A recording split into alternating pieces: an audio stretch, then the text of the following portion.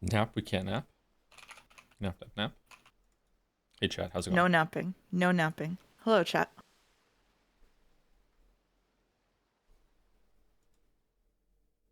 Uh-oh. Where's the echo coming from? Echo? Yeah. I don't know.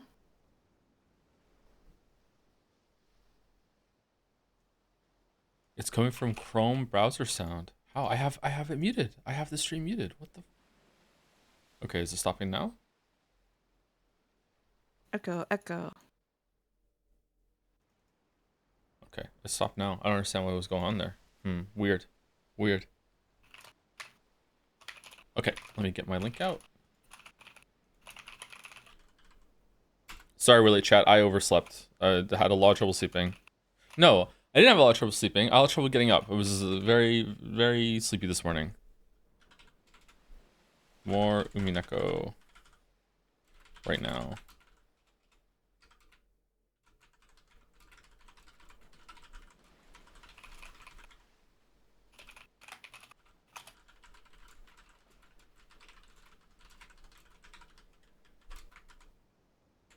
So many streams.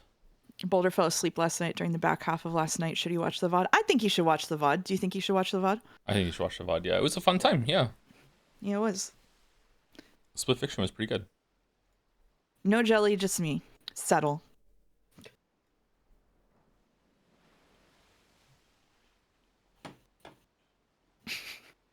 Did you get a good sleep? I did get a pretty good sleep, yeah.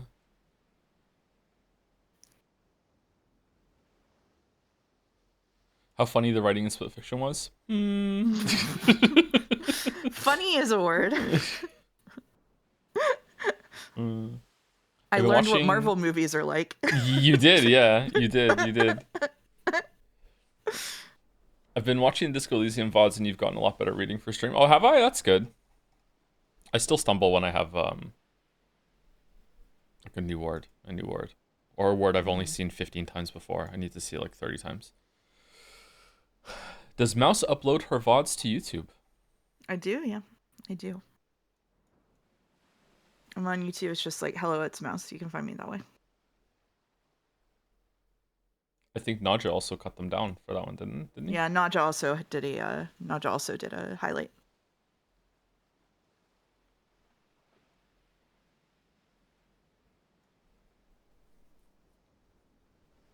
Did you solve the riddle Mouse announced at the end of stream last night? Oh, like on the spot? Yeah, of course. Yeah, I knew the answer right away.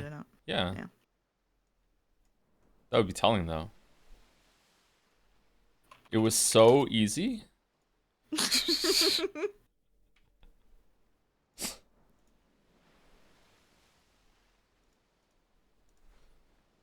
Okay, I have a coffee today, chat. We'll see if the coffee helps perk me up. Are we using Umi Pro? No, not today. As soon as the PlayStation 3 copy arrives, we will switch over to Umi Pro. Emergency update. Is magic real, Joe? It's not real. It's not real.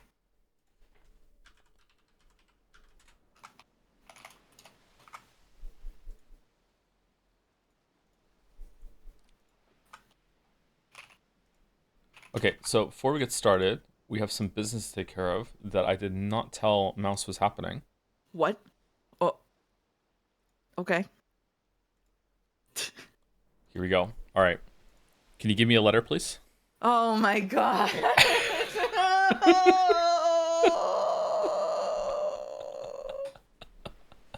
I'm thinking G. It's not G. God damn it. L? L, take the L? M for mouse? No? X. X? No. A. Q. All right, if we don't get it soon, we're going to have to try and make it the last one. U. P. V again? No. S for Sakutaro. Good call. T for Sumari? No. R for Rosa? B for Battler? No. No. Y for Yoshi? No. All right, now we have to get it last. Okay, we have to decide which one what it is, and then we have to do all the other ones apart from that one. N for Nanjo. Okay, it's N for Nanjo. Okay, here we go. It's N. It's N. H, K. No, it's K! No! Oh, okay, whatever. Alright. 23 guesses. 3 left over. It was for Kinzo. Alright. I'm so bad at this game. I need to get better.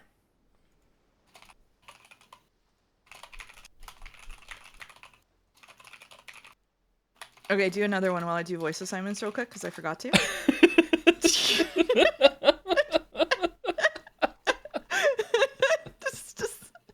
All right, we'll do the music one. What is it? Bandle? Bandle?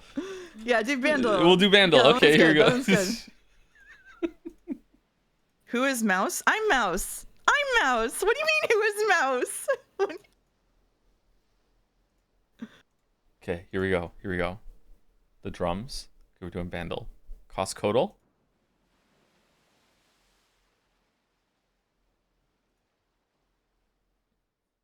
It's a Muse song.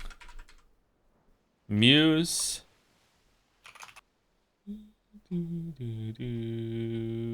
It's Uprising. No.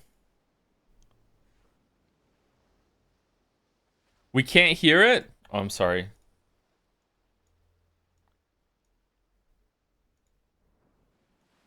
Okay, is this too loud or are we good?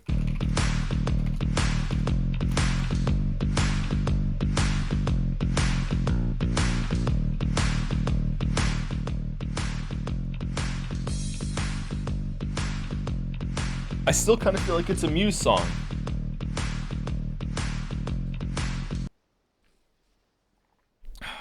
I don't know it. I don't know what it is. Is it a different Muse song? What Muse song did I try? I tried Uprising. It's not Time Is Running Out. It's not Supermassive Black Hole. I don't think it's Starlight. It might be. Is it Madness? It's not Madness. It's not Nights of Sidonia. I don't think it is a Muse song. It's not the ones that are here then. Get a clue. Get a clue. You can just do artists? Can you really? I can just say Muse and that's it? No way.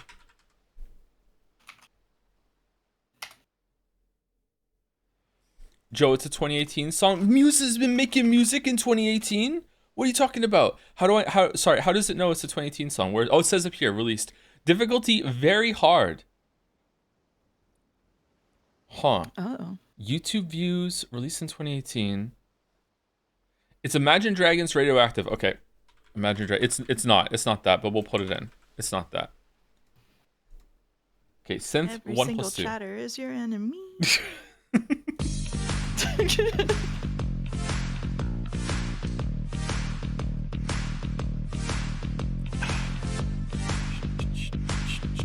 All right, I did the narration. I did the assignments. I sent it to you. We're doing Bandle. We're doing Bandle. I know you're doing Bandle. I'm saying when you're done. I don't know what the song is. Maybe I don't know this song. Okay, I want to skip. Let's do electric guitar.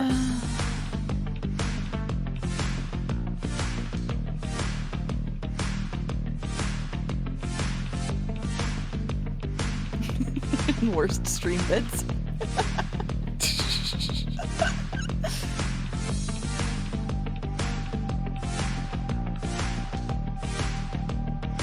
Okay. I don't know it. All right, let's go. Can you hear it, Mouse? I've been unmuting to listen, yeah. Okay, all right. Now we're going to do voice cover with backing vocals. Here we go. Okay.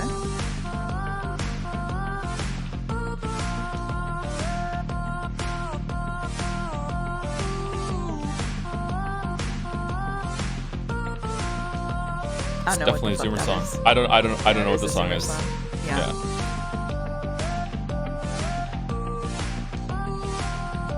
This was a radio song? Who has a radio? Okay, I'm skipping. I just want to know what it is. Juvenile Veins. That's what it is?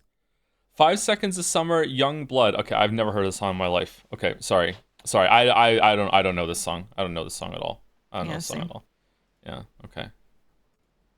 All right, we're done. Okay, no Mouse says she needs a little bit more time, so we're going to do Coscodal. No.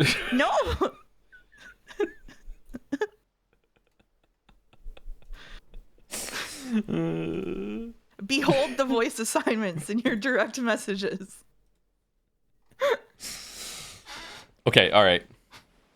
First chapter. Okay, all right. Okay.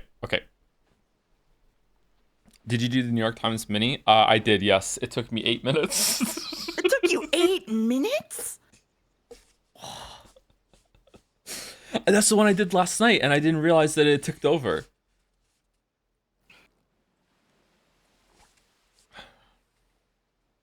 Yeah, I'm bad. I'm bad at crosswords. Umi Pro for answers, yes, but we don't know which translation we're getting used yet. We might stick with this translation, but there will be flappy lips. So rejoice at the rain animations or whatever, as long as we can get it set up. Can we do voice assignment after the episode's over to avoid spoilers?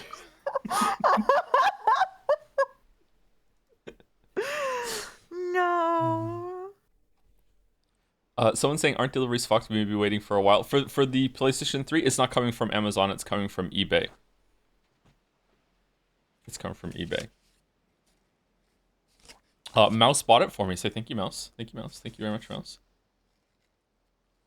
The cover was covered in spoilers, and I was put in a bad position. Oh, no. Don't make them say that. Oh.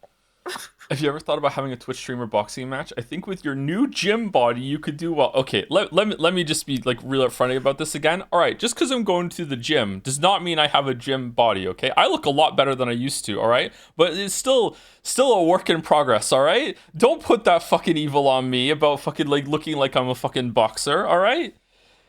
He has an 8-pack.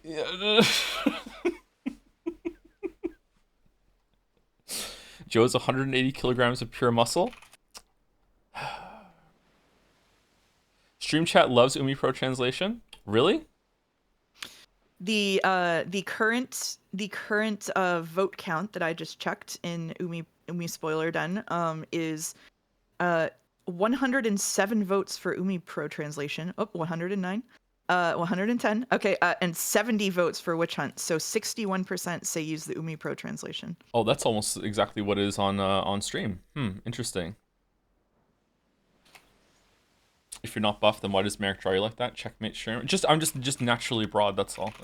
Just naturally broad. So broad. I'm not really. Will you box NL?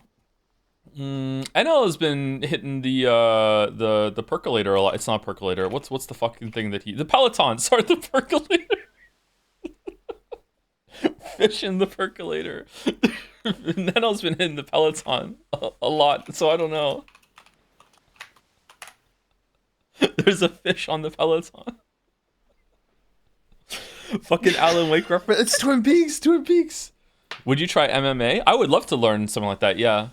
What's the? I looked it up a while ago, and I think the one I'm most interested in is it called pronounced Muay Thai? Muay Thai, I think. That looked like the most interesting one to me. Mai Tai? Mai Tai? Mai Tai? No, that's a cocktail. I want one. You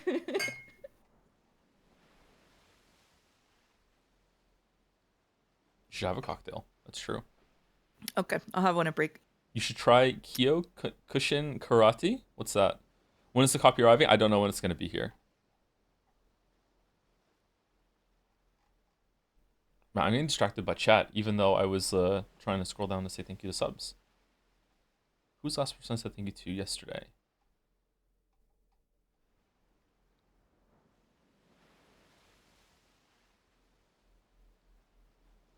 Phoenix, Bun, J-Bug, Kimcore, Delpy. Yeah, okay, we're almost there. Okay. All right, thank you, Sequel14 for the resub. The Umineko stream is so good, I am willing to interrupt my Xenoblade X DE playthrough to watch it. Did Xenoblade X get a release recently, or are you just getting to that now? I wonder if I would like the X games more than the other ones. I've listened to some of the music in Xenoblade Chronicles X, and I really liked it. I think it has the same composer as Chrono Cross. I think maybe that's why I liked it a lot. I really like the music in that. So yeah, even though I haven't played it. Thank you, Siggy3 for the resub. Siggy Fido. Thank you, Jaime EXE for the resub as well. Whoop whoop Umi sub. Nice. Thank you, Loner Archon, for the resub also. Zorgox to the bits. Playing a game from my childhood, and dang, it kind of sucks. Yeah, that's me with Secret of Mana. I loved the game Secret of Mana when I was a kid, and then I went back and played it later, and I almost gagged. Secret of Mana kind of sucks. I do like the combat system and what they were trying to do, but it's just kind of drawn out and kind of tedious to get around. Yeah, Secret of Mana is not that great. Did you play Secret of Mana, Mouse? Uh, like the old one? Yeah, on the Super Nintendo. Oh God, no, I didn't have a Super Nintendo. I wasn't allowed to have video games when it was around. That's kind of sad. Hmm. Yeah. But I you was did. banished from video games. I only had books. You know. Explains a lot. Explains a lot. But you have played Chrono Trigger, right?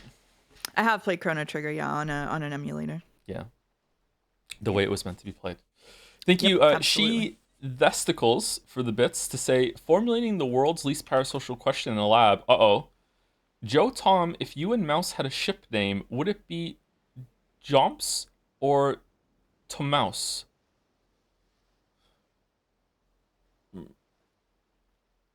Jomps? What do you think? Jomps? Tom Mouse. Tomouse? Tomouse? What a question. Chows?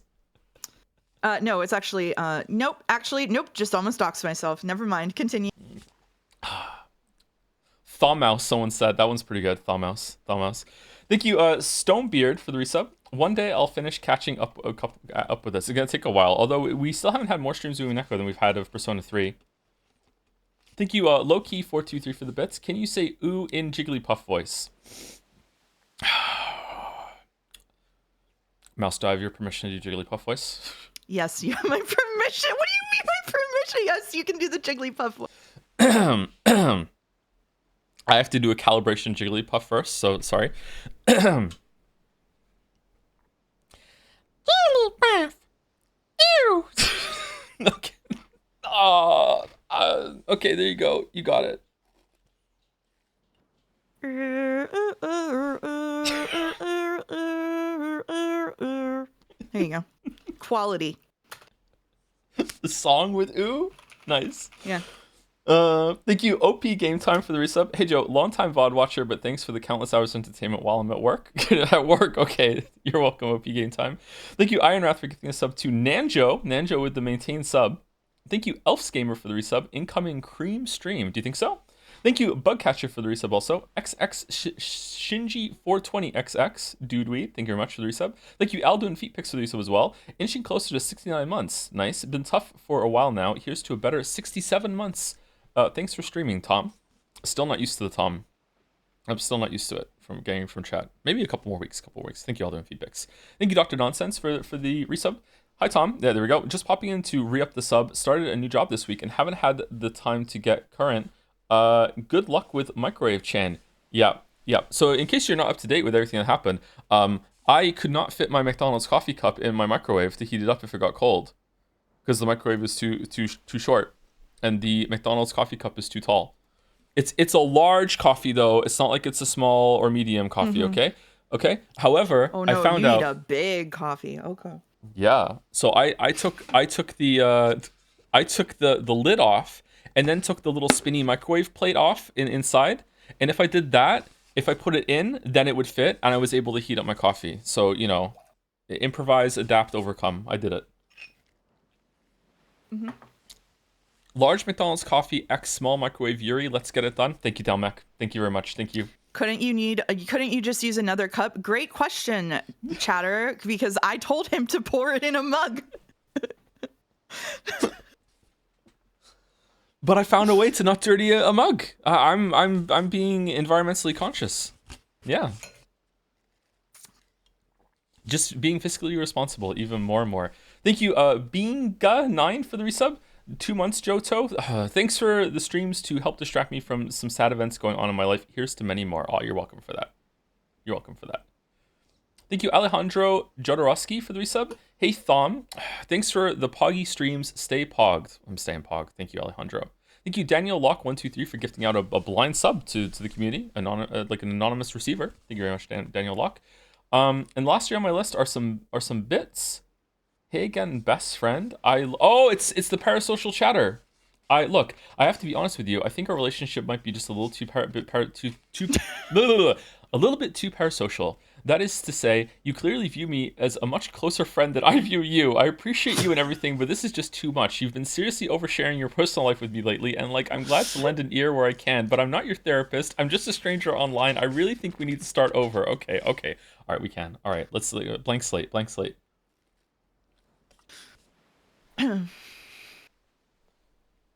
There's also a pin.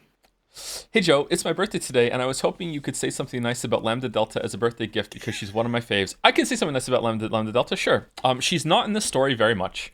There you go.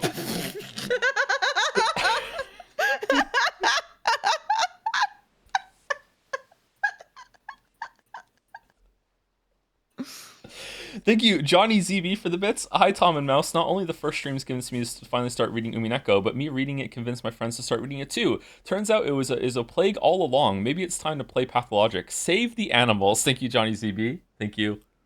I wonder how many people are going on to read actual books after this too, because of these streams. At least 3.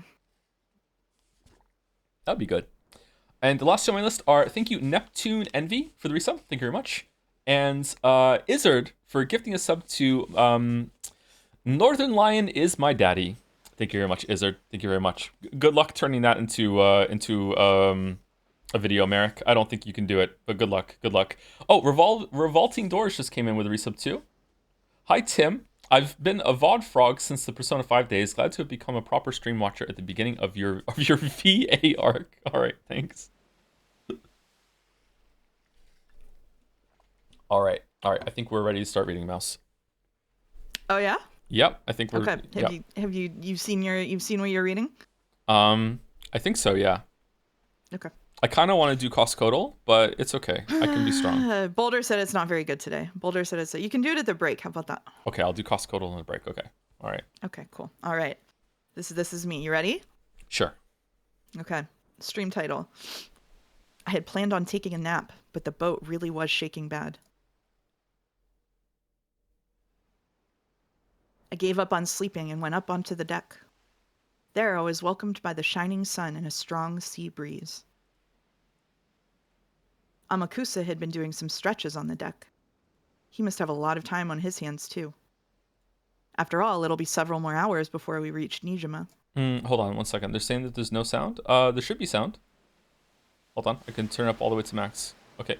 Can you hear the ocean now?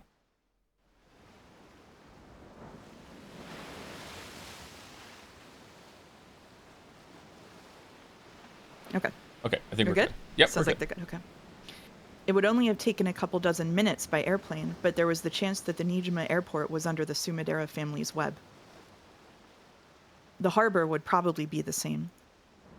For that reason, I had obtained a boat that would let me land while avoiding the harbor, no questions asked. I'd bumped into a cheery boat captain, plied him generously, and he had decided to help me out, amused. Still gonna be a while? I just asked the captain, and it sounds like it'll take a full 2 hours more. Well, beggars can't be choosers. The weather sure is nice. Feels like I'll burn. Going to read on the deck? You'll damage your book. Amakusa apparently thought this was because I was clutching Maria One-chan's diary under my arm.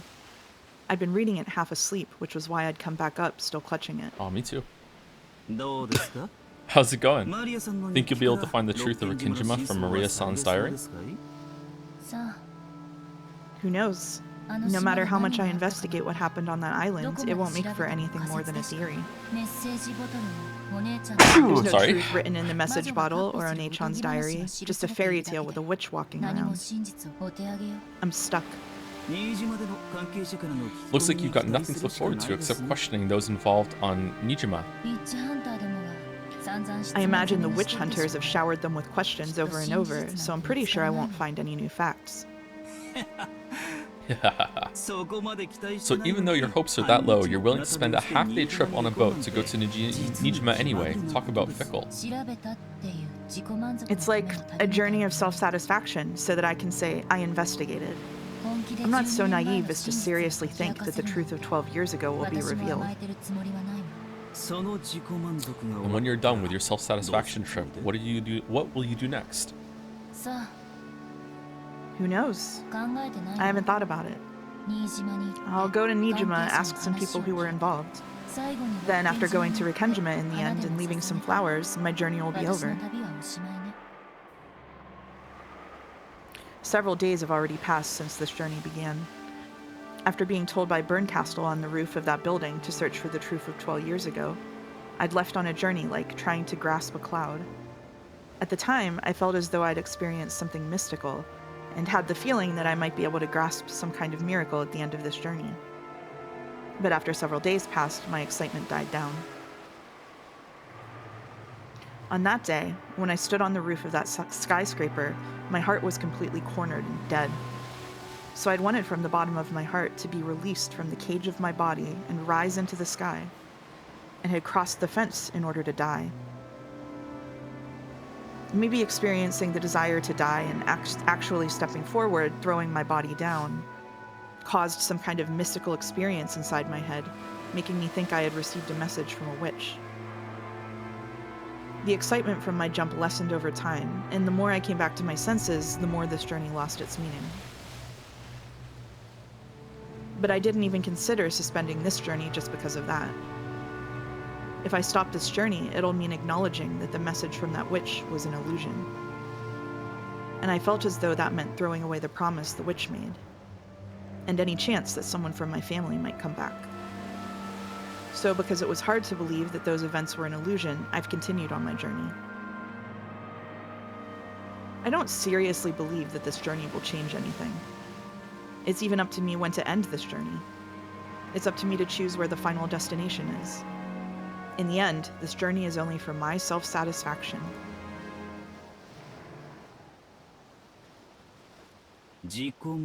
Interesting that she is like calling out to herself about this, or calling herself out about the conflict she's thinking about magic not being real.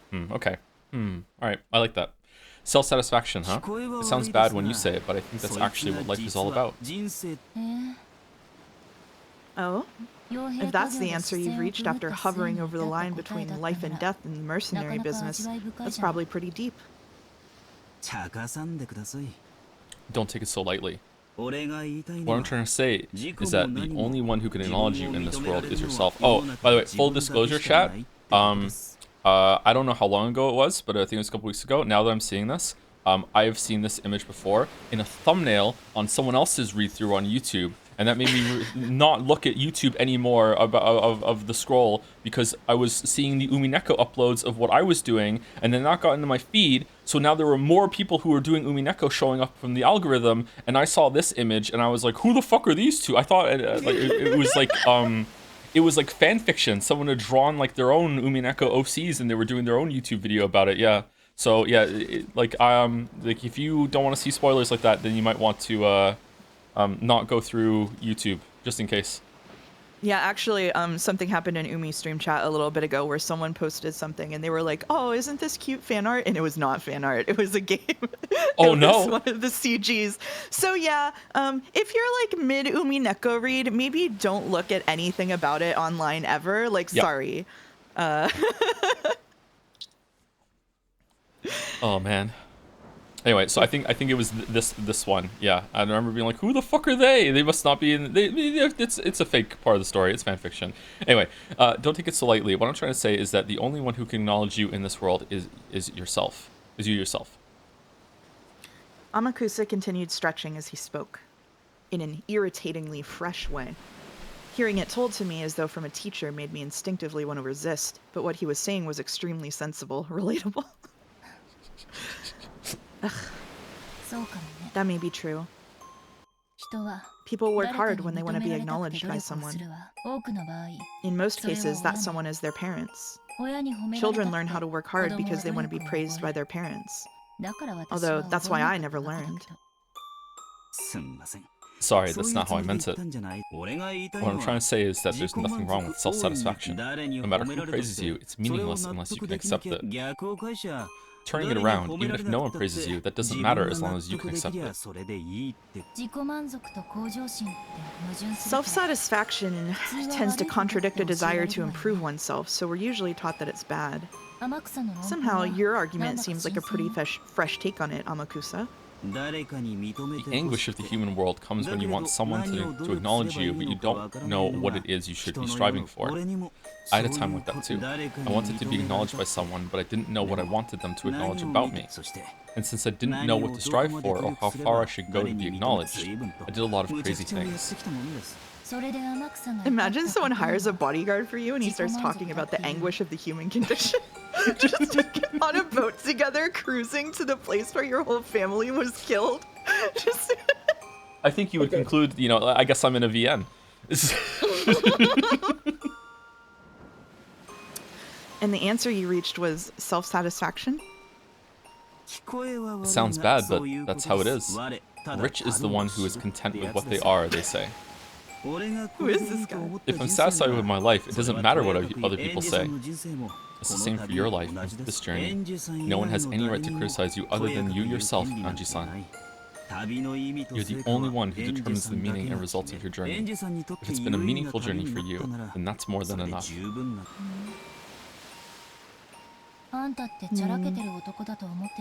I always did take you for a flippant ladies' man, but you really do say weird things every once in a while. I'll bet you think saying stuff like that will make you popular. Of course not. Of course not. I mean, they're literally on a ship right now. That's not how I meant it at all. Looks like you want to be alone. I'll head over to the boat captain. Please, take it easy. Amakusa apparently decided I was in a bad mood. That's just how I am, though. Although I didn't feel that way myself. Or he might have finished a set of stretches and wanted to cool off in the shade. The sea winds were strong, but not enough to cool the rays of the sun. Amakusa disappeared. Only I remained. Self-satisfaction is life itself, huh?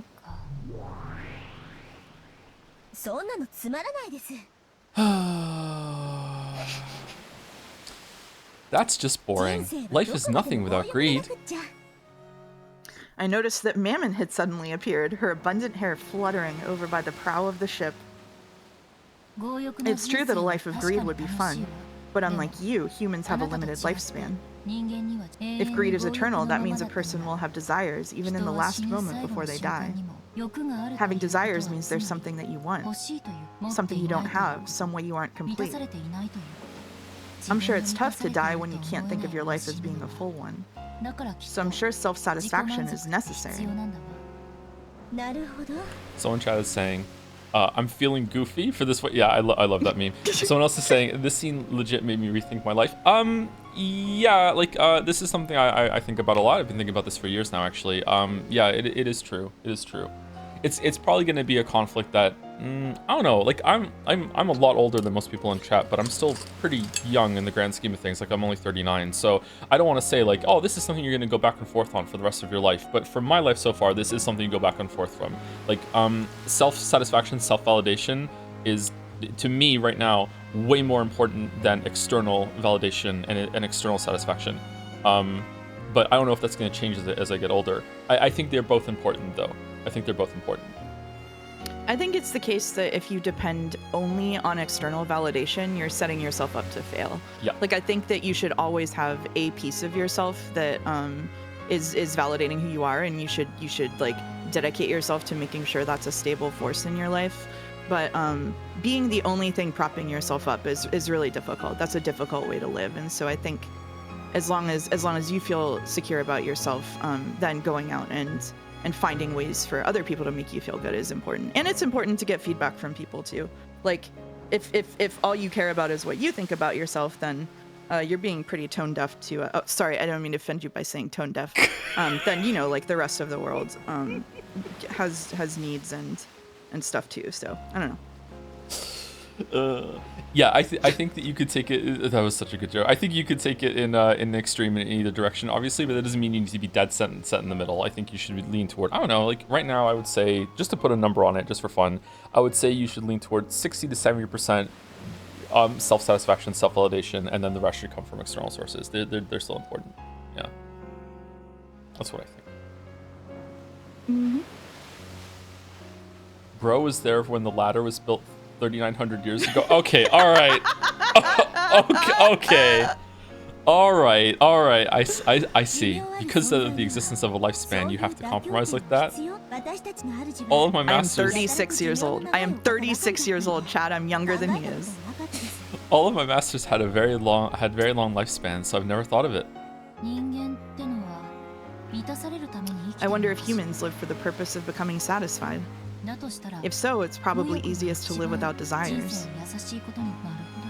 I see. So that's why greed is one of the 7 deadly sins.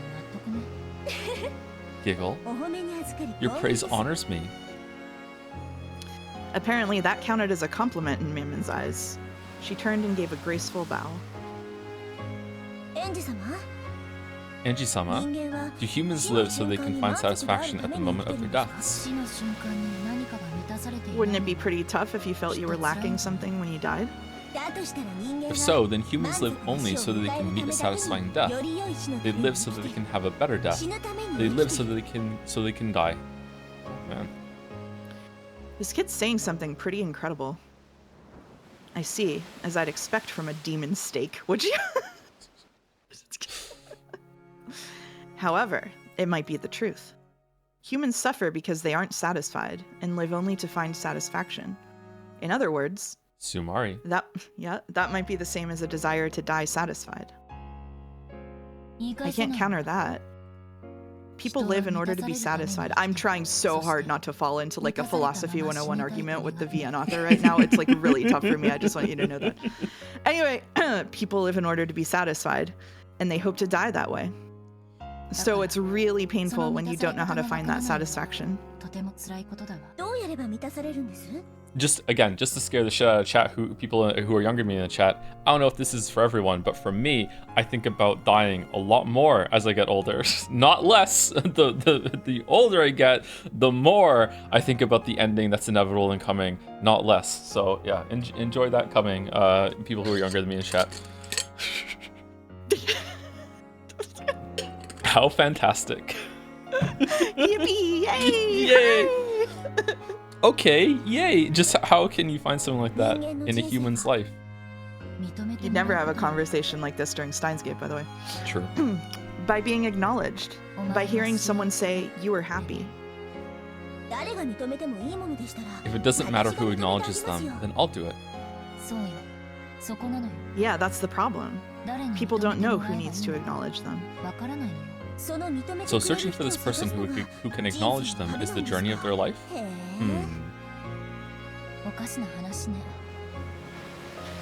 It sounds strange. Whether you're acknowledged or not, it supposedly doesn't change your circumstances. And yet, if you're acknowledged, you will be satisfied, while if you aren't, then you won't. It's almost like the bluebird. Because you can't notice the bluebird even though it's already in the cage. You have to go out on a journey, searching everywhere. What the heck? Human lives sure are stupid. That's right. Amakusa said something really good. Rich is the one who is content with what they are, was it? I don't know where that proverb came from, but it's deep. Basically, if you can't find enough satisfaction unless someone else acknowledges you, that's the same as not acknowledging yourself. The ultimate in self-fulfillment is acknowledging yourself. That's right. Because if you can know that you're fully satisfied, there's no need to be acknowledged by anyone. Just by taking notice of the small things, the human's foolish journey of life can be ended easily. You can spend the rest of your life playing and having a good time. A human's life is so ridiculous. Yeah. Mimin's choice of words was bad, but it was surely the truth. If most of a human's life is a journey with the hopes that someone will acknowledge them, so that they can achieve a satisfied death, then when they realize that the person doing the acknowledging isn't someone else but they themselves, that pointless journey can end. Humans who have ended that journey can probably spend the rest of their lives as they wish, with their head held high. How noble, how praiseworthy would that be? You know? It seems Amakusa's on pretty bad terms with his parents. That makes sense. Any decent parents would want him to get the hell out of the trade he's in. Does that really matter though? As long as it's fun for the person in question. Exactly. That's what it comes down to in the end. Criticism formed by the observations of other people doesn't matter. If your existence is firmly acknowledged by you yourself, that's enough. If you can live with confidence in yourself, you'll surely be able to accept and be satisfied with any kind of lifestyle. I'm sure Amakusa will eventually eat a stray bullet on the battlefield and get seriously injured. He might even die. But I don't think he'd view that as something unfair. I'm sure he'd cackle about how that's also a part of life. What a great way to live. I could fall for the guy. Oh. Pitiful humans who can't acknowledge themselves wander about searching for that their whole lives, and without anything being accepted, they do nothing but grumble and die while still unsatisfied. How pitiful. Compared to people whose lives drag on without any purpose, Amakusa is more likely to eventually die by the roadside. But I think he's much more noble for living his life with his head held high. Aren't the winners in life those who achieve enlightenment? If they can do that even a little sooner, they'll be able to live that much more of their life effectively. That much more of their life effectively. Okay, I got there. With Mamon's words, I finally accepted a certain fact. In the past, I've called that girl unusual, a little strange. However, that wasn't true. All she did was keep her head held high and finish that journey faster than anyone else.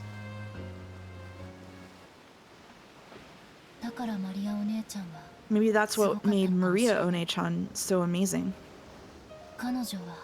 When she was at the age where she might or might not enter the first year of elementary school, she had already reached that point. For people like us, looking at her life from the outside, it wasn't something we'd call blessed. But even though days like that were engraved in her diary, they always finished up by saying it was a happy day. Even though the part of her mother that didn't love her daughter came and went, she believed that her mother loved her. The mother's love that didn't exist, she created herself, filling her world with love. Others might observe her as an unsatisfied, pitiful girl, but she herself acknowledged that she was satisfied, and so she was happy that way. It's easy to observe that as something pitiable and sad, but to her, that was an outsider's opinion, so it didn't matter. Whether or not it was happy for her was the only important thing. It's just like how when people who live in the city point to the lifestyles of those in rural areas and mourn their inconvenience and feel sympathy for them, it's really none of their business. If those who live there are satisfied with what they have, that's more than enough.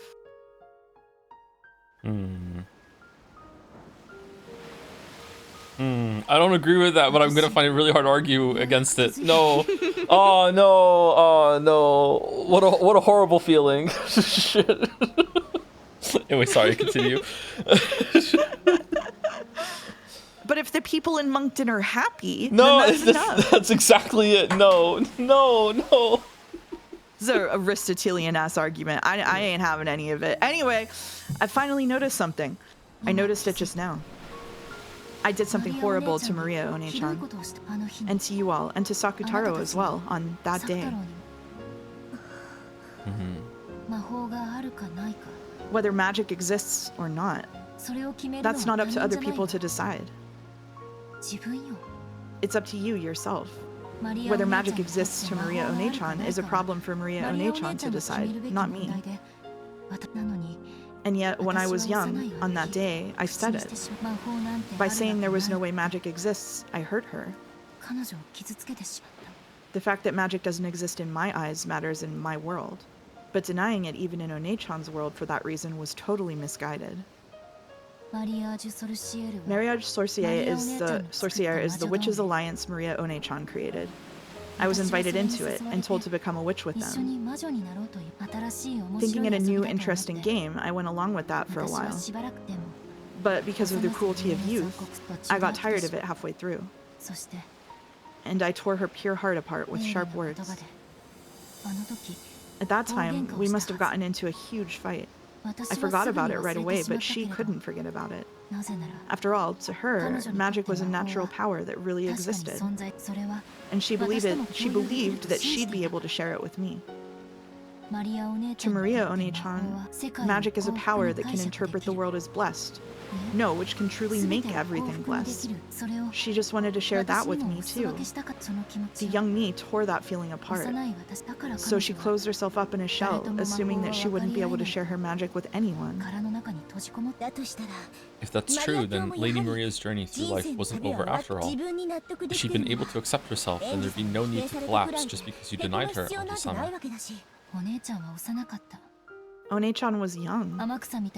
She still hadn't reached a philosophical viewpoint like Amakusa. Yeah, now I understand. That's why the Witches' Alliance called Mariage Sorcière was necessary. An alliance where each acknowledges that the other is a witch. That's right, I'm pretty sure that was the first article in the agreement of Mariage Sorcière. Witches of the alliance would acknowledge each other and respect each other. That's the deepest and only meaning of the Witches' Alliance. Maria One-chan wanted to share with me the secret laws to make the world happy called magic. But I was young, and she was too. I hurt her with innocent cruelty. On that day I said cruel things to you all and Sakutaro. I said there was no way you exist. How rude. We acknowledge that we exist ourselves. We're not like humans with their souls half asleep. I think, therefore I am. Whether you acknowledge or deny magic, the existence of the magic called the Seven Sticks of Purgatory is a fact. As long as we acknowledge it ourselves, to borrow your words. It truly would be violence for another person like me to deny it. I'm sure that'd be like having your true mother yell, "I wish you'd never been born." No, disappear. Even after being slammed by all those words, Maria One-chan's magic made her believe in her mother's love. Sakutaro, her magic friend, always encouraged her. He kept saying that her mother loved her, that she was coming home late because of her work, and that she would definitely bring back a present. Even after Maria learned that her mother's work wasn't really the cause, magic allowed her to continue believing. And by believing that her mother loved her, by acknowledging herself, she filled her world with love and peace and serenity, establishing it completely. What happened 12 years ago? What happened to my family? This was never a journey to search for that. Then what kind of journey is this? It was a journey to apologize to Maria One-chan for what happened that day. I don't know why, but that's what I think. If I hadn't hurt her, the incident 12 years ago might not have occurred. That's what I think. Oh, wow. That's such a burden to put on yourself, Angie. What the fuck? Angie is not having a good time. No. Yeah, what? I have no basis for it. I don't have a clue how hurting One-chan could be connected with that mysterious incident several years later. But for some reason, I can't imagine that there's no connection. A witch caused that incident, and the culprit is the Golden Witch, Beatrice. And Beatrice was part of the Mariage Sorcière alliance of witches. I horribly hurt the other witch of that alliance. I hurt her with the thought that magic doesn't exist. So, several years later, a crime caused by a witch occurred, and a 2-day period that couldn't be explained with anything but magic was thrust in my face thanks to the message bottle. There's no way I wasn't involved somehow. I don't get it. It could be coincidence or it could be fate. For some reason, I've started thinking like that on this journey. And what's your basis for it? I have none. I just think it's true. Average Dragon's Den argument. The Japanese sure are interesting. Even when they're the victim, they feel as though they did something wrong and apologize for no reason. I could understand if you said, "I hate Beatrice for stealing my family" or something, but you really are weird, feeling guilty for no reason and apologizing. Of course I hate Beatrice. I couldn't continue this journey without that feeling. But it's okay to choose yet another purpose for this journey. There's nothing wrong with adding on a goal of apologizing for past sins, in addition to getting revenge on a witch for what happened 12 years ago. I can at least go to Rikkenjima, apologize for my reckless remarks, and offer flowers. No, there's something better than flowers. And I think that would be more fitting for One-chan. I stood up, not minding that the sea breeze scattered my hair, and concentrated my mind. I lifted my palm up to the height of my head and imagined a vast space. Angie-sama. Be quiet. Come, arise. I am the witch apprentice, Angie Beatrice. I was excommunicated, but I was once a member of the same alliance, and you are the dearly missed furniture who played with me. Answer to my call. It was hard to tell in the middle of the day, but a faint blue light gathered around the palm of my hand. Then, Sakutaro's form was revived. Ooh. It truly did bring back memories, that figure. His cute ears, his bright red muffler, the voice that Joe is definitely going to replicate. It came off easily, so One-chan faithfully rewrapped it all the time, didn't she? Sakutaro, do you recognize us? Do you know who we are? Ryu! Mammon! Angie! With a sleepy face, as though waking up from a long slumber, Sakutaro looked all around him as he spoke. It's been a long time, Sakutaro. I'm pretty sure this is the first time I've summoned you with my own power. And now I'm the only one who can summon you. Ryu. Those words might have been a bit cruel. Sakutaro's face clouded over. In the past, I denied you. Now that I've summoned you, it means I've accepted your existence. Are you sure? Is it really alright for me to be summoned into Angie's world? His eyes were a bit frightened. It was only natural. I, who had played with him like a friend before, had suddenly denied him and tried to burn him with the magic-resisting toxin. It was only natural that he was scared. I apologize for that day. To you too, Mammon. And to the rest of you. At some point, the rest of the Seven Sisters has gathered on the deck. No, they're always there.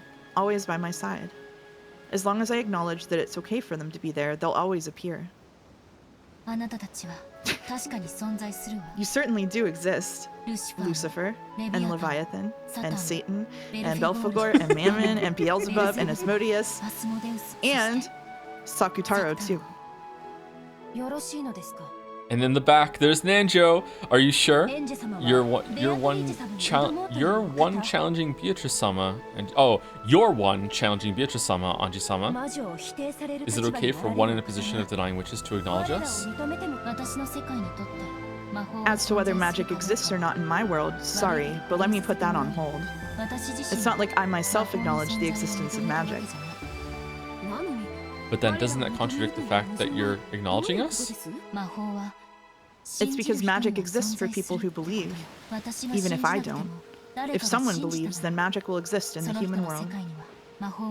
That fact won't change in the slightest whether I believe in magic or not. No, it mustn't change.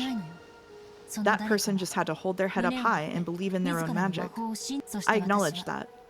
So it wouldn't be strange at all for all of you to exist. Quite a play on words, but it's an interesting interpretation. Says Satan. What you're saying, Anji-sama, is probably a devil's proof. A devil's proof? Right? To prove the existence of demons, you just need to find one. But it's impossible to deny the existence of demons. Yeah, and we're here. That means whether Anji-sama believes in magic or not, our existence is unshakable. Ryu! The magic-resisting toxin is disappearing. From Angie.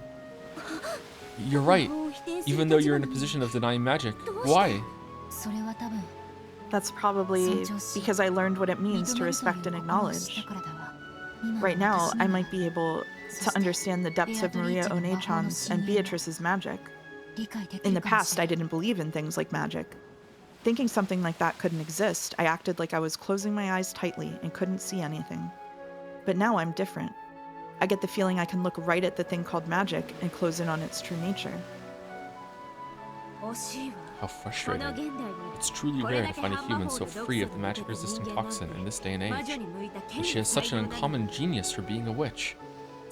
That's right. If Anji-sama tried to become a witch right now, she could grow to be a great witch, maybe even at Beatrice-sama's level. Even so, she has acknowledged our existence and is our master. Most likely, Anji-sama will be our final master. Let us think of this as our final service and apply ourselves to the fullest. Leah... But I just can't stand that Anji-sama still doesn't believe in magic herself. Anji-sama, please believe in magic too. It feels like a waste to finally have a master and have it not be a witch. Even though you have an outstanding talent that can make you one of the greatest witches, your goal is to attack witches. It's so frustrating. Well, even so, that's your life, the way you live. And in the world where you've decided that, there's nothing we can do to complain. Thanks for understanding me. Yeah, whether magic exists to me or not, that's up to me to decide. Regardless of whether magic actually does exist somewhere in the world or not.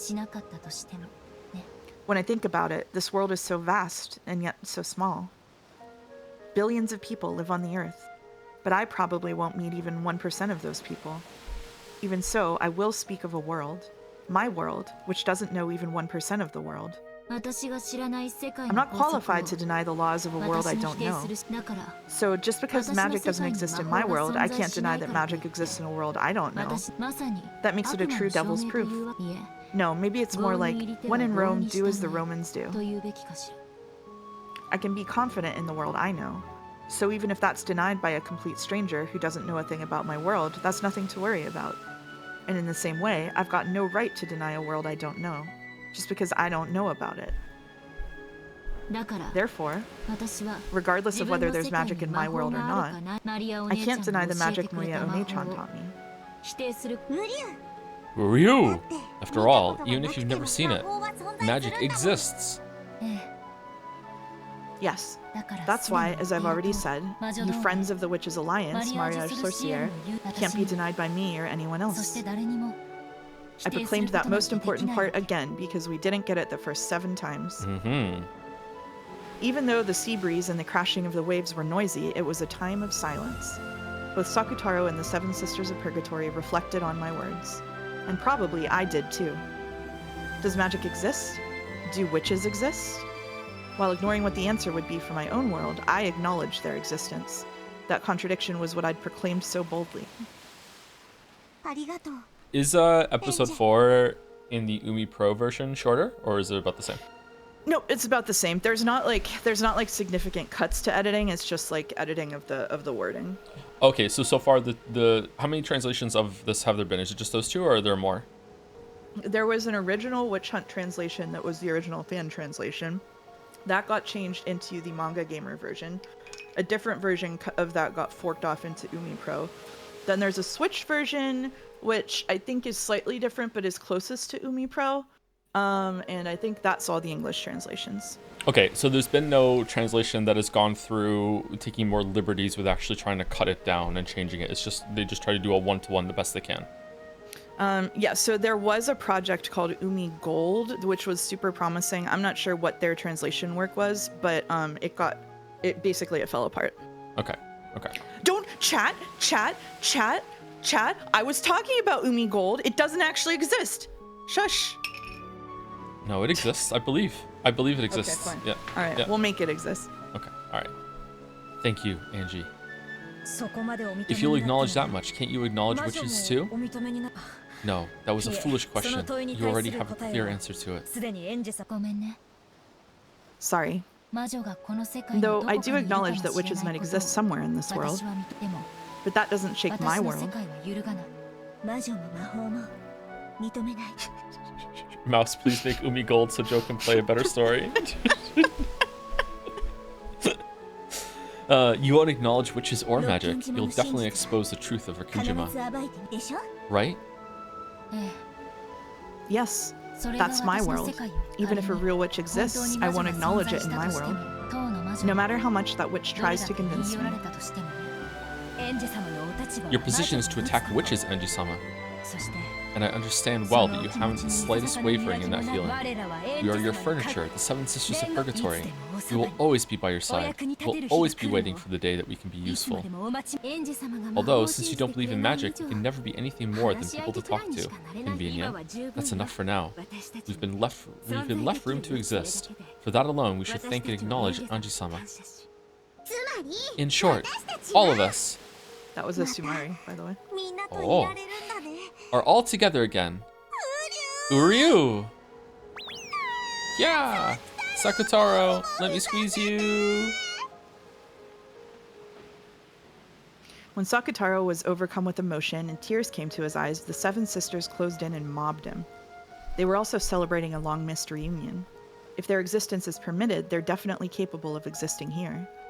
No, even if I don't permit it, they can exist. Because I acknowledged them, they showed their reunion's joy to me as well. As I watched over that scene, I reflected over what this journey of mine meant.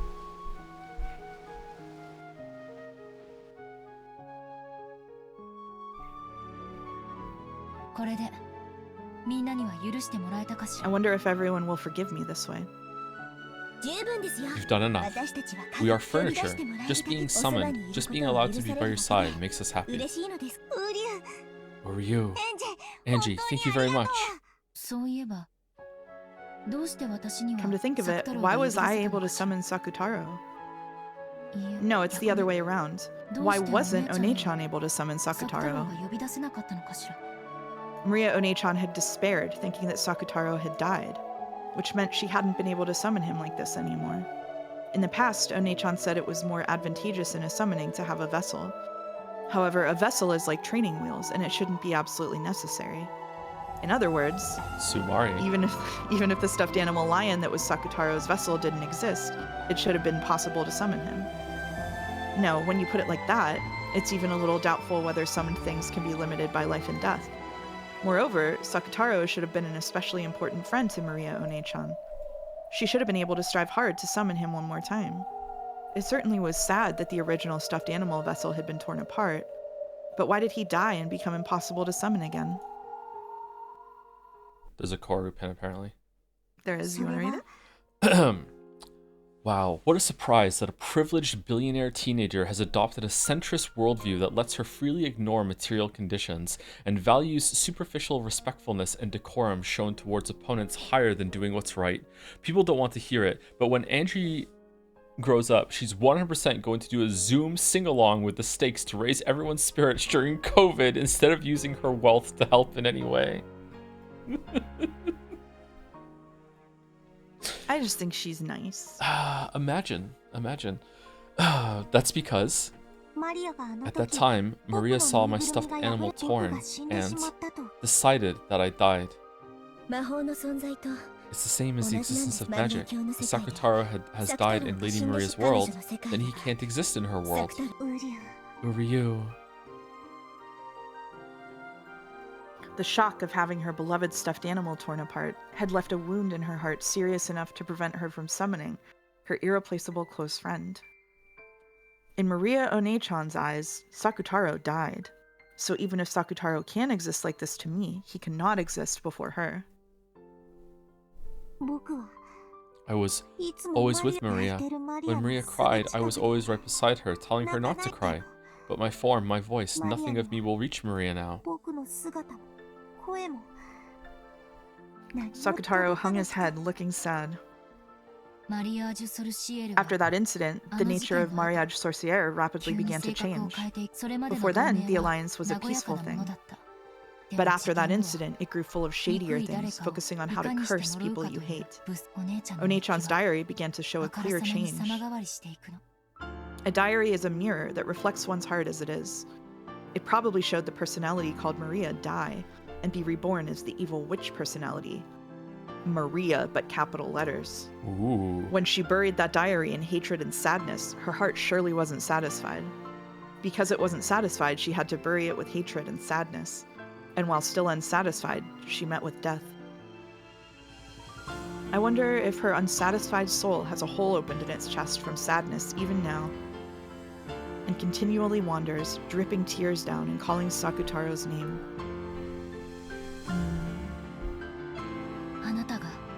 One-chan needs you. So what Sakutaro just said, sorry, what the stuffed animal just said was similar to how like Kinzo was talking about Beatrice and how Beatrice was like standing next to him in one of the garden scenes and he was unable to see her. That's an interesting parallel. Huh.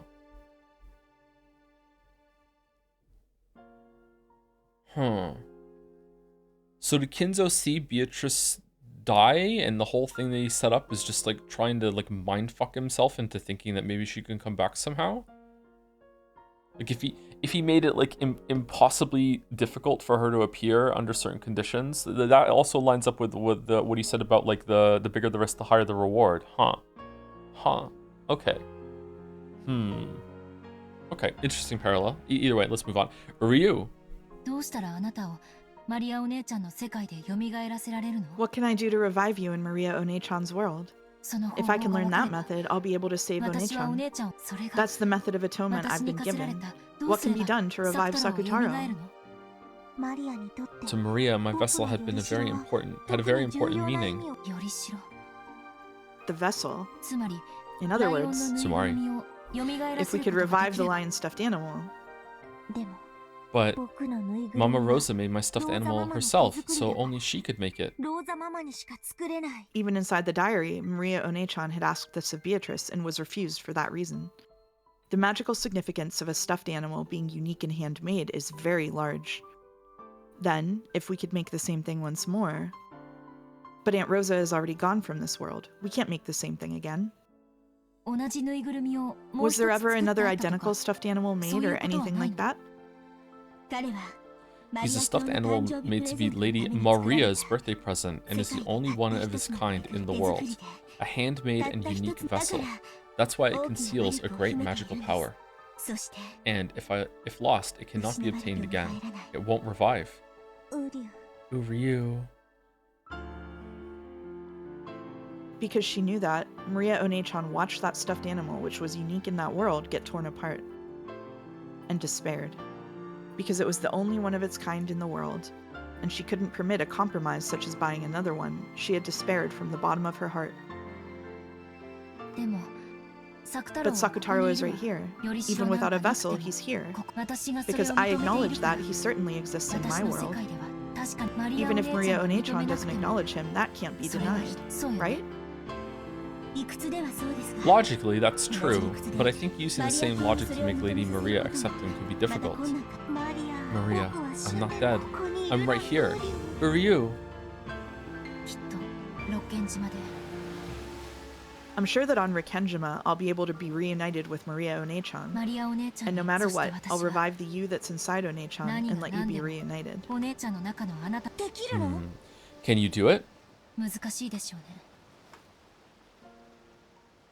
It'll probably be hard. Just like how, after being invited into the Witches' Alliance, I rejected it without understanding what it meant. She might also reject your existence. But I've got to do it. That's the only way I can atone for my sins. Angie-sama. What's waiting on Rikkenjima? And what will happen? What will be created? Or maybe nothing will happen.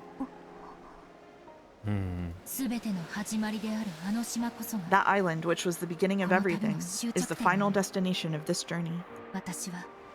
You all are the furniture of a witch, so as your master, I have to take you home. To the Witch's Island, to Rikkenjima.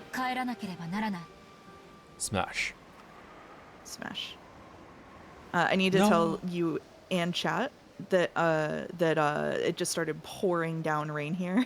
So if I disconnect, go on without me because I might lose power. Topical with the clouds in the VN. I know. Also, I'm gonna change something really quickly. Sorry. Okay, here we go. Even though the rays of the sun had been so strong, at some point clouds had started to hang down. The spray that hit my cheek might not have all come from crashing waves. He's back. Angie-san, looks like we're gonna get a bit of a shower. Maybe you'd better go below deck. Amakusa called out to me with an expression that said, "Oh, you're still here?" When I looked up, I saw that the island's silhouette had gotten much larger. We might reach land very soon. I remembered that the weather report had mentioned scattered rains. The sky wasn't dark enough for rain clouds. It'll probably be just for a short time. Even though the rain was light enough not to be a pain.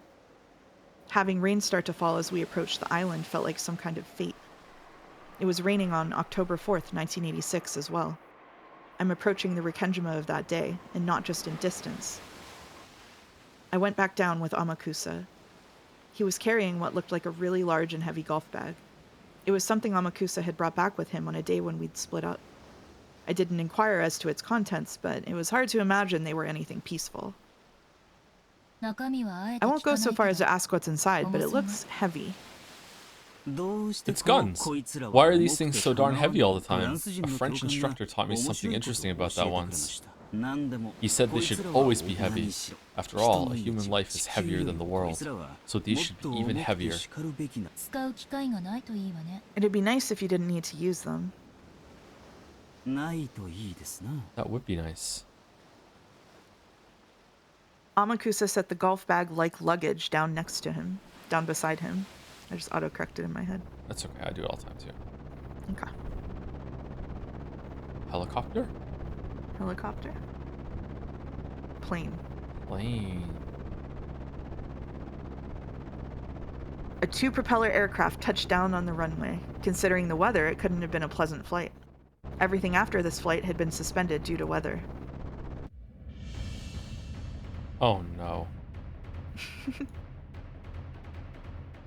Cutting through the drizzle as she traversed the runway, Sumadera Kasumi entered the lobby with two black suits as guards. Actually, you can read the omniscient narration. How about that as a treat?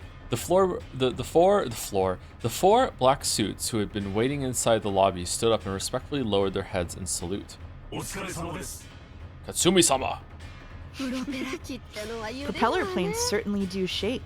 I wouldn't want to ride one again. We have a car prepared. Please, this way. They got into two luxury cars that had been rented. Angie should be headed for Rikkenjima, a deserted island. How convenient. You've arranged for some tools, I take it. Yes, ma'am.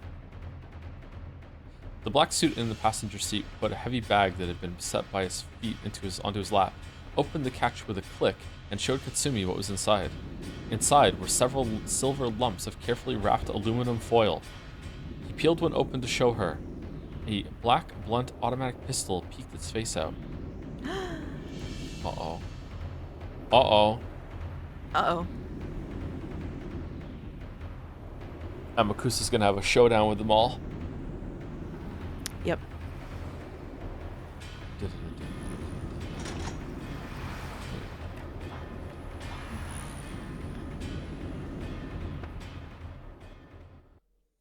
Can't wait for these to be cat girls. Oh shit, hold on. The first day, October 4th, 1986. Alright, I know where it is. Okay. 1986. We're back. Okay. Check voice assignments. Okay, Pretend it's Umi Pro and this rain is animated. Let me see it. I see it. I have love. I can see it. Okay. It is animated.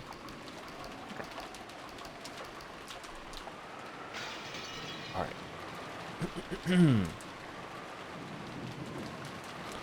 It was already approaching 10 at night.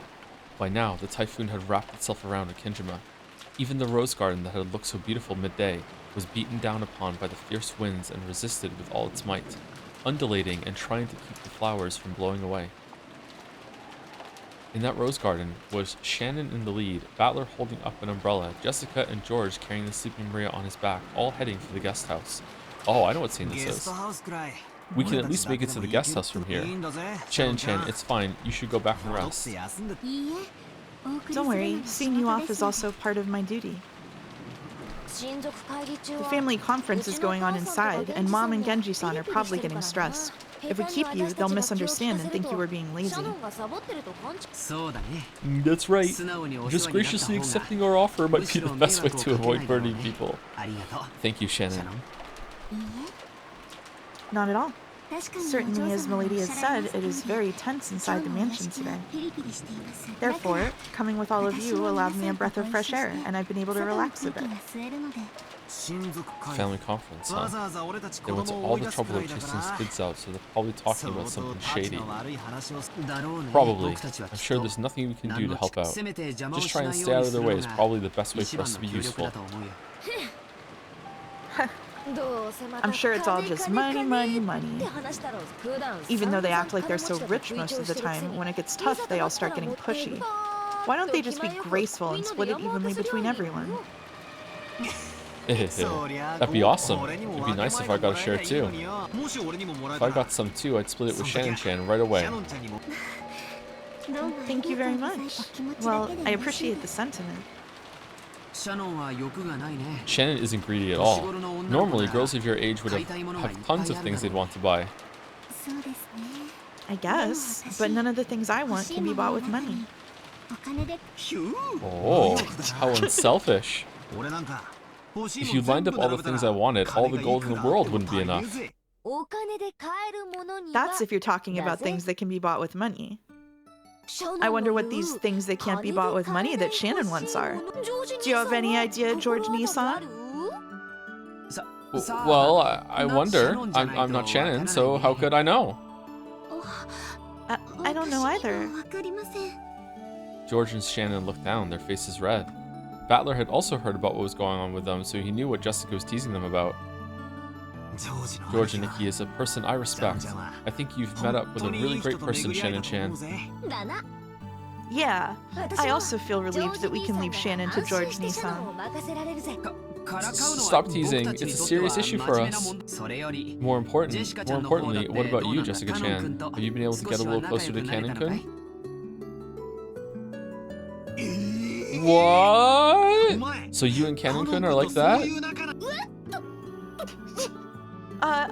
Well, that's dirty, George. Twisting the conversation around like that's dirty.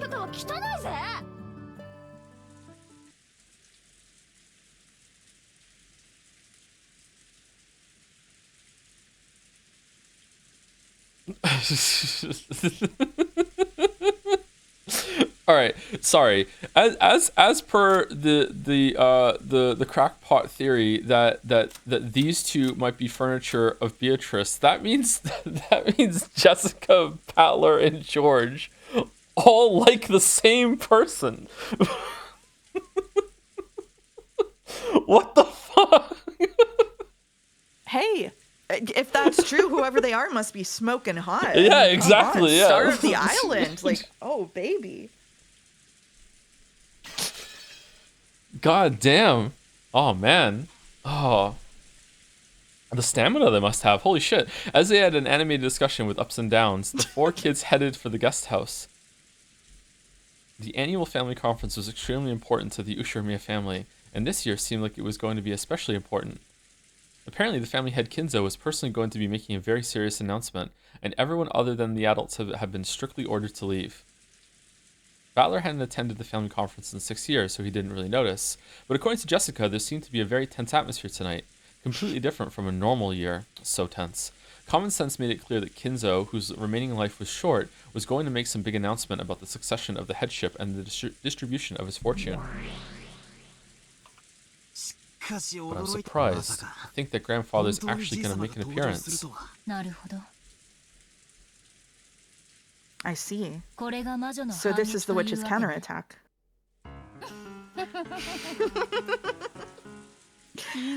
I wanted to leave the Joker called Kinzo face down a little longer, but it's probably about time to turn it over. Trump cards exist to be used. Damn, my theory that grandfather was dead since the beginning and a different 18th person had snuck in is now suddenly torn apart. I had foreseen that you'd begin to doubt Kinzo eventually. Yes, now your reasoning has all gone back to square one again, right? With this, your theory that Kinzo was dead at the very beginning and I was hiding as the 18th person goes poof. Fuck. But no way I'll lose heart. Nice cackle. There's only one. That's only one theory gone.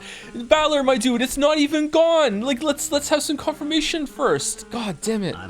I'll attack you like a storm, like a tornado. I'd have it no other way. Even the first twilight has not yet begun. It's far too early to give up. That's right. And it's not like it was denied with the red truth. At this point in time, Battler's theory hasn't been defeated. It's too early to say that you've won.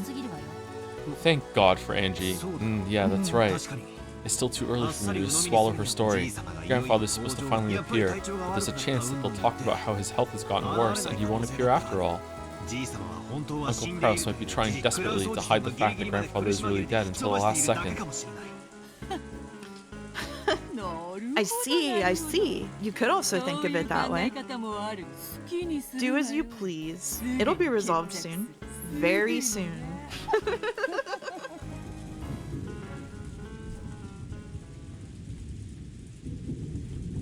He'll attack her like a storm, like a tornado, like a Sumari. Come on. All the relatives of Nanjo could be seen in the dining hall. Oh, thank God Nanjo's here. Yeah, thank God. Oh, there he is. Yeah, Nanjo sat alone, quietly watching the wind and rain outside. Kraus sat down in the seat of his own rank with Natsui standing motionless at his side. The other siblings were gathered at the opposite end of the long table, whispering to each other. Is that true? Yes. Maria said the person who gave her the umbrella was father. What? What in the world? In other words, Sumari, our strategy has collapsed from the roots. Not just our strategy. Since father is healthy and has said that he'll make an announcement himself, our trivial bargaining with Nissan was completely pointless. Yep. That old bastard. Why couldn't he have just shown himself right away without making a show of it? Thanks to that, we've just been quarreling with Umineko uselessly. Or maybe he wanted to test us on that point. I might not be one to talk since we aren't related by blood, but your father is very intelligent, correct? Our arguments during the day were probably overheard by one of the servants and reported to father. Incredible. The fact that we were making a fuss with father's inheritance as our goal is now right in the open. Just incredible. Ava uncharacteristically held her head, dejected. If, as Kiria had said, everything had been going according to Kinzo's plans from the beginning, and if this was a huge setup that had been kept up for over a year, trying to find the siblings' true intentions, then they had fallen for it completely. Oh my God, what a sentence. We still don't know for sure that it's reached father's ears. No, it definitely has. Everyone but Nissan claimed that father was dead, and none of us believed in father's good health. Oh, it's already over. Father will make an announcement. Nissan will become the successor, and he'll say we aren't even qualified to wear the one wing. Oh, Nissan, get a hold of yourself. Rosa-san, I wonder if Maria really received that umbrella from father. Huh? What do you mean? Maria-chan might have seen father, however we haven't seen him. Maria-chan only claims to have seen him. What are you saying? Are you saying Maria's lying? Calm down, Rosa. Maria-chan didn't necessarily lie. Still, she's an innocent kid, right? For example, if Genji-san came up to her and said something like, I was told by your grandfather to hand this to you, Maria-sama, then even if Maria-chan hadn't met Dad, she still might say that she got an umbrella from him, right? That's right. That trick could work. But what was it Maria-chan said? Grandfather came and handed me the umbrella. Yes, that's what she said. She clearly said she received an umbrella directly from grandfather. Directly, huh? Then we're stuck. They often say that bad thinking is no better than sleeping. If you think about it a bit, all of this about the umbrella is a trivial problem. Why's that? Couldn't Maria-chan have been bribed by Nissan to lie and say something that made it seem like father was in good health? There's no evidence that father actually handed the umbrella to her. Regardless of who Maria-chan received the umbrella from, assuming she was even given an umbrella in the first place, Father will appear very soon. Once Father's in front of us, the problem with the umbrella will become completely trivial. In other words, Sumari. this is not the time to gossip about the umbrella issue. What do you mean this isn't the time? I see. I got it. This is probably what Kirie-san's saying. Father is supposed to come here very soon, but the chance still remains that he'll get mad again and won't show up, right? I see. That's true. Maybe Nissan just said Father was going to appear at random in a desperate bid to buy time against our investigation. Father really is dead already, and Nissan is still lying and saying he's healthy. In short, Tsumari, if Father appears, then no schemes will be effective. There's no need to even think about that case. We're fish on the chopping board. We'd have no choice but to leave fate to the heavens and negotiate directly with Father. That means we'd have no choice but to let him clobber us with his fist, then prostrate ourselves and beg for money. But on the other hand, if Father doesn't appear, then our primary strategy isn't hampered in the least. I see. In short, Tsumari, no matter which way it goes, there's absolutely no need to get flustered now. That's it. If Father shows up, we just have to carry out the normal family conference. Chat puts us at 8 so far in this scene. Wow. If he doesn't, we just have to keep on investigating Kraus-san. Aren't Natsui and Kraus in this scene right now? Like, are they just listening to this? Weren't they here earlier? Is the social worker also in the scene behind a chair somewhere? And Nanjo is here too. And Nanjo also has thoughts. We can't let him talk his way out of it. Like if he says Father's mood has suddenly gotten worse. It seems what we really should be trying to figure out is what scheme Nissan is going to try and trick us with. The way he just doesn't know how to give up is something I know better than anyone. If Father is well, we'll prostrate ourselves and beg for money. If it's a farce of Kraus-san's, then we'll continue our ugly sibling fight. It sounds like this year's family conference is going to be just wonderful. Yep. So bad thinking is no better than sleeping, huh? It's almost 10 o'clock. Should we press a Nikki? Rudolph and the rest looked at Kraus. Yeah, he is there. Yeah, he is there. What the? He was sitting down firmly and looked like he was awaiting Kinzo's arrival with an air of composure. They couldn't tell if he was really composed or if he was scheming about how to tie together his lie. Dear, calm yourself. We won't get anywhere by making a fuss after all this. Let's leave it to Genji-san, who is doing his best Kinzo impression in the rain right now. That means that whole scene was whispers, so it should have been just done in ASMR voices. Do you want to go redo it with Joe Tingles? Sure. Let's do it. No, just kidding. Let's do it. No? Okay. It's almost 10 o'clock, isn't it? That was the time that had been set for tonight's family conference to open. And it was the time that the Ushiromiya family had needed to appear. Let me tap on some bullshit for no reason at all. Hold on. Right then, they heard the sound of footsteps approaching from the hall. There were multiple sets. Natsui raised her head, relieved. What about mouse tingles? Okay. But because of the sound of a knock, her expression was filled with disappointment. I'm doing sound effects now. I've decided because Kinzo probably wouldn't have knocked. Please excuse us. I have finished closing up the mansion for the night. It was Goda and Kumasawa. Unlike the powerful Goda, it was rare for Kumasawa, with her old body, to be forced to work this late. What the fuck? Of course, this line written by Goda? Of course, Kraus also seemed to know that. Indeed, good work. My apologies for making you work at such a time, Kumasawa-san. Oh, it's nothing. I may not look it, but staying up late is still one of my specialties. Wouldn't it be okay to at least let Kumasawa leave without being an observer? It really will be difficult on her body, I imagine. Leave her body alone! This is weird. The order was to gather all of the servants as well. I cannot disobey. Tonight's family conference was clearly different from normal. On a normal year, no one was allowed to attend except family members. To have the servants present for such a thing was unthinkable. But this year was different. All of the servants were told to attend. Of course, they were not allowed to talk. They were there as observers. Just what in the world was happening that needed to be observed by five servants who weren't normally there and had been invited specially for this night to observe? Even Kraus didn't know.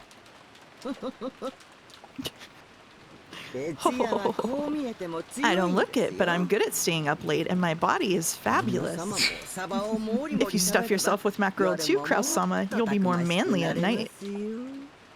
I see you're still in high spirits. I'm sure you'll be working in such high spirits until you're 100. Madam, forgive my arrogance, but I've prepared a light snack. I can serve it at any time, so feel free to order it. Thank you. You really are considerate. Please offer refills of coffee to the others. Oh, I wish I had a coffee refill. Certainly. After nodding, Goda took the pot towards the relatives gathered at the other end of the table. Ah, I see. Okay, that makes sense. As he did, more footsteps approached from the hallway. It was a single set, and it was light. Even before the knock, they could imagine who it was. Excuse me. I've taken the children to the guest house.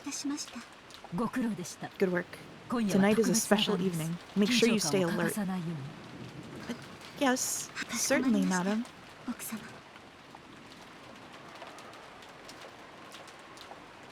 Genji had gone with Kanon to meet Kinzo.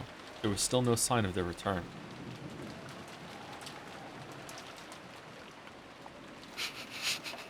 The hand of the clock passed 10 slightly. What is it? Sorry, someone in chat said I've taken the hobbits to Isengard. sorry, that really got me. Sorry, that really got me.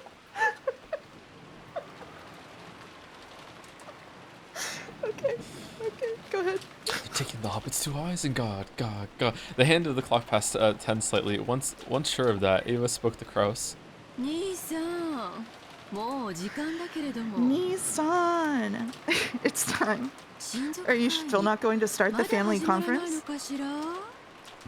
The arrival of the guest of honor has been delayed. Wait a short while. How long? Sorry, but time's up. I won't have you saying Father hasn't quite shown up yet over and over until dawn. How can I make a promise about the time Father shows up? Kraus, what are you expecting to happen here? Why are you in such a rush? Why not drink some tea and calm down for now? Nikki, we're gathered here for a family conference, not a farce. Oh, we'll wait 30 more minutes. But if that doesn't work, you'll let us break into the study, okay? Break into? Such an action will be quite lacking in respect for the head. Oh, right. Our apologies. We'll be good for 30 more minutes. Humph. I look forward to seeing if you can keep that same smile up 30 minutes from now. So you honestly believe that Father is dead? I have no desire to discuss that now. We can wait until Father comes here. There's absolutely no need for me to argue you down, Nii-san. Be sure my headship will be passed on to the proper person in the proper manner. No matter what you may scheme, you cannot resist. Of course, the same goes for me. What are you trying to say? And after bragging all these years about being the successor yourself... I'll turn your own words back on you. Sumari, I have no desire to discuss that now. All that matters is for Father to come down here. Sorry, is to come... Okay, alright, one second. All that matters is for Father to come here and proclaim it with his own mouth. Thank you for saving me. Alright, there's absolutely no need for me to argue you down. Right? Kraus casually turned Ava's words back on her. Of course, that added oil to Ava's anger. But it didn't ignite, because in that instant, the sound of a very loud knock rang out. Oh shit. Both Genji and Kanon were usually very reserved when they knocked. They wouldn't hit the door with such a violent strength. Okay, I just can't imagine how owned I'm gonna be in the next instant if Genji and Kanon and Kinzo walk through this door and they're just all there, and I'm just gonna be sitting here just going like, okay, I don't know what the fuck is going on then, do I? Like, just like...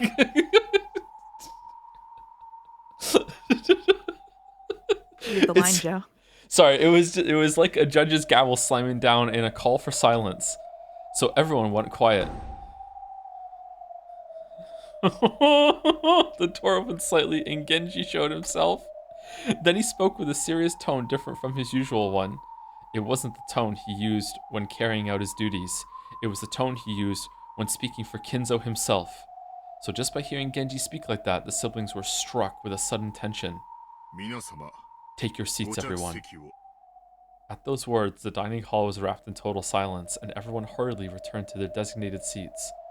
It was as though students who had been bustling around just before homeroom had suddenly returned to their seats when the teacher came, and it might even have looked humorous, but there was no way anyone would joke about it. I'm so tense right now.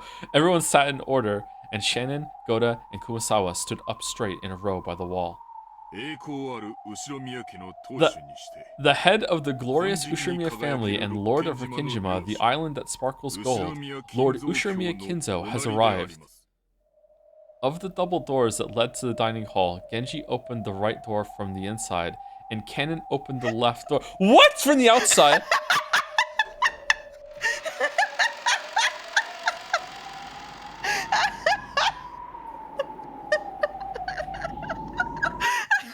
What the fuck?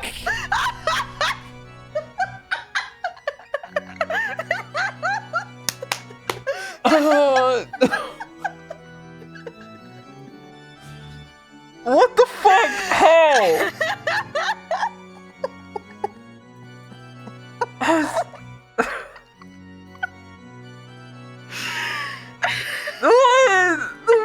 And welcomed by a respectful bow from those two, majestically fluttered his cape, Kinzo appeared. Kinzo's gait had a dignified weight to it, and it was hard to believe that he had reportedly been at the end of his life. Genji pulled back Kinzo's seat and motioned for him to sit. But Kinzo stayed standing, signaling with his chin for Genji to move back. And then Kanon walked across the room and had a very loud, verbal, real conversation with Shannon in front of everyone with a lot of back and forth with two distinct people talking next to each other with two distinct voices. What the cackle, cackle, cackle, cackle. Welcome to Kirinshima. Fuck you, Joe. Ladies and gentlemen. Why the frightened face, Ava? No, why would I be frightened? I'm just relieved to find you in excellent spirits, Father. Ava, you're as amusing as ever, aren't you? Why don't you just honestly say how frustrated you are at losing your bet with Kraus? You can't say it, kid. This is fucking Beatrice in a Mission Impossible Kinzo costume. What the fuck is this shit? Cackle, cackle. Ava realized that their conversation during the day had indeed been leaked to Kinzo, and she hung her head, turning red. Well then, my sons and daughters and their companions, tonight I shall make an important announcement regarding my inheritance and the succession that you all seem so keen on. But first, fuck you! I must tell you how incredibly disappointed I am. After all, until this very day, no one has been able to solve the riddle of the epitaph. Even though Kinzo said he was disappointed, a condescending smile rose to his face as though there was no way the likes of these could have solved it, and his gaze passed through all of them. I'd planned to hand over everything to the one who could solve it, but none have been able to solve it before today, and here we stand with nothing of mine passed down to anyone. Oh, how shameful! To think that not one among you has come forward with the qualifications to succeed me. How truly disappointing and shameful and pathetic. The tea was drugged. The tea was drugged. Drug tea. We're doing the drug tea arc. There we go. I'm desperate right now. I'm so fucking desperate. Wahahaha. The siblings hung their heads in silence. Of course they would have solved it if they could. True, they couldn't deny that they wasted a golden opportunity, fuck you, but it was just so hard. Therefore, more than anything else, I want to know what was in the tea right now. I am proclaiming here and now that I will suspend the use of the epitaph's riddle as a method of choosing my successor. What? Fuck you, he's taking it away? In short, Sumari, time's up. This game is over. What a shame for you all. Even though it should have given you all an equal and fair chance, that's gone now. It truly sounded like Kinzo was making a victory proclamation. In that case, would my oldest son Kraus succeed the headship? Cackle, cackle. The answer is no. What? You understand, right, Kraus? I certainly gave you the title of successor, but all you did was let it go to your head. Do you know what a successor is? It means the person who will inherit your position after you, father. Wrong! The position of successor isn't something that's guaranteed by the current head at all! This is Beatrice, what the fuck? Listen up, Kraus. I won't tell you this again. A successor is what you call someone who finds everyone else who's after the headship, thoroughly breaks their noses, and makes it so they can never disobey him again. This is not only something that can be said of the headship. It's the same with money. A rich person doesn't mean someone who has money. It means someone who crushes everyone who had more money than himself, and who scrabbles together more money than anyone else. It's the same with talent. A genius is not what you call a person blessed with talent. It means a person who crushes everyone with more talent than themselves. A person who would coerce geniuses and all other people to call them that using strength and charisma. You have a mistaken impression when it comes to all of these things, so you aren't of the right caliber to be my successor. Cackle, cackle, cackle, cackle, cackle. I'll take your words to heart. Perhaps that truly was Kinzo's philosophy. As a result of faithfully carrying out that rant-like philosophy of his, Kinzo had glorified the Ushirimiya family to the state it was in today. It may be hard to imagine after his immersion in the occult in recent years, but that brutally overbearing outlook was no more or less than Ushirimiya Kinzo's charisma and aura. Oh, not Riz. Such an unsatisfactory person is not qualified to inherit everything of the Ushirimiya family. In that case, is Ava, Rudolph, or Rosa qualified? Again, no! You were unable to solve the riddle, and you were also unable to use the scheme to drag Kraus down. All the three of you managed to do was gather together in a united front to try and extort money from Kraus. And even that scheme was thoughtless. You can't even corner Kraus all by himself. There could be nothing more shameful. You lack the avarice to steal away the position of successor by any means. What fucking Sith Lord Count Dooku bullshit is this? What the fuck? In order to get what you want, you should sacrifice everything, becoming as covetous and greedy as possible. There we go. The goddess of luck smiles upon the greedy. You three who don't have that wild spirit are as unfit from the succession as Kraus is. Who gets it then, George? Ava and the rest had no words to respond with, and they couldn't calculate what it was Kinzo was about to say. Was Kinzo actually— this is so fucking hell, I can't believe this shit. Was Kinzo actually planning to proclaim that no one would succeed the headship? If so, that would work to Ava, Rose, and Rudolph's advantage. After all, in the end, they just have to renegotiate everything among the siblings after Kinzo's death, splitting the inheritance evenly. It would surely be more troublesome if a specific person's name was raised and proclaimed to be the successor. But would Kinzo really say something to benefit any of the four siblings after demeaning them so much? You don't think he's gonna say that because no one will succeed him, he'll donate all of his fortune to charity or something, right? I'm afraid I wouldn't put it past father. Blood's just risen to his head. We can't do anything but let him talk for now. Well then, father, what thoughts do you have regarding the succession of the headship? Oh, since I'm so utterly disappointed in all of you, I've lost the desire to hand it over to anyone.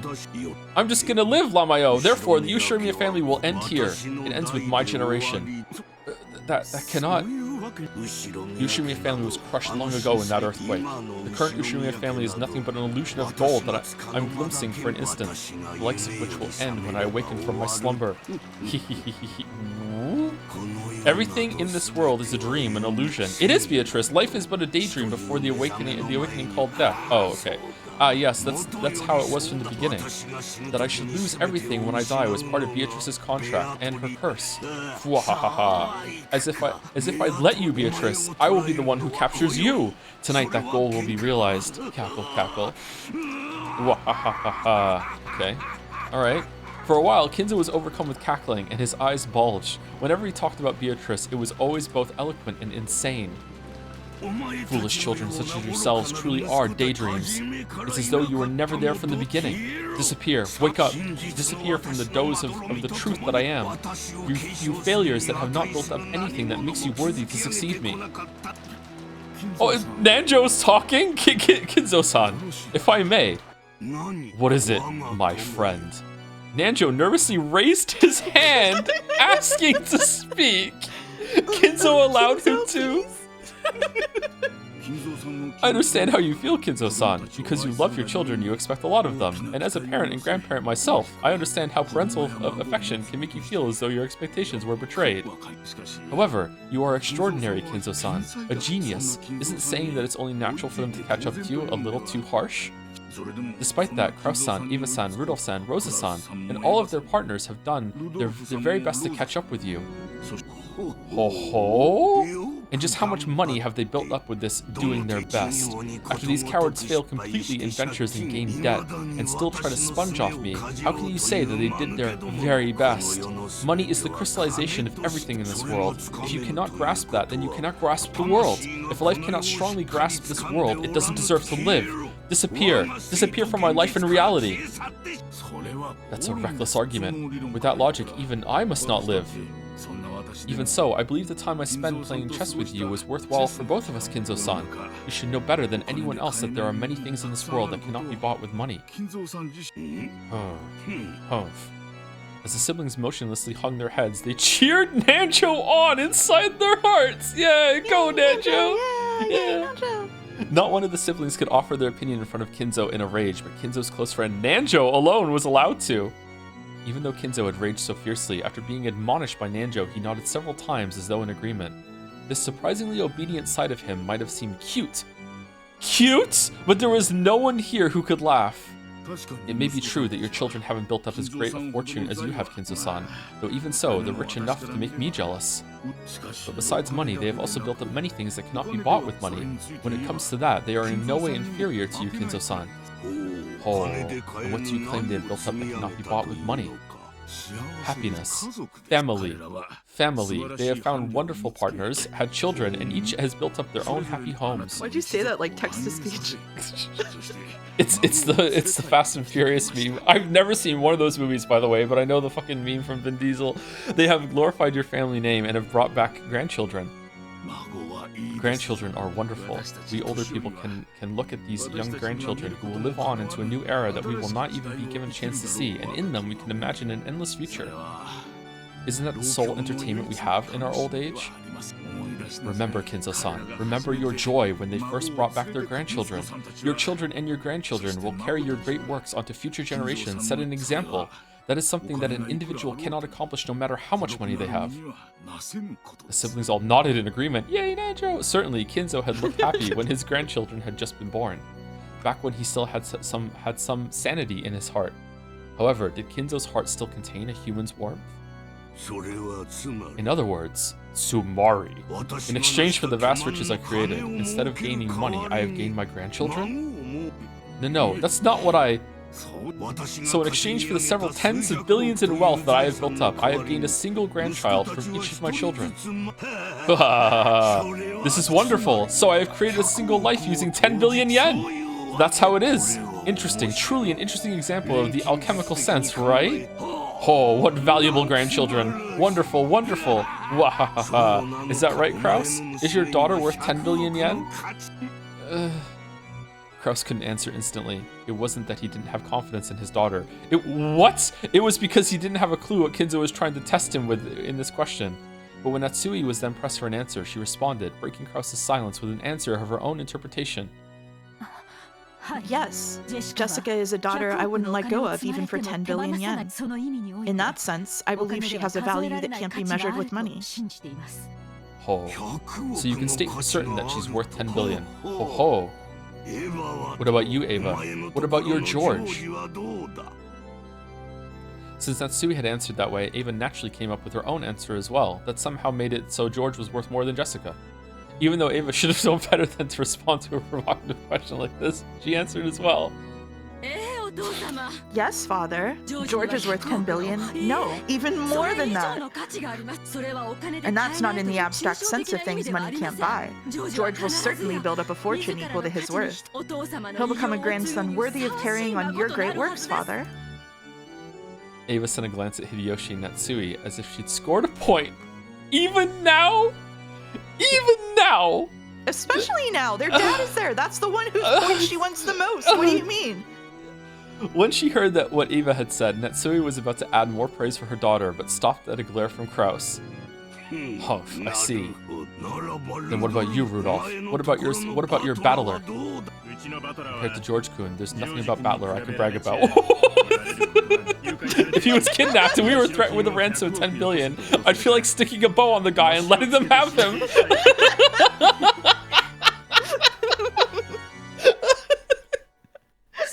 On top of that, he's an idiot and reckless. He talks about grand dreams and things that couldn't be done. I guess in that way, he's a super idiot worth the equivalent of 10 billion normal idiots.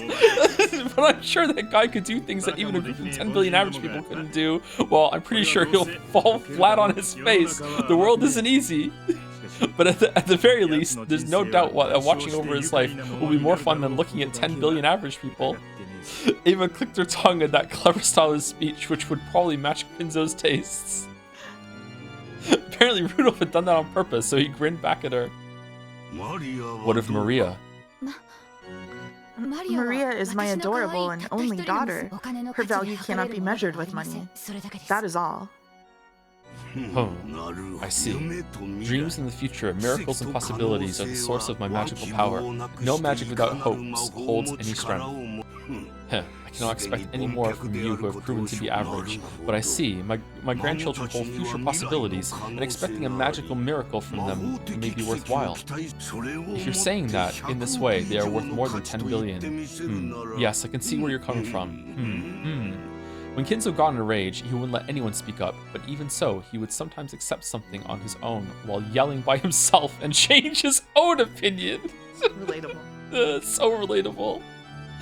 That's what this felt like to the siblings, and also this chat. Like when you stop looking at chat. Yeah, this is when you stop looking at chat and just fucking close your eyes and talk to the ceiling. Apparently, even though Kinzo had been disgusted by his unsuccessful children and had cast them away as being unfit for the inheritance of his title or his fortune, he wasn't sure about his grandchildren. At this rate, he might soon say that the inheritance would go to his grandchildren instead of the siblings. As the siblings sat in fear of what their fickle and short-tempered father might suddenly think of next, they carefully watched his every move.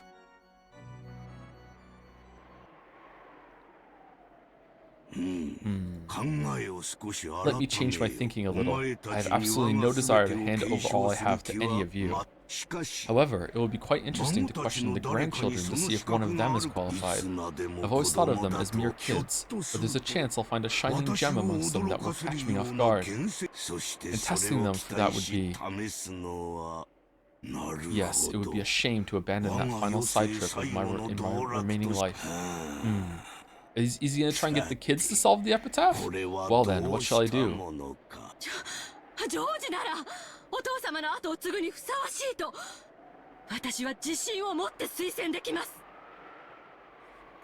I can, with confidence, recommend George as someone fitting to follow after you. Ava claimed that right away. Natsui looked like she was about to follow along, but Kraus gave her a look, telling her to restrain herself, so she swallowed her words. How bold. Then, let us do this. I will individually question the grandchildren to see if they are qualified to succeed the Ushirimiya family inheritance and wealth. Father? However, that does not mean that one of you will indirectly receive the inheritance. I am already disappointed in you all. There is no longer anything I have to give you. Not a thing. The ones I will question are my grandchildren, and the ones who might succeed me are my grandchildren. Make absolutely sure that you do not mistake this, understood? I shall obey Father's decision. Same here. I'll go along with what he decides. What about you, Aneki? Of course. I believe Father will make a wise judgment. I will also obey Father's decision. I shall think of how to test my grandchildren, which means this is no longer any business of yours. After all, none of you are involved with the succession in any way now. So right here, right now, perhaps we should discuss a different matter that does involve you. Ooh. A different matter? Indeed. That is tonight's true purpose, and the true purpose for this final Ushirimiya family conference as well. I have no desire to hear your thoughts and opinions. I demand only your assistance. Assistance in my ceremony. Your ceremony? Quiet. Father's talking now. Rudolph and the rest had automatically narrowed their brows at the occult-like word. Could he be planning to start some strange ceremony involving Beatrice's resurrection again? And he wanted their assistance? What in the world was he planning to do? In the past, he had carried out many I can't say this word. Eccentricities. Eccentricities, there we go. I did it halfway. That he called by the same name, such as starting to burn a strange incense and filling the whole mansion with a stench. Ugh. To the siblings, a ceremony was nothing more than one of the aged Kinzo's obnoxious hobbies.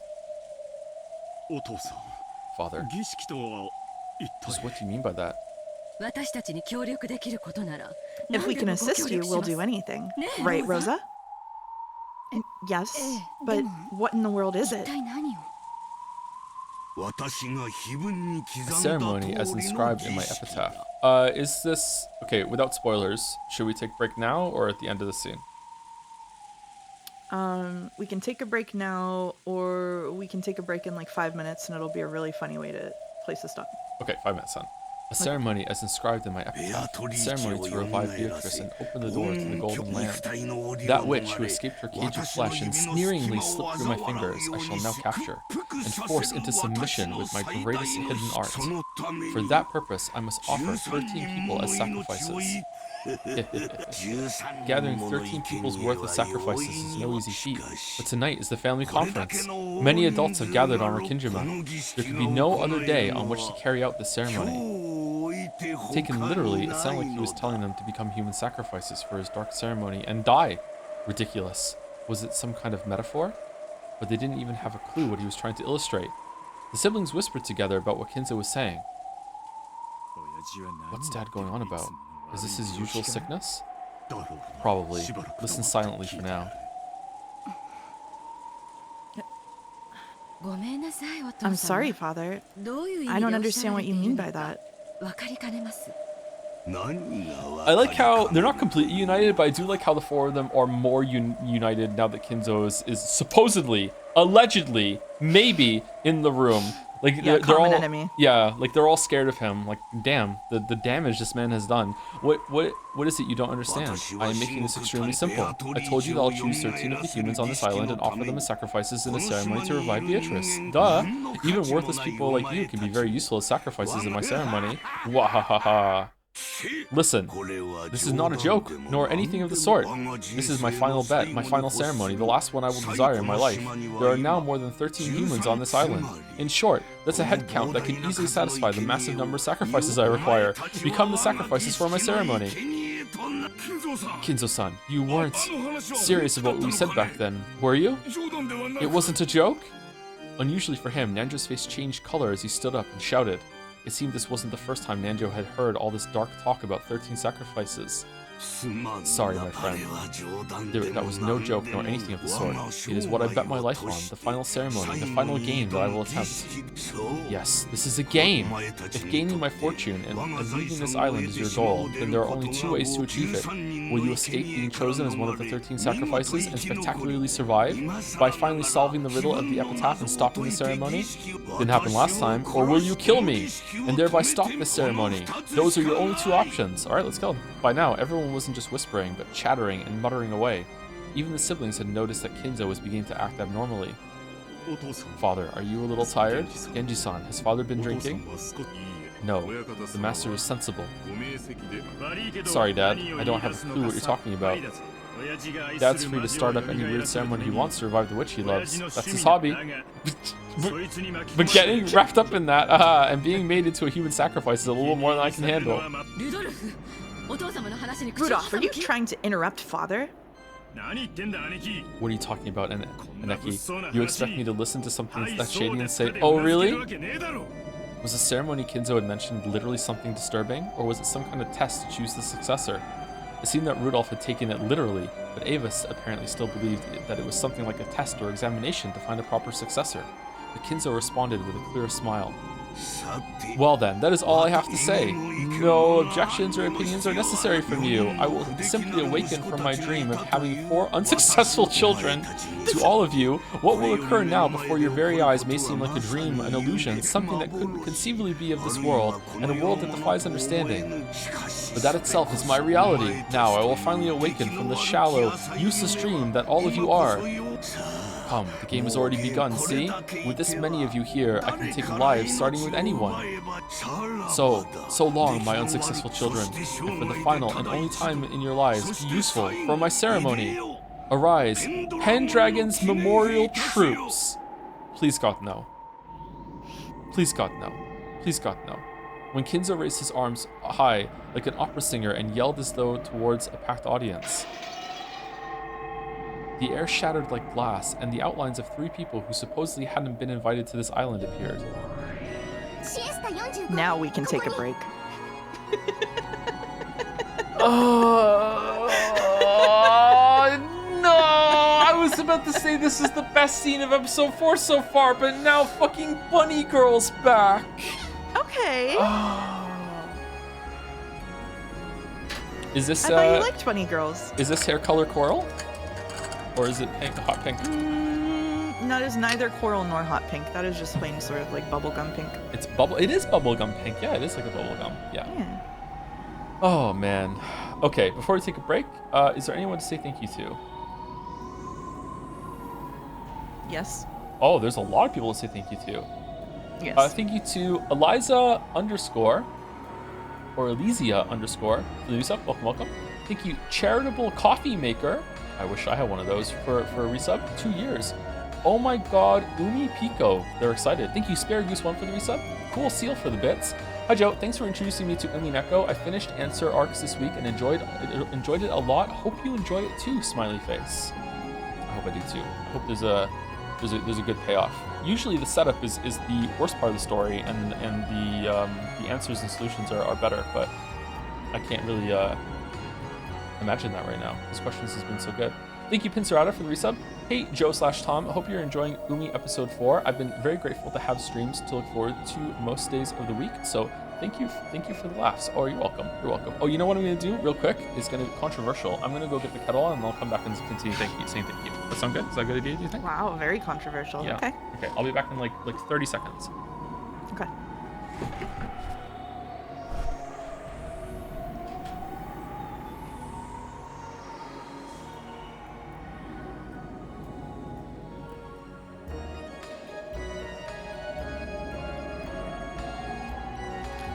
The mic. Don't make tea in the microwave. What are you talking about? Mouse stream. Hey, everybody.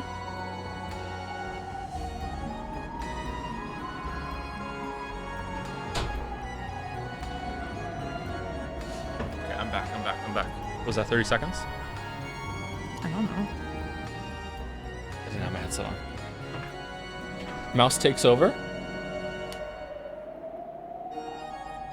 It was 31.5? No.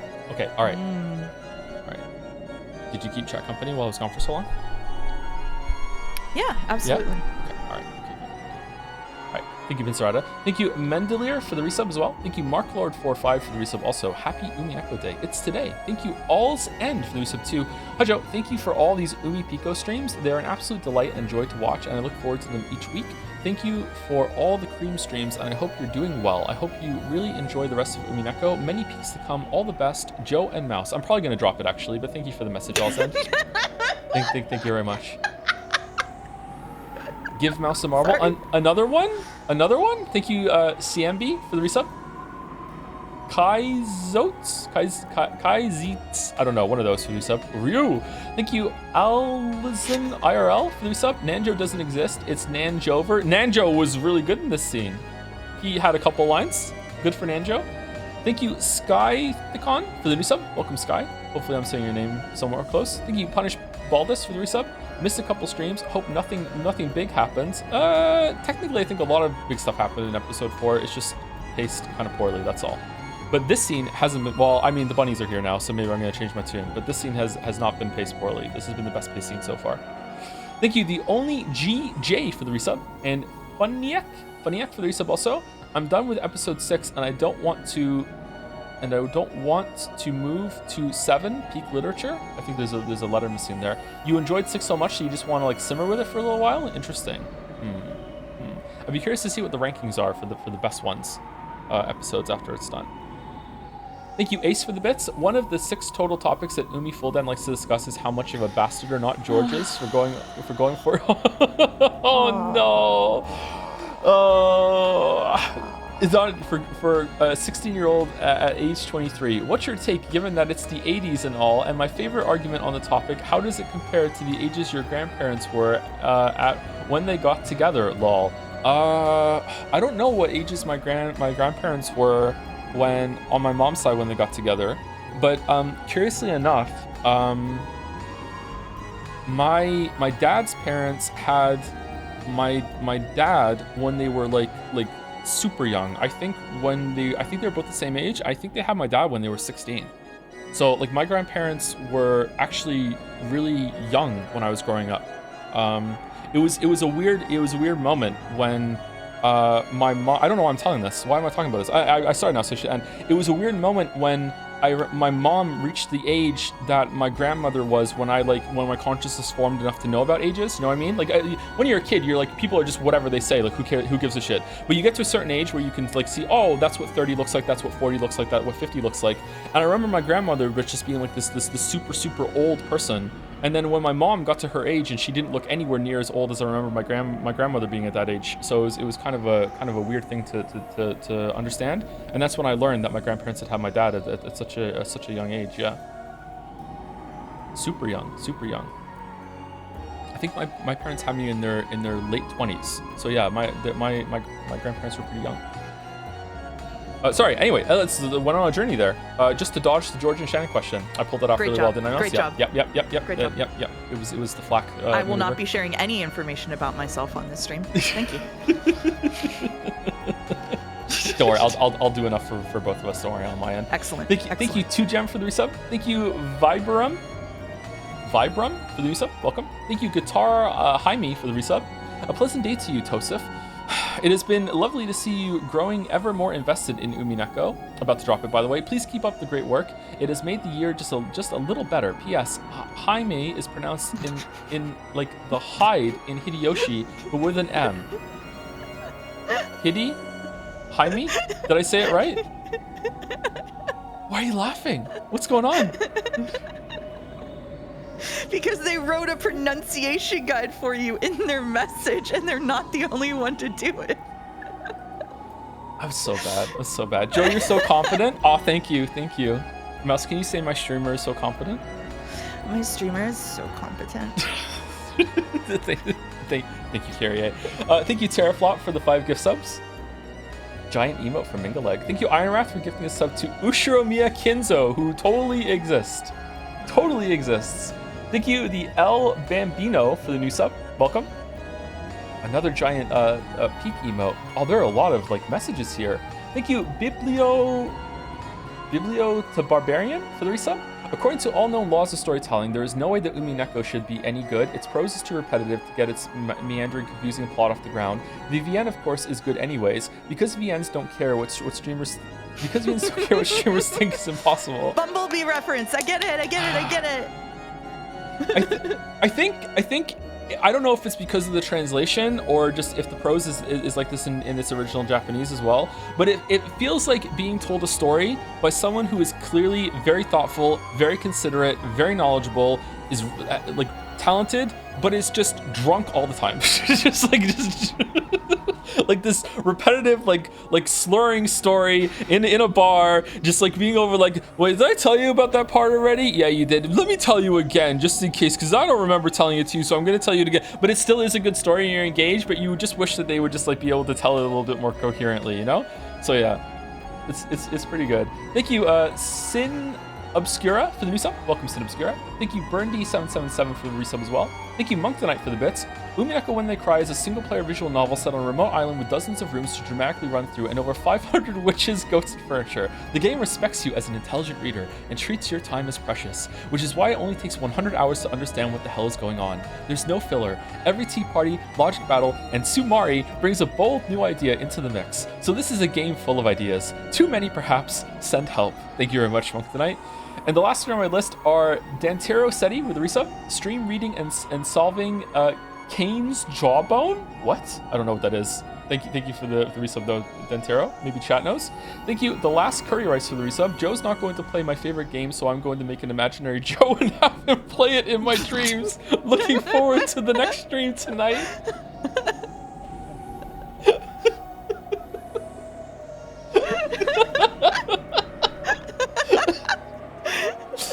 He's laughing so hard I can't hear him on Discord. It peaked his mic on Discord. Oh, did it really? Yeah, it did. Oh man, that was happening on the stream last night with the Split Fiction. Yeah.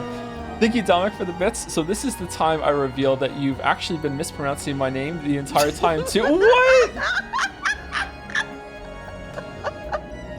Is the L silent? It's Damek. Damek. Like we're Scottish. Damek. Thank you, Min Modu, for the new show as well. Welcome, Min Modu. Oh. Oh, Dalmeek. Dalmeek. Dalmek.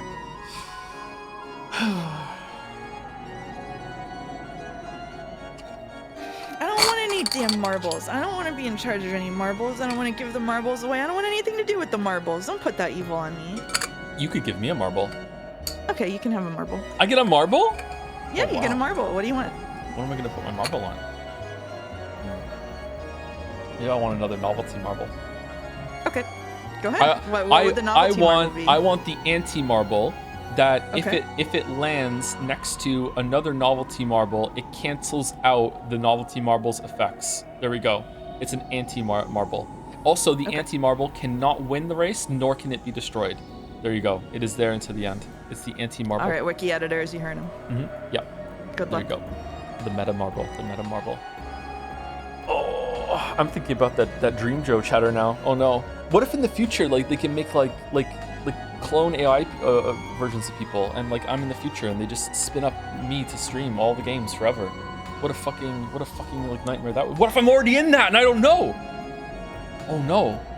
Shit. What if they make the holodeck reel and somebody wants to talk to you about their streaming career, so they create a version of you and then they fall in love with the version of you in the holodeck, and then they meet you in real life and act really weird about it? When you're touching my Elgato setup, you're touching me. You're impressed. I know that episode, aren't you? You're impressed. Yes. You know. Yes. Yeah, you Yes. know. Chat Very doesn't know impressed. what chat Very doesn't know what impressed. the fuck I just said, because they don't know that's a line from the episode. But yeah, that was a weird fucking episode. That was a Yes, weird it sure fucking was. episode. It sure was. Sorry, there are two more. Thank you, a Pepsi Addict, for giving a sub to Tails Always Fails. And last but not least, before we go to break properly, Not Koro with the bits. Hey Joe, just joined stream after a long break. Oh yeah, really? Sorry if you already answered this question elsewhere, but I've been having some personal trouble. I don't really know anyone IRL as old as you. Oh, it'd be great if you could weigh in with your life experience. So I have this friend who's 23, and he told me he's engaged to this girl that his mom doesn't approve of. I was supportive, but he brought her to a party, and this girl can't be older than 16. How bad do you think George is? No. Fucking hell. Oh. No. No. No. No. No. No. No. No. No. I don't like George. I don't like George. George is bad. George is bad. I'm going on break. All right, I'm going. Let me Bye, chat. Let me mute you first, just in case. Okay. Okay.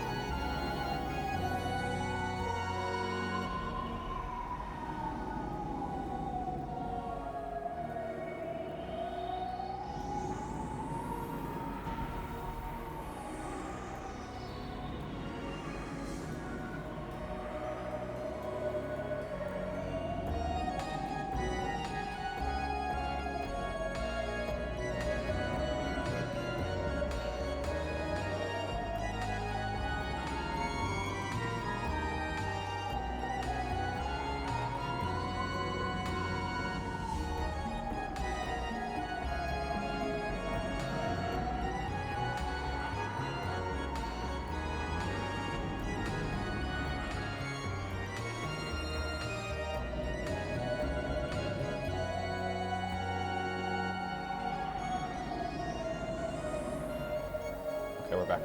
Hi. Hi. Hi, chat. I would love to tell you about the cocktail I got during the break. It's one of my favorite cocktails. French 75. French 75. Fancy. French okay. 75, yeah. Gin, lemon juice, a little bit of sugar syrup, and then topped off with champagne. And I put a little splash of elderflower liquor in it. Excellent. Excellent cocktail. 75 is what we get when we add our ages together, yeah.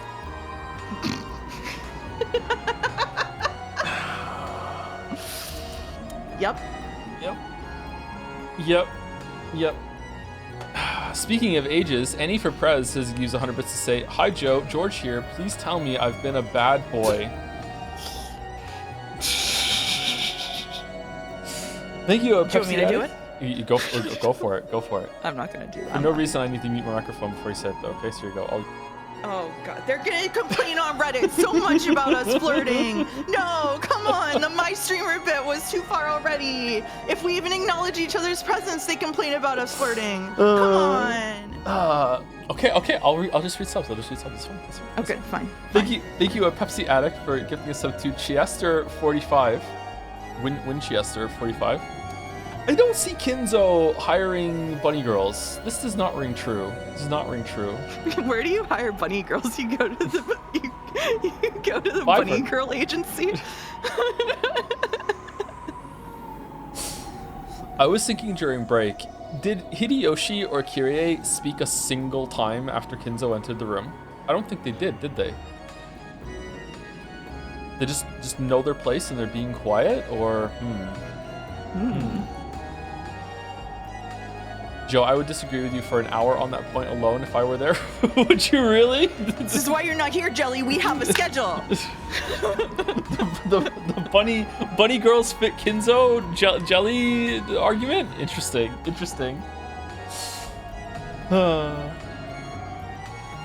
Alright, thank you. Wedia for the resub. Hey Joe, mostly a VOD boy nowadays since my life has become a bit busier. Glad to see you're doing well. Oh, thanks Wedia. Hope you enjoy the VODs. Remember the VOD people outnumber the live people by like 10 to 1, 20 to 1. It's insane. Thank you, Dallin, for the bits.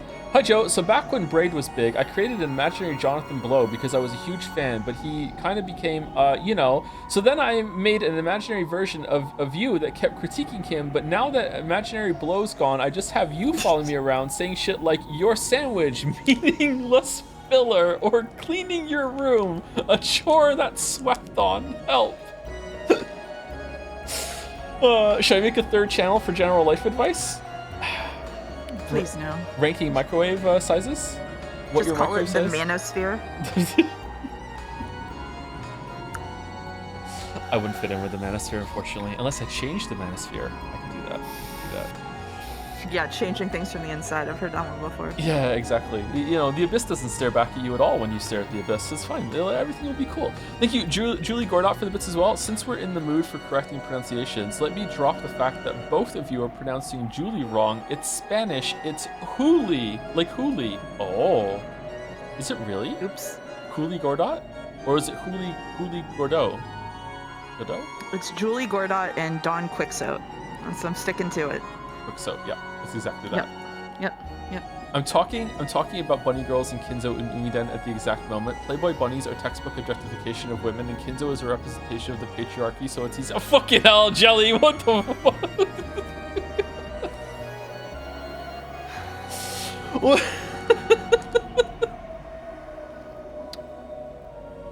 What? Why am I getting moused? What? Don't do this in his chat. What?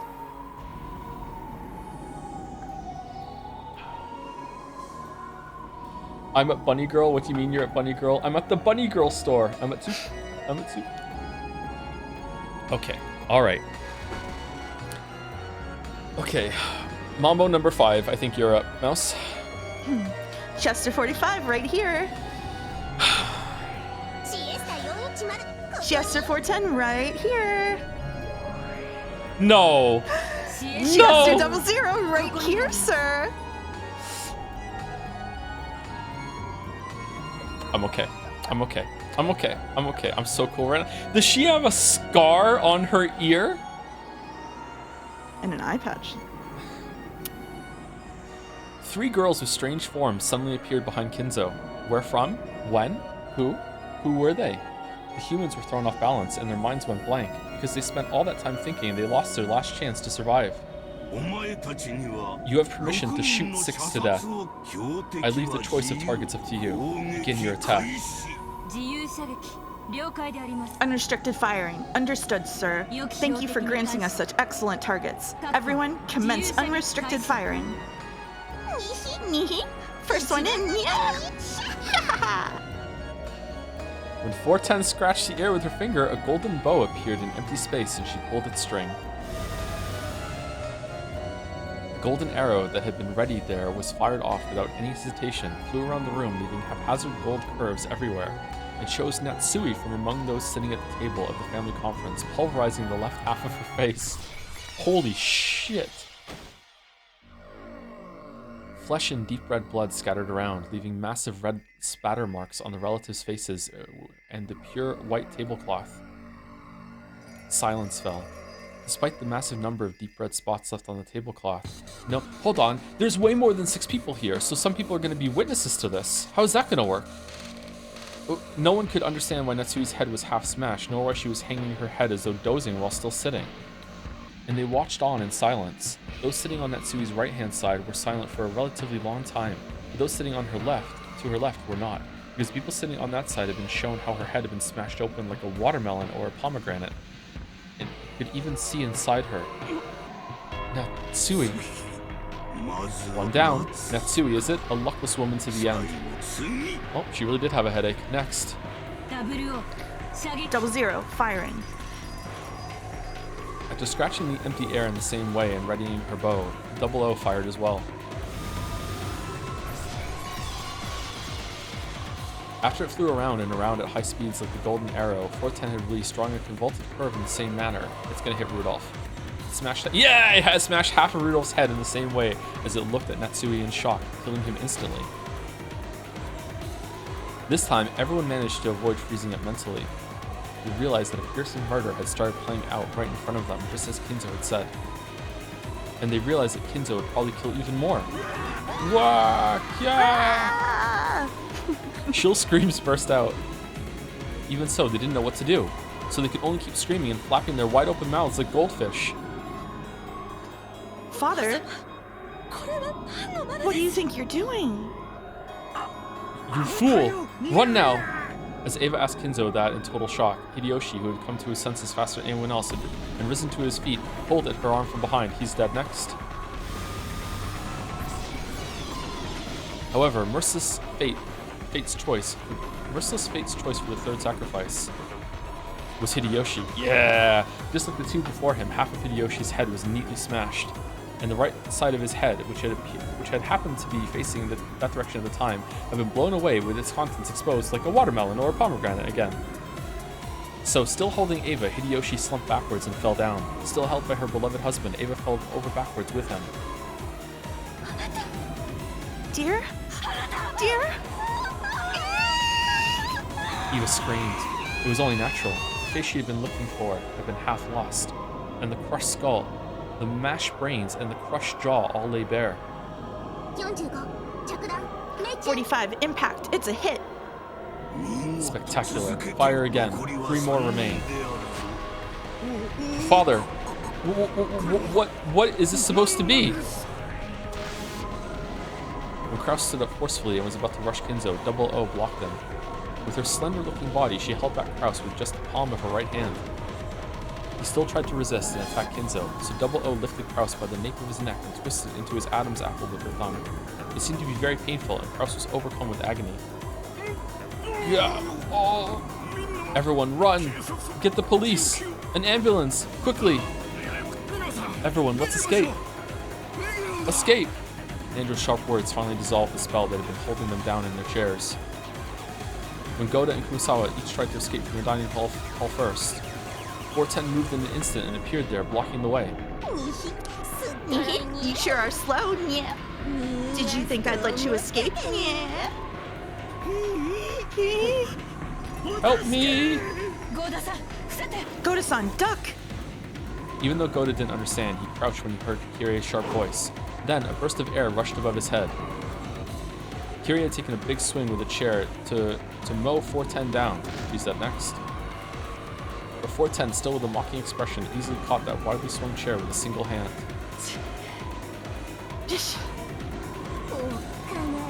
What a scary woman, yeah? You really want to go the same way as your husband that much? From the cuff of her arm where she had caught the chair, something like a shining golden snake appeared, wrapped itself around the chair and burst open. It was a fearsome power, like a vice. When Kirie realized that the being in front of her, which looked like a girl, was actually something that surpassed human knowledge and that a human could not even begin to oppose, her head was filled with a fierce alarm bell that welled up from deep inside her. Oh, I was wrong.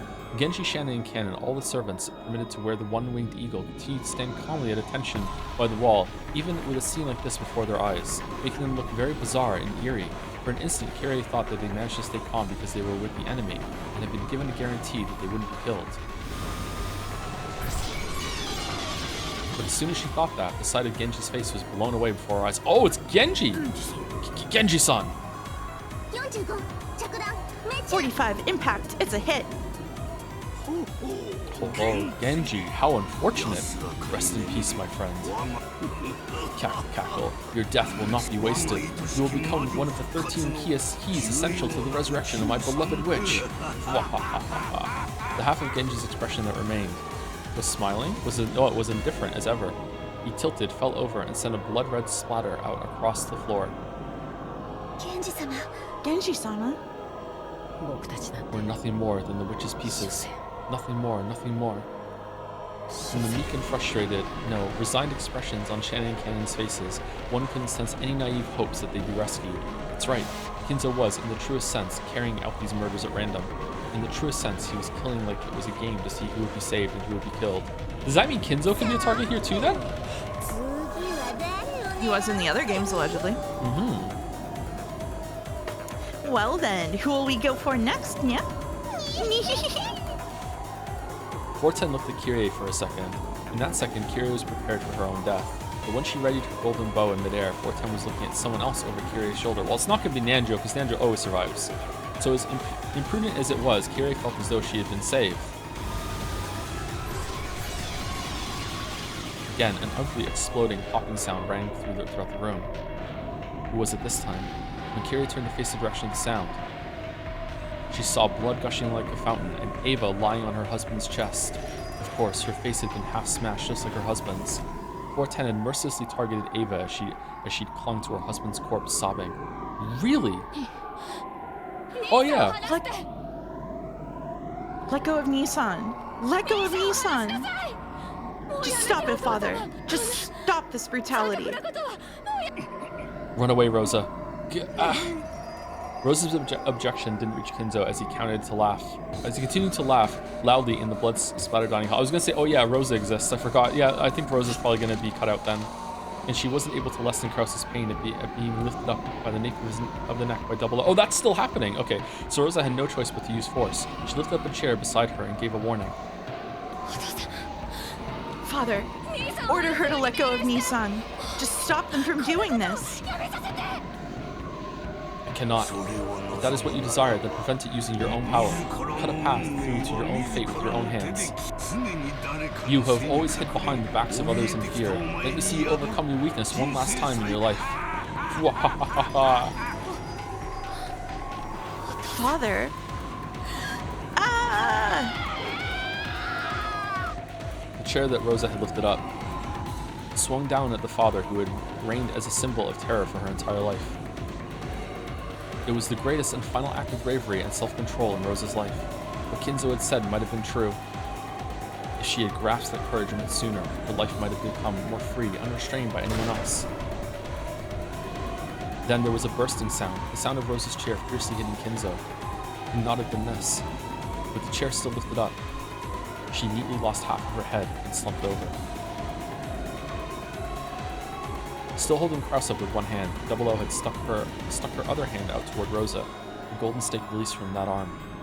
It constricted Rosa in a helix, and it smashed into her head. Defensive firing. I apologize for the discourtesy of shooting so close to you, sir. I care not. So this makes 6 people. Yes, Lord Goldsmith. This makes 6 people. Goldsmith, man. When she indifferently communicated that, Double O let go of Kraus, whom she had been lifting up this whole time. Indeed. So the sacrifices of the first Twilight were Eva, Rudolph, Rosa, Natsui, Hideyoshi, and Genji. Cackle, cackle, cackle.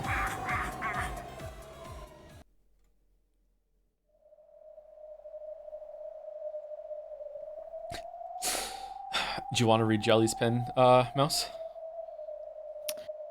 Why are you so upset, Tom? Umineko is finally a killing game. Isn't this what you kept saying you wanted? It's just like those beloved killing games that jump-started your streaming career, so you've got to love it. Right, Tom?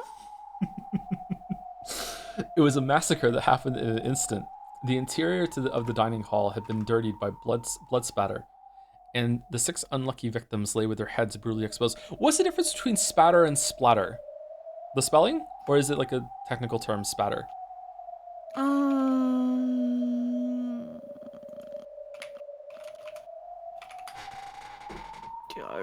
Spatter is smaller particles. Oh, okay.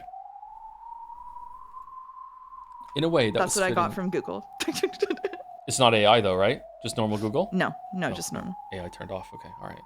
In a way that was fitting for that abnormal space, Akinzo's abnormal laugh alone echoed out. The curtain has finally risen. The ceremony to revive Beatrice has begun. You lucky ones who have managed to escape the first Twilight, allow me to introduce you to my friends. Arise, my friend. Ronove. Oh yeah, the whole gang's here. When Kinzo called Ronove's name, the demon butler showed himself in midair, bowing respectfully. Nice to meet you, everyone. And good day to those of you I haven't seen for a long time. Coo. It seems this place is once again spectacularly untidy. Pay it no mind. It takes a stimulant of this level to wake me from my daydream-like days. Allow me to introduce my friend, a reliable butler and one of the 72 great demons, Ronove. I am pleased to make your acquaintance. Just who is he making that introduction to? Kraus and Kirie, who were still down on their backsides, and Nanjo, Goda, and Kurosawa, could only look up at this middle-aged gentleman they didn't know in shock. Only Shannon and Cannon seemed to recognize him, and they bowed deeply. So I wasn't able to greet Genji. I hope he was at least able to fulfill his purpose painlessly. It was an instant death from a direct hit to the head. He didn't have time to feel the pain. Is that so? Very well, we'll go along with this. Allow me to introduce another friend. Arise, my friend, Virgilia. Oh man, she's here too? The gang's all here. Once again, a silhouette of someone the relatives didn't know appeared from empty space. She appeared in a refined dress while making an elegant greeting. Thank you for summoning me, Master. Although I would rather not have been summoned into a bloody place such as this. Allow me to introduce her too. This is both my friend and a reliable counselor, Virgilia. I desire to borrow your great power as the Witch of the Finite. Lend it to me. Even if I tried to refuse, such a thing wouldn't be permitted for one subordinated by the power of your summonings. As you wish, Master. Still, what a fearsome fellow to think he summoned 3 of the Chiester Sister Corps, then me, and even Virgilia. Even though it's only in the area of summoning, to think that he surpasses Milady so thoroughly. How frightening. I can't help but shudder at the Ushomiya blood. In order to carry out Beatrice's resurrection ceremony, I shall give it my all as a summoner. This still isn't enough. In order to perfectly succeed in the ceremony this time, I shall summon more. More characters? The Pendragon Memorial Troops and Ronove and Virgilia. I can still call more. With my magical power, I can still call many more. Answer to my summons, Sakutaro! Ryu! One of the 72 demons. Gap? Gap? You can even materialize her? This really means that the corrosion has advanced even more on this island. It already proceeded far enough to materialize us. By now, we shouldn't be surprised no matter how great a demon he summons. Has Rikenjima already been completely sucked into a parallel world then? I hope he does not surrender. He learned a lot last time, correct? After all this time, he won't surrender over this much. What? Probably, I should say. Ukuku. Well then, shall we engage the stage now? Okay, are they talking about Battler here or Kinzo? Kinzo, I think. Well then, shall we enjoy the stage we now stand upon? It seems the main character is the master this time. Let us expect a script with a different flavor than Milady's. Chat says Battler for sure. Could be either. I think it's Battler right now. I think he was talking about Battler. When Kinzo strongly concentrated his magical power, a pale light gathered in the empty air, twisted. And a magical circle was drawn there with a deep red glow. What the fuck? Kind of looks like a trident. Oh, for...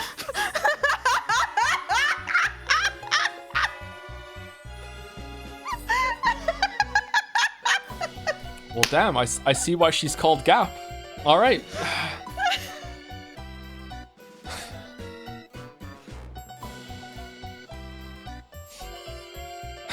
And with a sound like glass breaking, a new demon could be seen there. You did well to answer my call. Gap, one of the 72 great demons.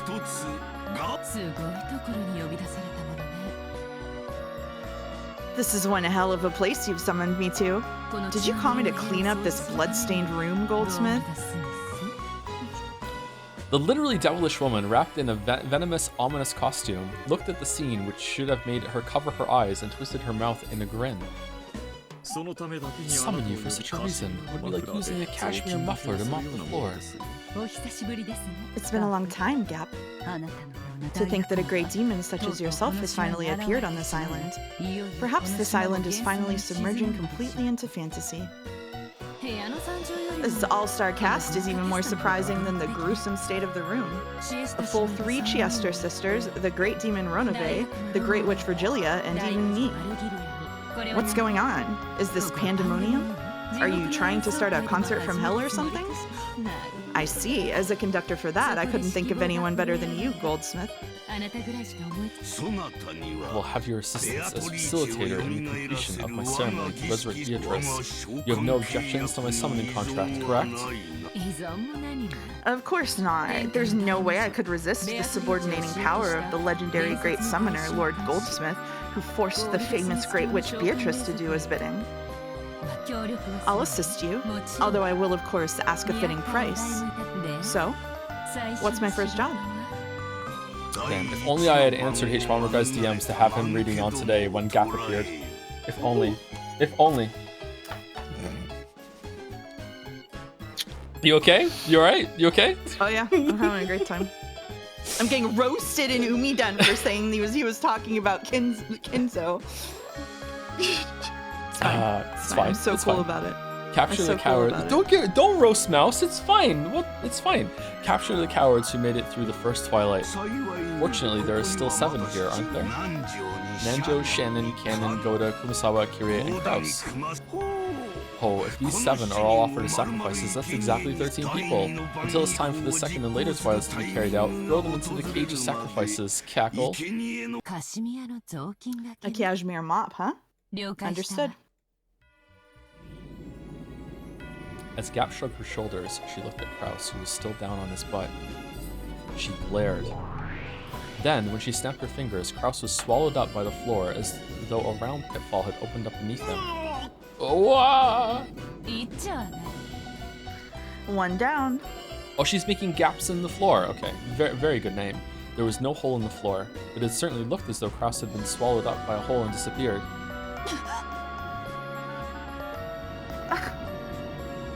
Searching for her next prey, Gap's gaze crossed Kirie's. She snapped her fingers. Kirie jumped back as though repelled. Her instincts had been right. After all, in the place where she'd been until a second ago, a round jet-black hole had appeared, the same kind that had swallowed up Kraus. However, before she could catch her balance, another pitfall appeared and swallowed her up. Even Kirie had no way of eluding Gap's capture.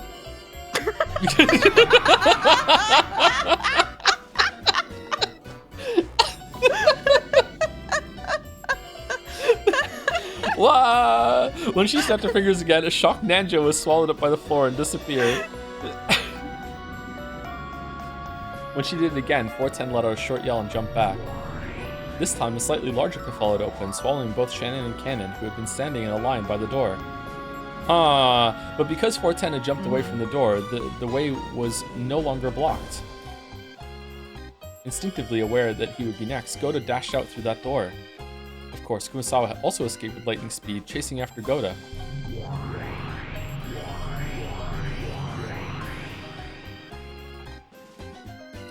As Gap snapped her fingers over and over, round, jet black pitfalls opened one after another behind them, chasing them. However, they did nothing but drive the recklessly fleeing pair away and couldn't swallow them up.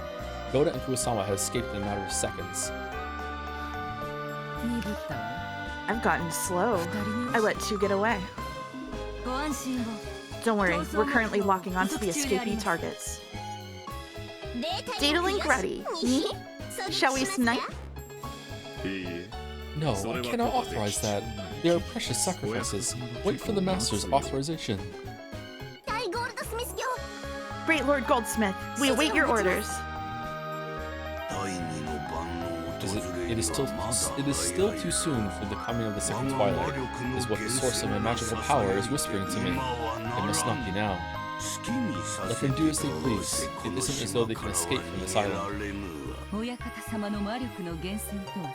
The source of the Master's magical power is noise and risk and tests of luck. Ho ho ho. In other words, tsumari, it means being fickle, it would seem. Cackle. Perhaps you could also put it that way. Good work, Gap. Let us steadily advance the ceremony from here on. Well then, that is that. Next are my grandchildren. I will test them to see whether they are... You're still gonna do that? Whether they're qualified to become my successor. Let's see, how shall I test their qualifications? Cackle, cackle. If you decide that they're qualified, do you intend to abandon Beato's resurrection? Of course. Despite that, I will test them. Perhaps a woman cannot understand that contradiction, nor my madness. Okay, cackle, cackle. Well, apparently men are as weird as ever. I don't get the very concept of playing around with risk. Oh my, and I thought you loved that sort of thing. Of course. If a man whispers to me about dangerous risks in love, I go head over heels. But only if he's hot.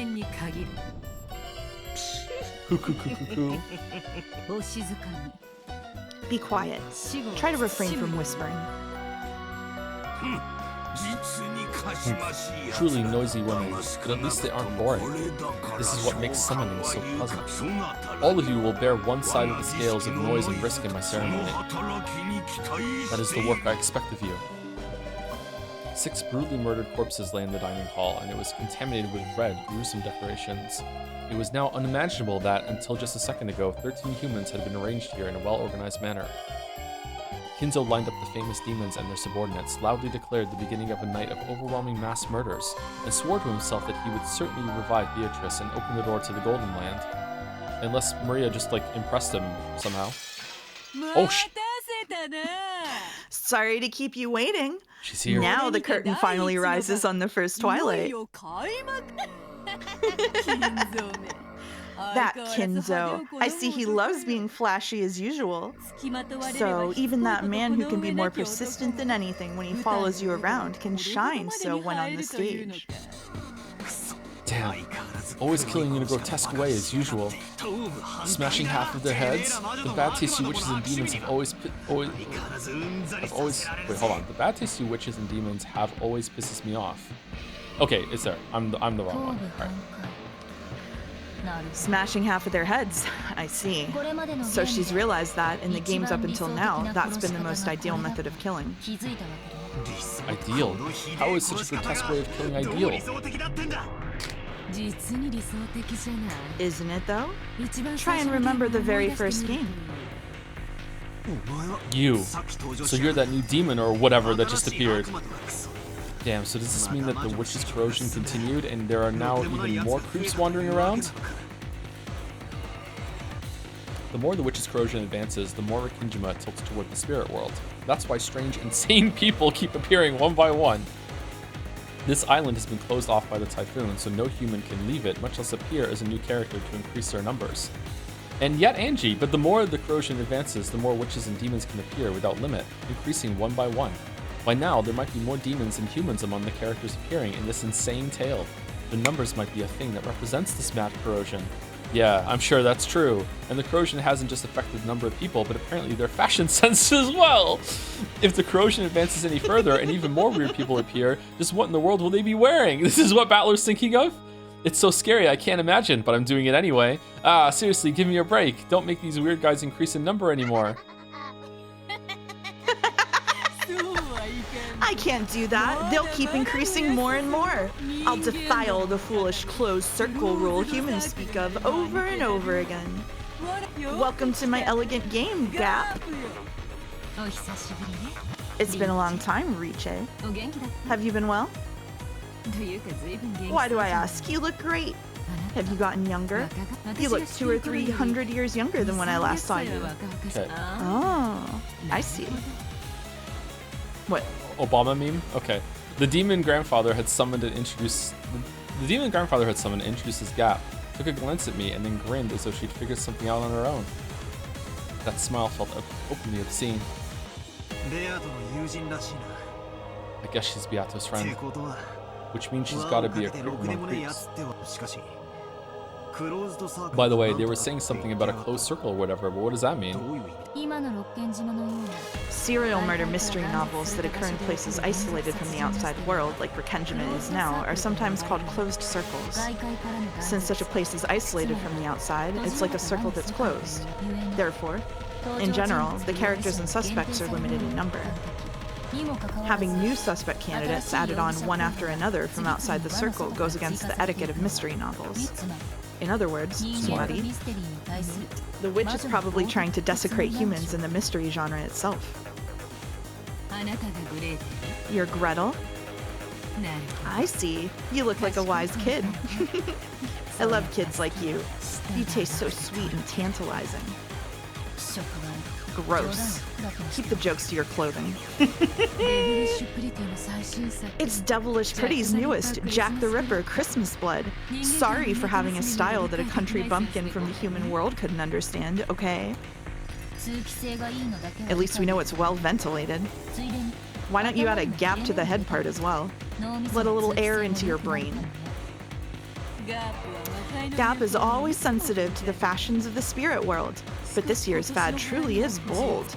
I think I'll order one sometime. For you, Riche, I'd recommend Ali Gray, Alice in the Graveyard. Let's go to 666 sometime soon to look at the clothes. You really should drop by the spirit world every now and then. When this game is over, I'll be sure to do that.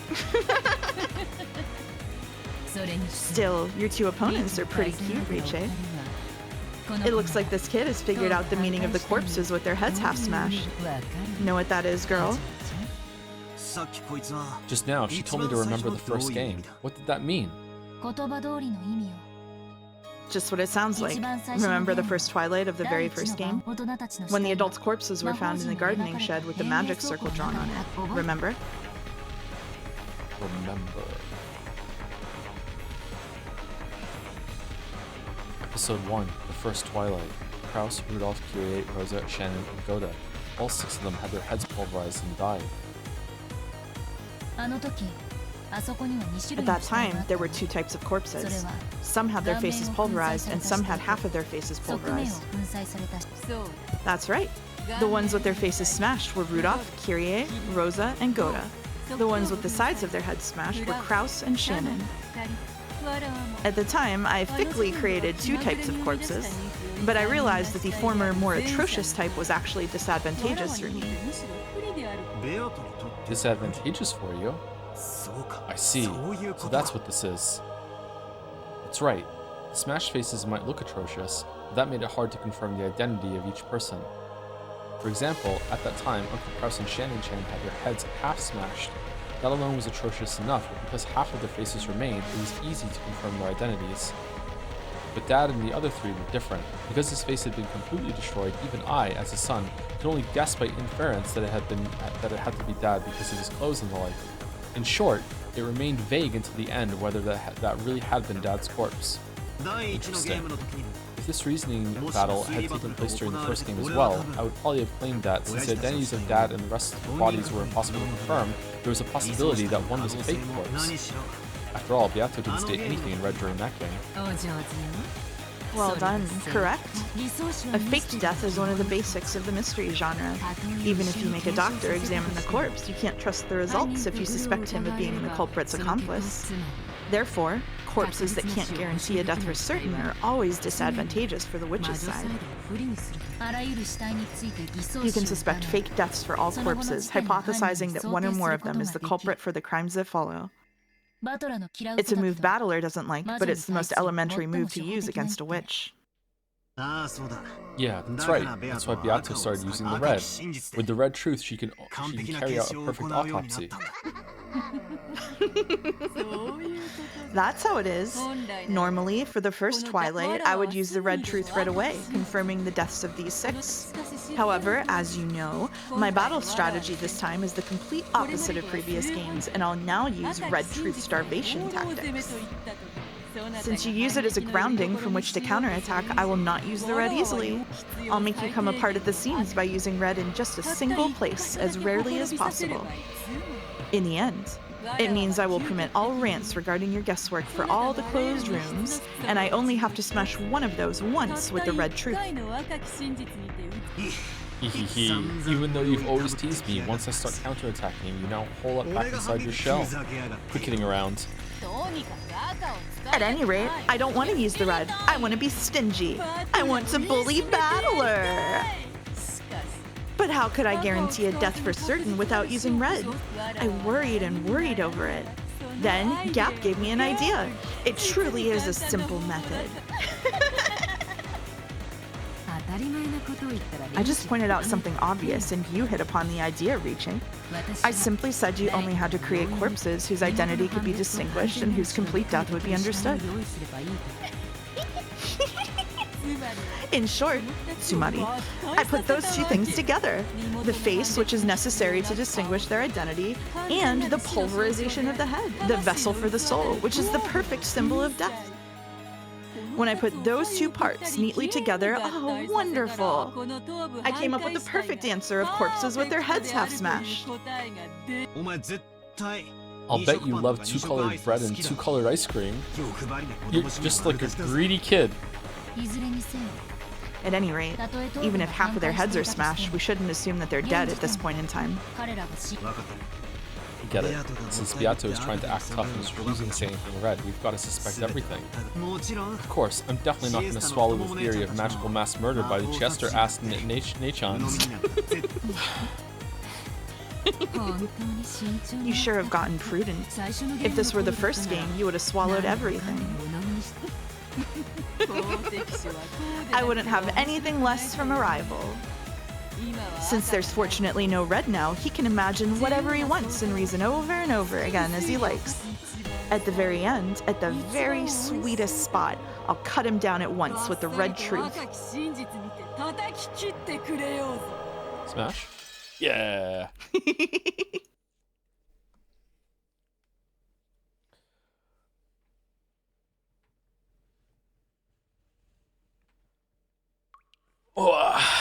So thoughts? What you thinking? Oh, well, I'm thinking that it's once again difficult to remind myself that all of that scene probably didn't happen.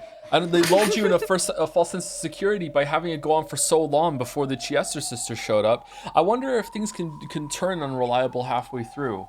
Like, damn, that was a good scene. That was a really good scene. Oh man. I'm sorry, did you just say a scene with the bunny girls was a really good scene? Yeah, I just want to confirm. It was good. It was good. Yeah, it was good. Fucking hell.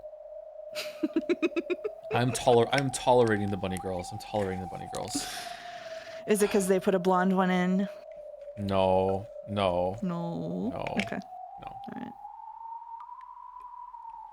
Furry Anderson. No. He hates it. He loves it. New voice assignments. Check your DM. I have it open. Yeah, I got it. All right, we're doing one more chapter, maybe 2 more chapters. We'll see how it goes. Maybe 2 more chapters. Yep. Yep. Okay. Before that, thank you to El Mugnito for the new sub. Thank you very much, El Mug. I think that's it. Clawfist, welcome. Who won the best bunny girl poll? Not that I care or anything. Mm-hmm. Oh, thank you, Jacka Fogue Tierra as well. Hey Joe, I just wanted to I wanted to know if you and Mouse could choose to be a dinosaur. Which one would you choose? I'm already a T-Rex, so you can't choose him. Spinosaurus. I'm going Spinosaurus. Do I have to be a dinosaur, or can I be like a pterodactyl? They're not technically a dinosaur, but they did live during the same period. They're dinosaurs to me. Yeah, you can do that. Yeah, yeah. You can But be a that's not pterodactyl. technically a pterodactyl. Okay, whatever. We don't Okay. discriminate like that here. It's fine. Yeah, it's Okay, fine. Yeah, all right. pterodactyl. That's fine. Okay, fine. I don't know when society decided that pterodactyls weren't dinosaurs, but like I didn't get the memo. I wasn't informed, so to me they're still dinosaurs to me. Yeah. Yeah. Great. Works for me. All right, am I going? We're going. Yep. Go for it. All right. Ooh. Silent, black, cold, painful. Rosa regained consciousness bit by bit. What? And the first thing she thought was that it would have been better if she hadn't. After all, with her body this cold and hurting, the pain grew the more her consciousness returned. It felt like she'd been sleeping on ice-cold marbles in the darkness, lying face down for a long time. This is why I always tell myself, even if it's just for a nap, I've got to at least grab a sofa. I should get a sofa. I know that if I naively try to close my eyes for just a second and end up sleeping on the floor or in the study chair, it'll hurt my body later and make things difficult. Okay, so is this the aftermath of Secretaro getting murdered? Since I slept on such a cold and hard floor, even my bones are ice cold. Since I slept on such a hard and cold floor, the half of my face pressed down against it hurts a lot. If I were to look in a mirror right now, I'm sure I'd see an embarrassing mark. I didn't think that just rubbing it would make that mark disappear, but I stroked the hurting side of my face anyway, trying to smooth it over. No. Ooh, I wonder where this is. I thought it was pitch black, but it looks like it isn't. After all, I can faintly see my own body.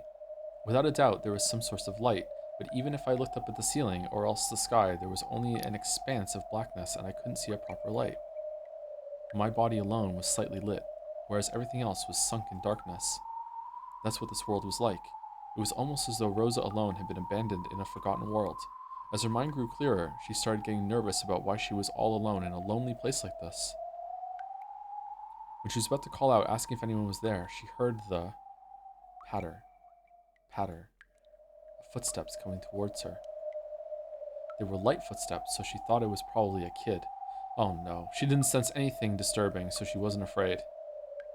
But they also weren't Maria's footsteps, so, wondering who in the world would be in a darkness like this, she stared in the direction the footsteps were coming from. As she did, a faint approaching silhouette came into view. Oh, it looked like a child much younger than Maria. Who is it? I don't know this kid, but the expression on his face was like a lost child separated from his parents. As a parent with a daughter herself, Rosa felt as though her chest had been torn apart. Who are you? The instant the kid muttered that infantile word, she felt pain in the half of her face that had started hurting from the cold floor, as though it had been pierced by long, thin, hard needles. Without thinking, she pressed her hand against that side of her face. Are you alright? Does it still hurt? Thanks. I'm fine, little guy. Where are we?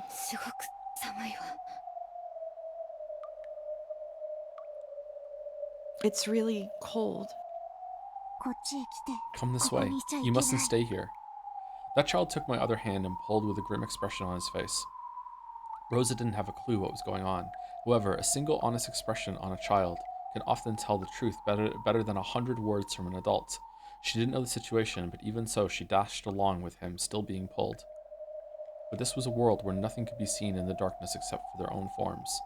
It didn't even really feel like she was moving forwards. Even though she was running, she couldn't even feel any wind. It was as though she was still inside a nightmare, that kind of unreal sensation. So even though I ran, I couldn't maintain my sense of balance, and my legs got tangled and I fell.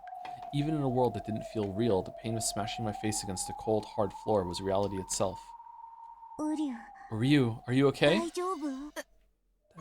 Uh, mm, I'm sorry, my head hurts. When the kid said that infantile word, Uryu, pain like being stuck with needles ran through my head again. Even though it had only happened twice, I was somehow able to understand that the child's word was the cause of my pain. So I said so frankly. I'm sorry. Could you stop saying Uryu? Uryu. Ugh, wait a second. Didn't I tell you to stop? Sorry. I had the feeling that this child's apology caused a sharp pain in my forehead this time. What is this child? I know there's no malice in him, but when I'm around this child, my head hurts. Are you okay? Let's go quickly. You mustn't stay here. Why shouldn't I be here? Hey, where is this? Who are you? Where's your mama? The one who made me is you, Mama. Huh? Oh yeah, I didn't even think that, like, technically it would be like Maria's brother, because that child stared at me with round eyes. This kid's mama is me? Who? Who is this kid? I don't remember at all. Did you forget about me? You made me, right? Wait a second. Stop kidding around. Maria is my only child. That's right. Where's Maria? Where is she? Maria? I suddenly grew nervous about Maria not being there. Why am I all alone in a place like this? Where's Maria? I'm only able to be me because Maria is there for me. Maria is here, but she's not Maria now. It's better if you don't meet with her now. It's better for your sake and Maria's as well. For Maria's sake as well. Escape. Huh? What are you saying? Where's Maria? Maria? Answer me! Maria's gonna find you. Come this way, quickly, Mama. That child pulled on my hand again. He was probably pulling me in the opposite direction from Maria, so I stopped walking. Let go! Just who are you? What gives you the right to call me Mama? Mama is the one who made me. Did you forget? For Maria's birthday present. You made me with your own hands. Did you forget? You couldn't be Maria's Sakutaro? Yes, the lion stuffed animal Mama made. Ah! A fierce sharp pain struck me. It came from the palm he had grasped with his hand. When I knocked his hand away without thinking, he looked at my palm. A hole the size of a thumb had opened there, and deep red blood gushed out. Ooh. It was a hole so big that I could see through to the other side.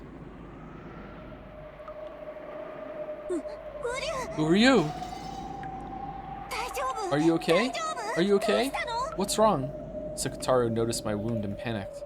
As far as I could tell by looking at him, he couldn't understand why my hand had sustained a serious injury, but in my eyes, it felt like I'd been injured because he'd grabbed my hand, regardless of whether there was malice in him. I understood that this child was something that would do harm to me, and he instantly seemed eerie. Go away! You have nothing to do with me. Sakutaro was just a disgusting, crappy stuffed animal, right? I don't know you. I'm not your mama. Go away. Disappear. Ooh, you. Slowly, the base of Sakutaro's neck was sliced in a horizontal line. It gaped open and pitch-black insides peeked out. No blood poured from it. Only an empty blackness peeked out. Ooh. Then, from the insides of the gash, cotton snow poured out, and as bits of cotton scattered, he slumped over. Then, all that remained was a crumpled yellow cloth and bits of cotton that looked like sticky, crushed cotton candy. A lion, stuffed animal, without a doubt. These were the remains of the Sakataro stuffed animal I tore apart on that day while overcome by my emotions. The instant I realized that, a long, sharp shriek that could rupture an eardrum tore the world apart.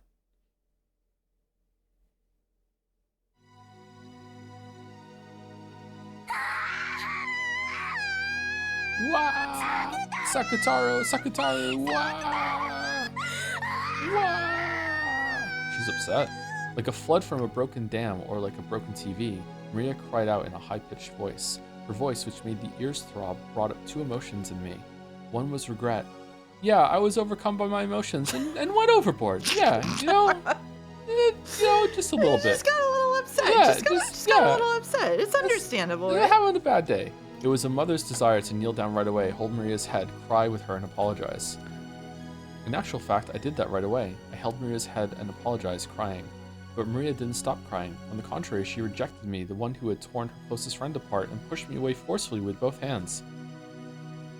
And then she grabbed my leg and broke it all over again. I had been on my knees in an unnatural position, so I fell backwards easily. Maria scraped together the yellow scraps of cloth and cotton bits, buried her face in them, and cried even more. Watching that, another emotion welled up. It welled up rapidly, and then it burst. After all, she refused to make up with me, even though I'd apologized, and there was nothing else I could do now anyway, and it was all Maria's fault in the first place. Oh god. Since she's too busy playing with stuffed animals all the time like this, she can't make any friends. That's why people treat her like a freak. This is a perfect opportunity to give her some instructive guidance. After all, it's not like I was pampered all the time. Everything eventually breaks, is stolen, is destroyed by someone. Even if I had lots of toys and treasures stolen, broken, mocked, and thrown away by my brothers and sister and father and mother too, huh? But when I cried about that, while I might have shed a few tears, not once did I sob like this and trouble my parents, throw a tantrum, get mad, hit the floor and kick and make a racket. Even though I always wanted to, I thought I'd get in more trouble if I did, so I always held it back. It's because I held it back that I was able to become the wonderful adult I am now. At that moment, I felt something strange. The same feeling as when you use a tool recklessly and it finally breaks so that only the base is left. But I wasn't using a tool. I'd just been repeatedly hitting Maria's head with both hands. So I looked at my hands. From my wrist onwards, my hands had broken off, splintered, and disappeared. As though only that part of my arms had become ceramic. No, as though all of me, from the wrist onwards, had suddenly become ceramic and had broken and fallen. They must have gotten filled with cracks because I hit Maria too much before falling off. After all, look, aren't both of my wrists lying smashed by my feet? Huh? There was no pain, but the shocking sight of my hands breaking off from the wrists onwards made me scream. Oh, what is this? What is this? My hands! My hands! My hands! Ah!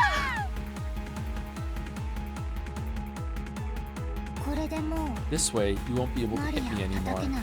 Ignoring my confusion, Maria spoke with an icy voice, slowly moving her hands away from her head, where they had been defending against my barrage. What's happening? My hands! My hands! What did you do, Maria? What is this? What on earth is this? Behind Maria's back, a black silhouette had appeared. It was the silhouette of an adult. Who?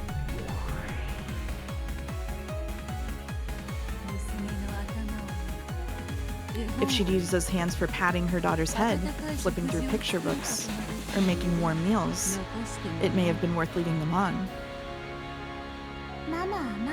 Mama hit my head more than she patted it. She never opens picture books. She doesn't even make me food. I go buy it myself. But I mustn't go to the same store more than once. Mustn't have my face remembered. Mustn't talk to the policeman. Why? Why is that? Is it my fault? Am I not allowed to have Mama pat my head, have picture books read to me, or eat dinner with Mama? Why not? Why not? I didn't do anything wrong. It isn't my fault. It's Mama's. Mama's fault.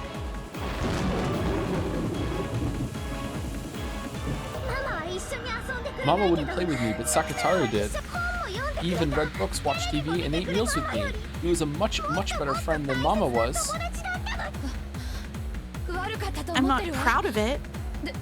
But what am I supposed to do? I'm busy with work. Work, I tell you. You know that, right? It was unavoidable. There's nothing I can do. True enough. It was unavoidable.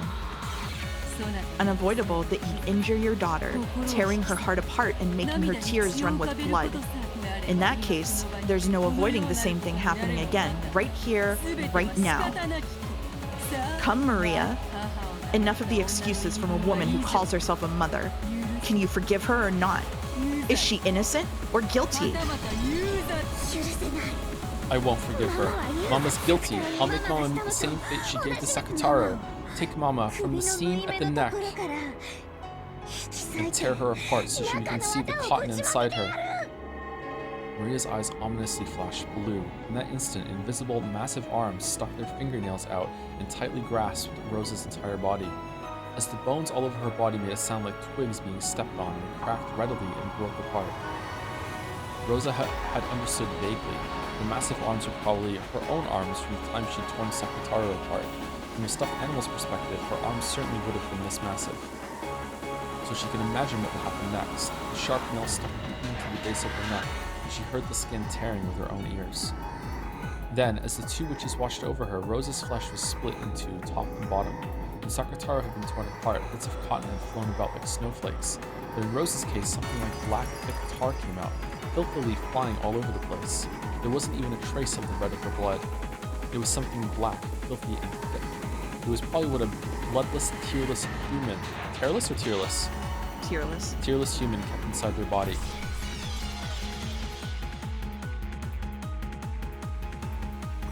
I'm quiet? Joe barely audible? What do you mean? Joe too loud? Joe is getting quiet? What do you mean? I think you were just talking quietly. Oh, was I? Okay, I can move the Yeah, I can move the microphone closer. Okay. This is incredible. Hideous. What filthy insides. Splendidly done, Maria. Well then, is this enough for your revenge? Can you forgive your mother or not? Innocent or guilty? I can't forgive her. Still can't forgive her. She's guilty. When Beatrice brandished her pipe cane, gold butterflies seeped up and restored Rosa's broken flesh in an instant.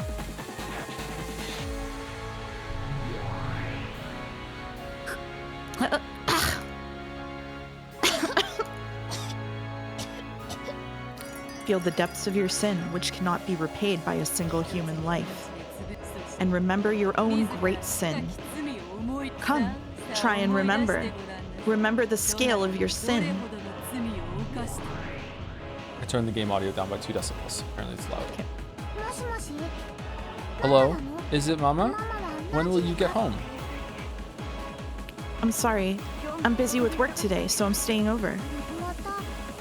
Staying over for work again? Looks like work is tough for you again today, Mama. Yeah, sorry. I really am busy. I'll be holed up in the company the whole time. I can't even get a breath of outside air. Mama just can't finish her job quickly this time. Unless I give them a better design, I won't be given another job. That's how tough this work is. So it'll just have to take some time.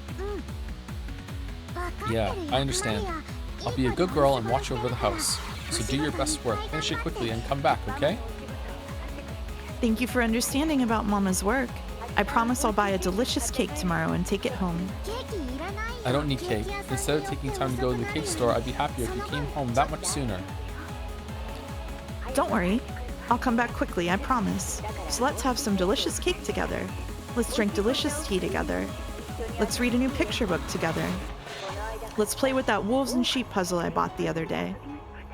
Both of us together, I promise. I think someone in chat said something like, this is a flashback. Yeah, okay, thank you very much. Yeah, okay. I think someone in chat said something like it's another Rosa torture scene. It's been like the third one so far in the story. I think from the perspective of like family abuse, like being pushed down, that makes sense because like not only did she have to get abused by her parents, she also got abused by all of her older siblings at the same time, right? So Rosa has like, in terms of family abuse, she had the most pressure put on her from that perspective. Although you could also say that expectations can be a different kind of pressure. So who knows how that is on Ava and Kraus. It's not really a competition, but my guess is that Rosa probably feels it herself the most, and that is and she tortures herself about it and beats herself up the most. And that's a common thing in this story, right? There's been a lot of flashbacks in this that haven't been black and white, by the way, chat. Just putting that out there. Yeah, I promise. I'll be waiting. Do your best at work, Mama.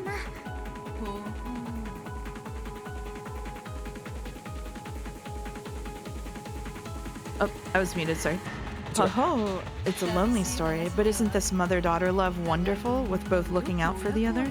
Do you see any problem with it, Maria? Rosa?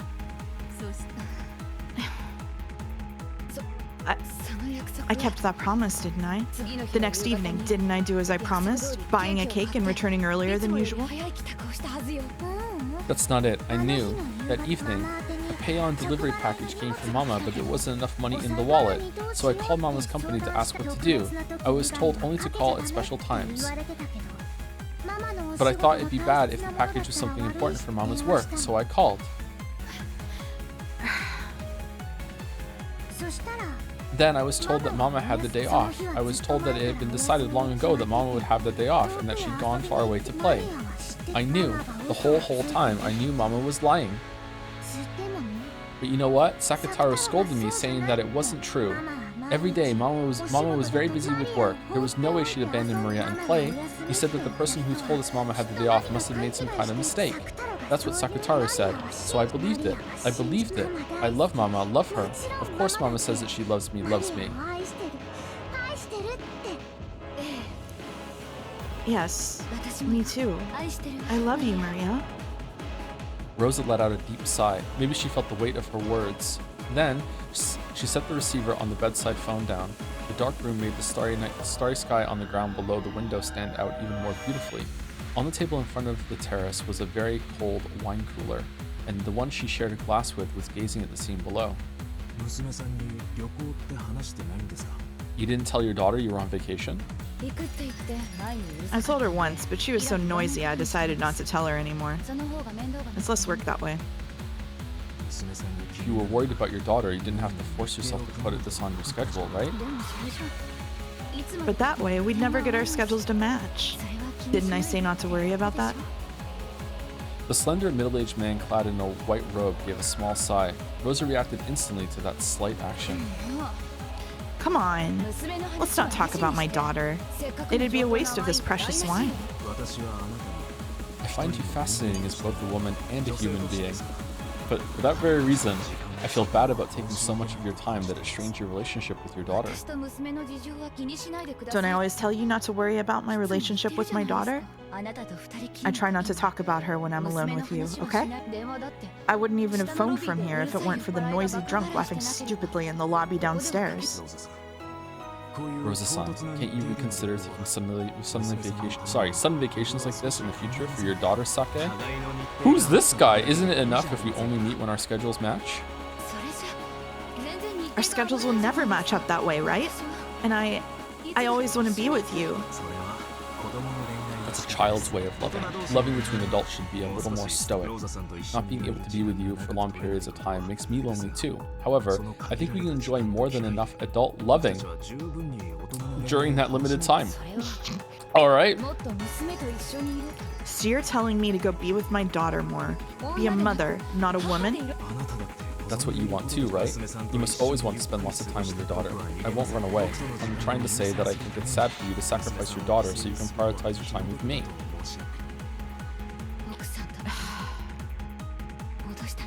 Did you get back on good terms with your wife?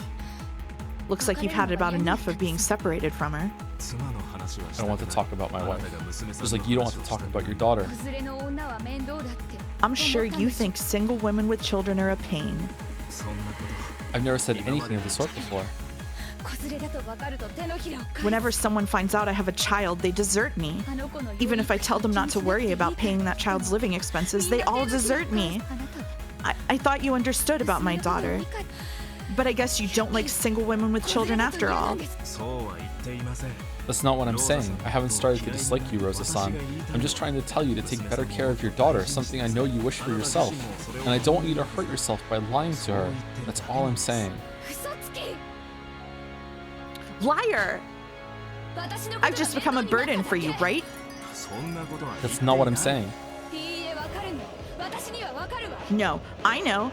I understand. After being abandoned so many times because of that child, I know. I can tell by your mood. Yes, you're already like those other men. You don't want a woman with a child. You don't want a divorcee because that's a pain. You don't want to become the parent of a child made with another man, right? Yes, that's right. I totally get it. I once went out with a man with children, so I really get how you feel. That's why I believed I'd be able to be together with you, a man who understood about my daughter.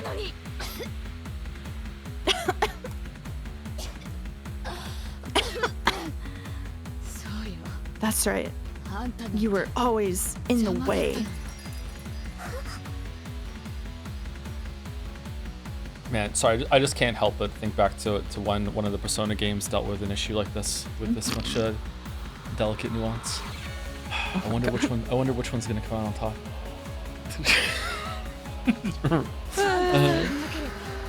Not Persona catching strays right now. Come on, man. Give him a break.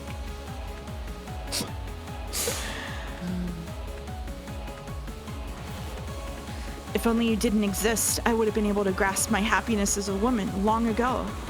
Because you exist, you were always in the way of my happiness. Mama. Even I didn't want you to be born. No, that's not it. I thought I might be able to build a happy family together with you. But that man disappeared right before your birth. He said he'd build a warm family with me, tricked me, and disappeared from my sight for all eternity. Only you were left. No love or memories or anything remained. Where did that man go?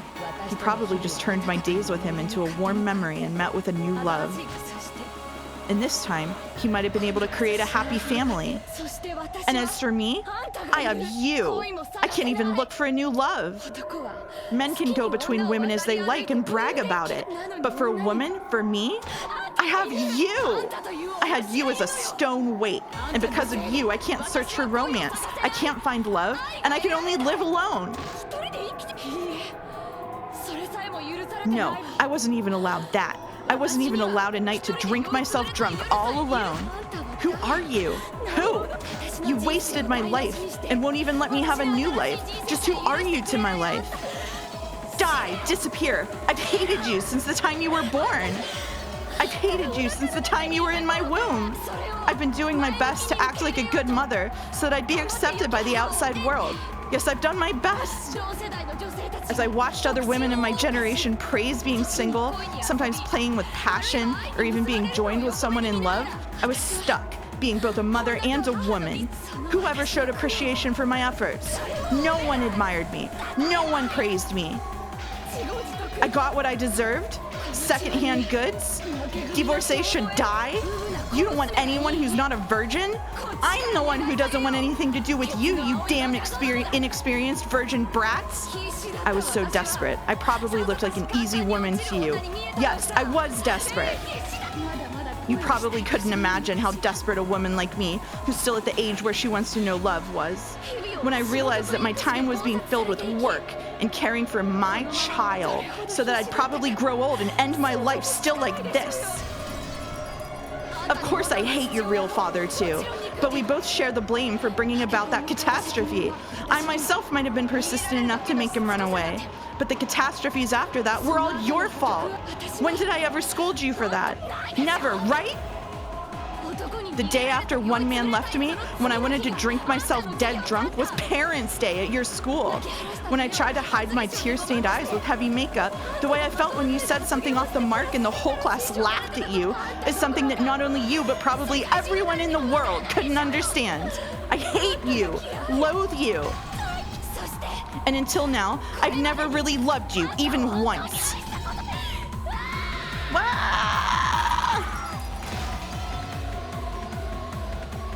Damn. Yeah. Damn. Damn. Oh, damn. You okay? Yeah, I'm okay. I'm okay. I'm okay.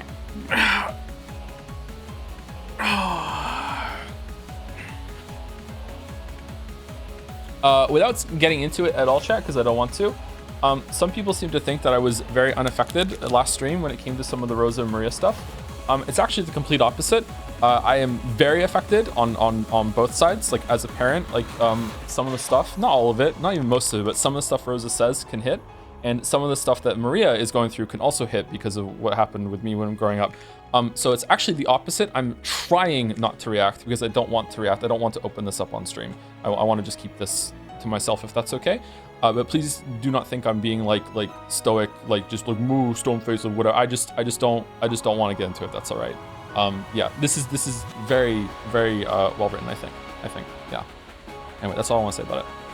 Maria's face was still stiff. If the words really had been blades, Maria's whole body would probably be stained red with fresh blood by now. Even after gaining the power of a witch and resolving herself to take revenge for Sakataro, she couldn't stand these curses coming out of her mother's mouth. Mama. Ooh-ah. Ooh. Ooh. Holy shit, man. Ugly. Ugh, how ugly is a woman drowning in lust? Now you see this woman's true nature. Even I, as a witch who has explored the depths of evil, find this most difficult to watch. Maria, now is the time to part from her. Smash the ugly lump of meat that calls herself your mother. It would be pointless for your pure soul to be bound by the chains between mother and daughter any longer. With your own hand, release your own soul now. You have now gained the tooth and claw to protect yourself. Ooh, okay. Sorry, it was that unique art for this one. Now you'll taste the pain I have to go through. Now I'll take revenge for those days of suffering.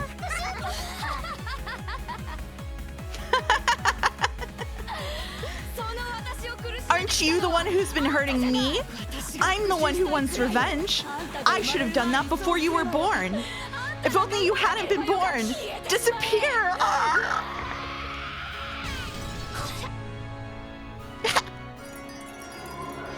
As Rosa howled in a way that could only be described by the word splat. Okay, her upper body was crushed and in an instant became something similar to a wrung, blood-stained towel. Be crushed. I can't forgive you, can't forgive you.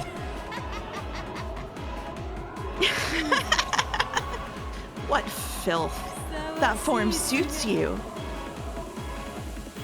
Even though Rose's waist and below was standing normally, just the upper half of her body had been pinched, and that extreme contrast was bizarre. Then she fell over, but the instant she fell, her body was restored.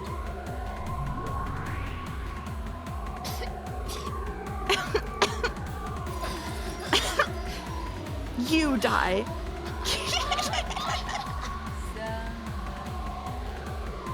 Come, Maria. Is this the limit of your anger and sadness? Now is the time for revenge. Time for the settlement of anger and sadness. Hit her, spit it out. Push out all of the wedges driven into your chest and fling them back at her.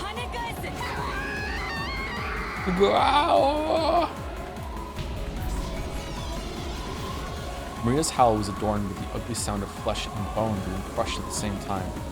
As Rosa, who had foully insulted Maria, lay spread-eagled, a neat, perfect circle was cut out of her chest and crushed as though her chest had been trampled by an invisible elephant. Her heart and her lungs and her ribs were trampled so mercilessly that they were completely indistinguishable. They might have symbolized the pain in Maria's heart up until today. So, Maria, are you satisfied now? Can you forgive your mother for her sin? Or not? Innocent? Or guilty? Can't forgive her. Not yet, not yet. Mama is guilty, guilty, guilty, guilty. Can't forgive her.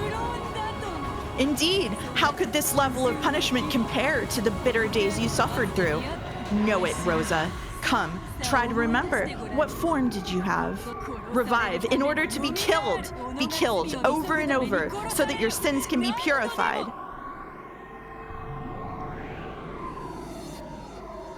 When Beato waved her cane, the body was restored again, and Rosa sat up, coughing violently in apparent pain. And once again, she spat out curses rejecting Maria. You aren't Mama. You're a witch tormenting me, and Mama, I won't forgive you just because you look like Mama. I won't forgive you. You're the witch, aren't you? Always reading creepy books and pretending to play with witches. You're the one who should disappear. Because of you, even I'm treated like a freak. Because of you. Because of you! If only you hadn't been born. Don't be born. I've hated you since before you were born. Wah! Maria screamed. Was she unable to bear her anger and sadness? Or else had she been taken over by an indescribable emotion? It was surely a cry of hopelessness. And yet, it was a reality that had to be accepted. Maria knew. She knew that she was thought of being she knew that she was thought of as a burden, but even though she herself had known that, she didn't believe it. She believed that her mother loved her and had done her best to positively interpret several events that could have made her doubt this, trusting and clinging to her mother's love, but she had no one except Mama. Even so, she really did like Mama and wanted to return to the days when she believed that Mama loved her. So I howled. I'll erase all of it. I won't accept it. I'll deny it. I'll deny the mother who says these things, the black witch who makes her say them, and the part of myself that can't forgive my mother. But I can't deny it. This is reality, fact, the truth, the answer. Without any mistake, this is absolute reality. Maria turned Rosa into a lump of meat over and over in the dark world that reflected her heart, rang the ugly sound of flesh and bone being torn apart, which would make anyone want to cover their ears. Each time Beatrice revived Rosa, she dragged her back into the world of endless torture, which could not be escaped from even by death. This was the true, deepest hell that the endless witch Beatrice could create. However, this world was not made endless by Beatrice's will, because every time Rosa turned into a lump of meat, she asked the same question to Maria. Are you satisfied, Maria? Can your anger forgive your mother yet? How could I forgive her? How could I forgive her? I won't forgive her. Won't forgive her. I'll teach you all of my pain. Teach you much, much more. Still not enough. Not close enough. Since I was born, since before I was born, I can't get rid of the anger and sadness of being neglected so long.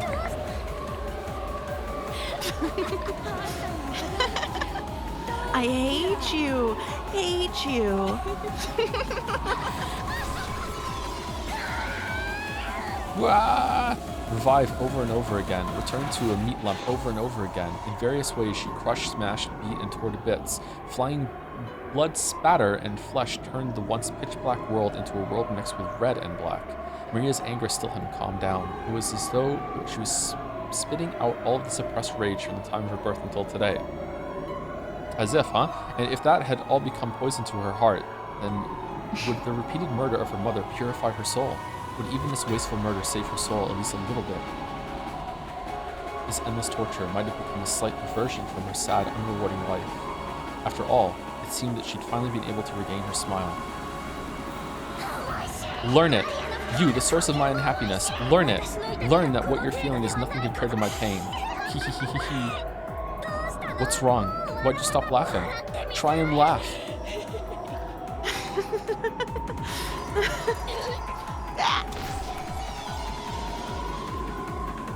Half of her skull collapsed. Eyeballs flew out and black cranial fluid gushed.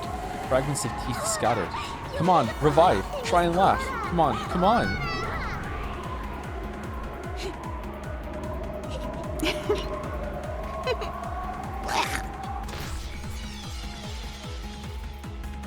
Her whole chest along with her ribs turned inside out, exposing her filthy innards.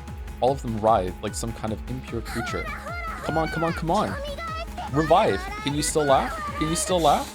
Hee hee hee hee hee. Rosa couldn't laugh anymore, but her face was laughing. It was filled with a twisted laugh and covered with a malice that rejected her unwanted daughter. I erased that laughing voice. Next, I'll erase that laughing face. I'll erase it, I'll crush it, I'll tear it to bits. Oh shit. Laugh. Try and laugh, Mama. What's wrong, Mama? Let's wake up, read a picture book, and go take a walk. Let's say we love each other, make a promise for next Sunday. Let's go shopping, let's go to the movies. And of course you'll break that promise. Hee hee hee hee. Isn't it fun, Mama? Isn't it fun, Mama? I'm playing with Mama now, right? Wahahaha. That's right. You're now playing with your mother, having fun with her. Tell me how you feel right now. I don't believe it's anger or sadness or pain. Yeah, that's right. I get it, Beatrice. I'm having a lot of fun now. I'm playing with Mama, so it's tons of fun. And even though I'm killing Mama over and over again, she can be revived with just a single bit of magic. I took care of my toys because I couldn't fix them if they broke, but if a toy could be fixed, I want to break it over and over again. Hee hee hee hee hee.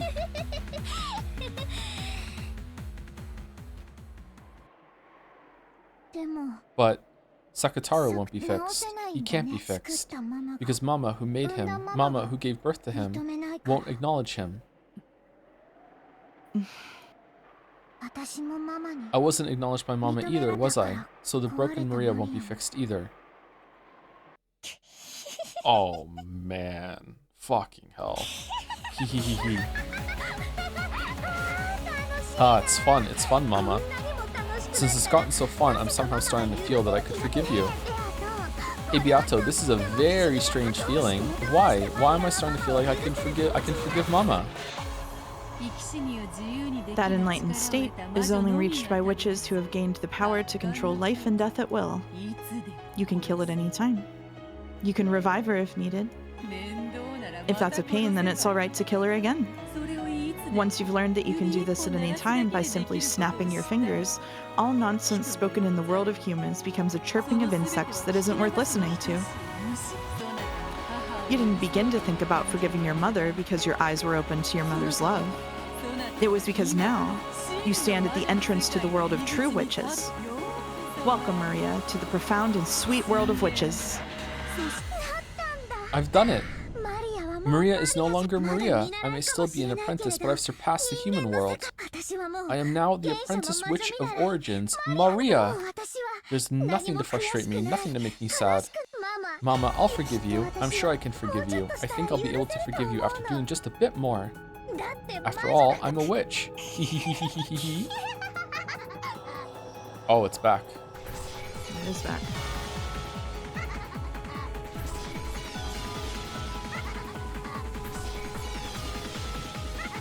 I like this part.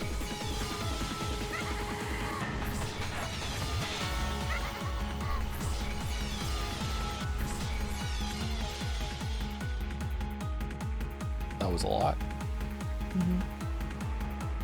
Maria would probably forgive her mother eventually, after brutally murdering her countless times, graciously.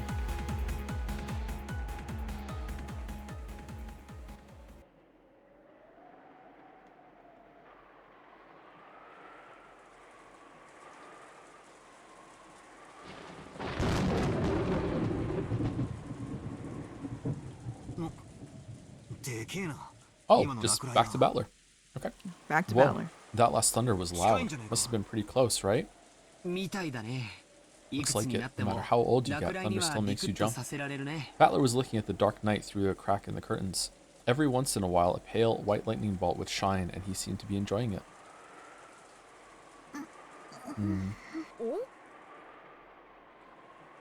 Oh? Look, you were so noisy you woke Maria up. Sorry, Maria. Sorry, Battler's so freaking loud. What the hell, so it's my fault? Sorry, Maria. It's okay to go back to sleep. Good night. Maria was a bit hazy with drowsy eyes. She was probably half asleep and couldn't think straight. Ooh, that's okay. I won't sleep. Nah, go ahead and sleep. You're still half asleep, aren't you? Hehehe. I'm not half asleep. Ooh. Come on, you're totally half asleep, aren't you? Sleep, sleep. I'm not half asleep. Not half asleep. Ooh, ooh. Ooh, ooh, ooh, ooh. Quit it, stupid Battler. Ah, sheesh. What are you thinking, getting a kid who's just woken up into a bad mood? I'm not half asleep. Not half asleep. Ooh, ooh, ooh, ooh, ooh, ooh, ooh, ooh, ooh. I understand, Maria-chan. You aren't half asleep, so calm down. Not half asleep. Not half asleep. Ooh. Ooh, ooh, ooh, ooh, ooh, ooh. Maybe it was because of her delicate mental state after waking up, but Maria suddenly threw a tantrum. Battler had only been trying to tease her a bit. so he was confused by this extreme overreaction. George held her head, trying to calm her down, but Maria's tantrum wasn't going to be quelled easily. Battler and Jessica were trying to push the blame on each other, saying, "It's your fault too." Hey, be quiet, you two. Jessica-chan, there was still some hot water in the pot, right? Did you make some tea for her? Did you calm down, Maria-chan? Ooh. It looked like her tantrum was dying down bit by bit, but she still glared at Battler, who had made fun of her with sharp eyes. Battler-kun was just kidding around. He doesn't really think you're half asleep, so calm down, okay? George noticed. Maria was staring at Battler with incredible eyes. And despite having just displayed all that emotion, she laughed in a small voice. Instead of a laugh, it seemed more like she was muttering while thinking about, or else counting each hi, or he. As though each time she said he, something brutal would happen over and over. Oh shit. George felt something creepy for just an instant, but he couldn't spot the madness that peeked out of the depths of the girl's eyes for just a moment. After a short period of stunned silence on George's part, Maria stopped her bizarre, quiet laugh and pushed George's arm aside as though telling him to let go. Ooh, I'll forgive him. Alright. Alright. Motherfucker can write. Alright. He can write sometimes. Alright. Why can't he do this all the time? Fucking hell. Really? Partially a translation. Yeah. You're such a good girl, Maria. Battler-kun, Maria-chan forgave you. Make up. Yeah, sorry for teasing you. Forgive me. Hey, Maria. Let's make some cafe au lait as a sign that you've made up. I'll put in lots of sugar so it'll be sweet. I don't need it, but I'll forgive you. Because I'm a witch. One more time, Maria laughed in a creepy, quiet voice. But it was only for a very short time, so Battler and Jessica didn't think much of it. They decided to think that it had probably only looked that way when the lightning lit her cheek with a pale white light for an instant. At that time, they could hear the sound of loud footsteps coming from the hall. It was already about 10:30, late at night. Late at night is usually a time when you aren't supposed to be disturbed. Hearing footsteps like that at this time was far from calming. Then, along with a clearly ominous knock that repeated fiercely, they could hear Goda and Kumasawa's voices. That clearly told them that this was an abnormal situation. Children, are you there? Are you there? It's Goda. Miss Kumasawa, is everyone okay? Oh, what has happened? What has happened? When George opened the door, the two of them tumbled in, sopping wet. It looked like they had dashed here from the mansion without an umbrella. What's wrong, you two? Did something happen? It was the master and Kraus-sama and everyone. Whoa.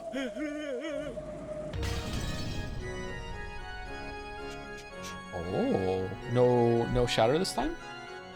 No shatter. No shatter. Alright. You want to take a break and do one more chapter, or you want to call it there? How long is the next chapter going to be?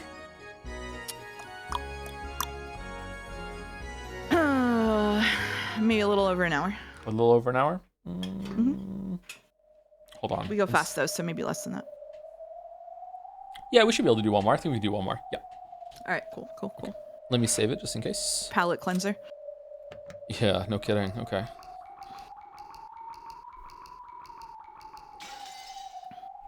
Yippee, says chat. I don't think I'm gonna make a tea, but I might get some water. I think I had a Gatorade here too with this tea. Before I go, thank you to Toasted Waffles for the resub. Hey Joe, dropping by to sub. Couldn't catch this live. Dancing Joms will watch VOD later. Well, I hope you hear the thank you later, Toasted Waffles. Thank you very much. Thank you, a cat named Doge as well for the resub. Big appreciate you. Hope all is well. Thanks. And thank you, Parnik, for the bits as well. Rosa fucking everything up. Why would Maria do this? Thank you for the bits in the message. Let us wait, hold on. Tips before you're dead at end of stream? What? Tips? What kind of tips? Tips? Tips about what? I don't think they're in here. Oh, there's some new ones here. We'll do them later, I think. Do you have a tip? Did we read the tips? For give Chad a tip about something? Yeah, the tip is that if you've been sitting the whole time, you should walk around. It's your break time. It's break time. Go brush your teeth. Ooh. All right, muting the microphone. 3, 2, 1.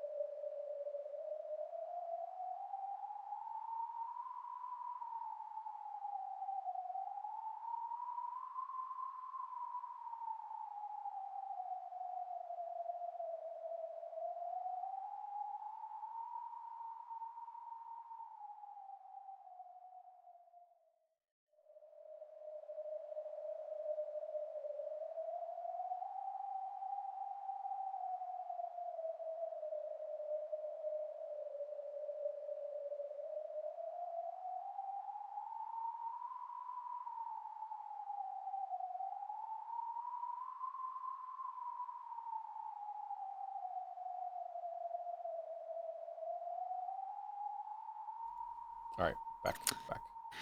Hello, chat. Oh fuck. Voice assignments. Shit. Fuck. So in this chapter, I'll do all the Coscodal? female voices. Coscodal? Coscodal? Okay, yeah, do Coscodal. Okay, but in this chapter, I'll do all the female voices, you do all the male voices, and I'll do narration. How about that? We call it. Okay, now I don't have time for Coscodal. That's okay. That's all right. Go ahead. Do Coscodal. Do it. Who's gonna stop you? Me, I don't want to now. Go to do it. This is Do awkward. it. No, I Open can't. it up. I can't do Open it. it up. It's too much pressure. Okay. Oh All right. my god, just do the fucking Coscodal. Do it. This never happens to me. Okay. I'm sorry.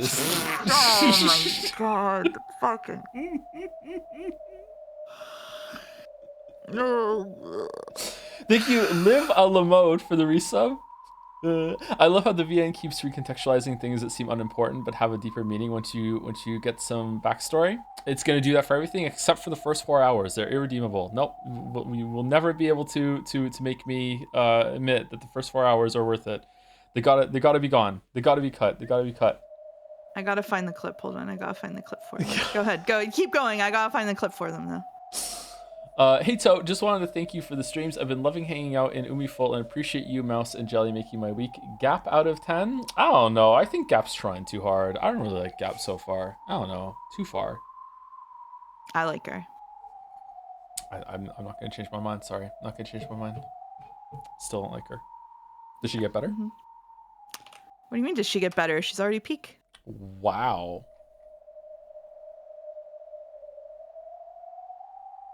It just happens, just fake that you did it. just fake Coscodal. Okay. All right. Oh, Falzar rated. Hey, Falzar. Thank you for the raid, Falzar. Hello, Falzar.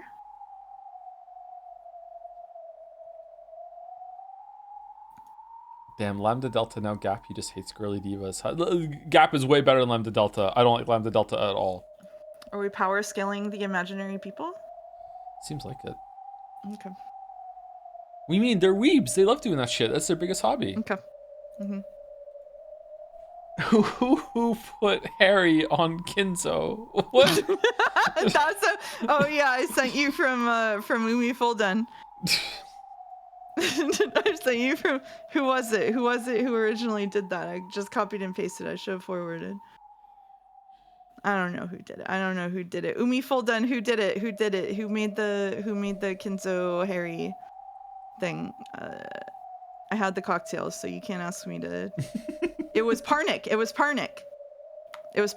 No, it was Rain. No, it was everybody. It was Umi Fulden Hive Mind. Okay. Easy peasy. It's that easy. Okay. All right. So you're doing the narration here? Right. Yep. You ready? I'm ready. Stay strong, Mouse. I'm so strong. I'm the strongest in the world. I do CrossFit. It was a pitch black room. There were no windows, and with the weak light bulb, one could just barely make out the state of things around them. It appeared to be an old, forgotten underground storage room with some kind of dusty furniture haphazardly thrown into it. However, even with just a little light, one could at least make out that it probably wasn't a storage room. After all, that room was sealed off with iron bars. Where is this? I don't know. Could this be underneath the mansion? Has there always been a room like this directly underneath the dining hall? They had dropped into what had appeared to be a pit, falling into this room. Therefore, it was natural to assume that this room was directly under the dining hall. However, not even Kraus could bring himself to believe that there were pitfalls rigged in his beloved dining hall where he had enjoyed his meals for years, and that this dungeon-like room lay directly beneath it. But the ceiling above was of crude stone craftsmanship, and they couldn't understand how they could have fallen from somewhere up there. No, all 5 people who had been dropped here thought the same thing. Although they'd had the sensation of falling into a pit, there was no way there could be pitfalls in the dining hall, nor could this dungeon-like place be directly under it. But the truth was that they had actually fallen into this place and were locked in. So they were confused. Nanjo, it is lucky that no one was hurt after falling from such a height. Shannon, Cannon, did either of you two know? Did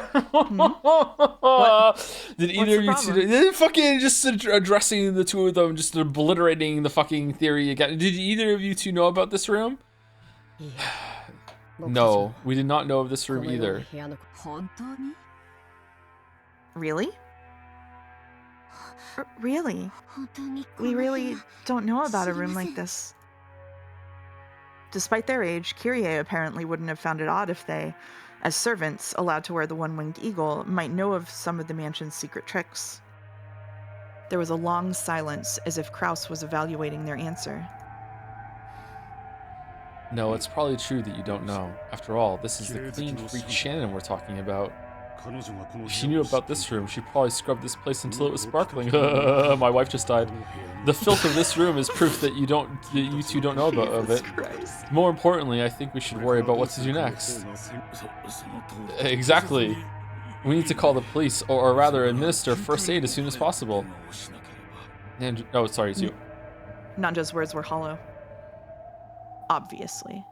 6 people had been killed in the dining hall. Everybody had seen the exact moment when they'd been killed. And since half their heads had been destroyed, anybody could tell that the deaths had been instant with just a single glance. Everyone understood that first aid no longer held any meaning. Thank you, Dr. Nanja. We already understand that our partners are no longer alive. Thanks for trying to console us by mentioning first aid. Natsui. Oh yeah, Natsui. Once again, a gloomy silence dominated the atmosphere. But Kraus shook his head harshly over and over and for the time being, decided to forget the pain of losing his wife and to dedicate himself to figuring out where they were. Everyone, listen to me. Father is hopeless now. We've passed the point. He's searching for a reason or an explanation that can be expressed in words. Nobody answered. Without any kind of discussion or mercy, 6 people had been killed in an instant. And Kinzo had even been so bold as to proclaim that we'd become sacrifices for a ceremony involving 13 murders. Since we've been locked up in this place, we too will probably become the ceremony's next sacrifices soon.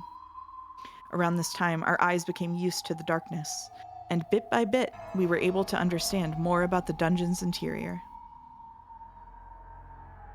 What we thought was furniture, haphazardly left in the dungeon, turned out not to be furniture at all. They were things like small cages to lock people in, restraints, or else torture racks. At any rate, it was obvious that it was eerier than a mere jail cell. Since the objects were rusted together and coated in thick dust, there was no doubt that they had been forgotten. Maybe you could even call these things Kinzo's sealed and forgotten madness. However, we had been locked away in this room. My chinchillas are hitting things again, sorry. Those objects weren't exactly comforting to people who were locked up, hoping to be released without harm. At any rate, let's get out of here. We've lost loved ones and friends and would like to spend some time shedding tears. But more than that, I'm worried about the children. I wonder if the children are safe. All we can do is pray. Come to think of it, Kumasawa and Goda aren't here. Perhaps they were able to get away safely. You never know. It would be a relief if they were able to meet up with the children. When the going gets tough, Goda-san is reliable, and Kumasawa-san is knowledgeable and calm. I'm sure they'll be able to help the children. Yes, that certainly would be comforting.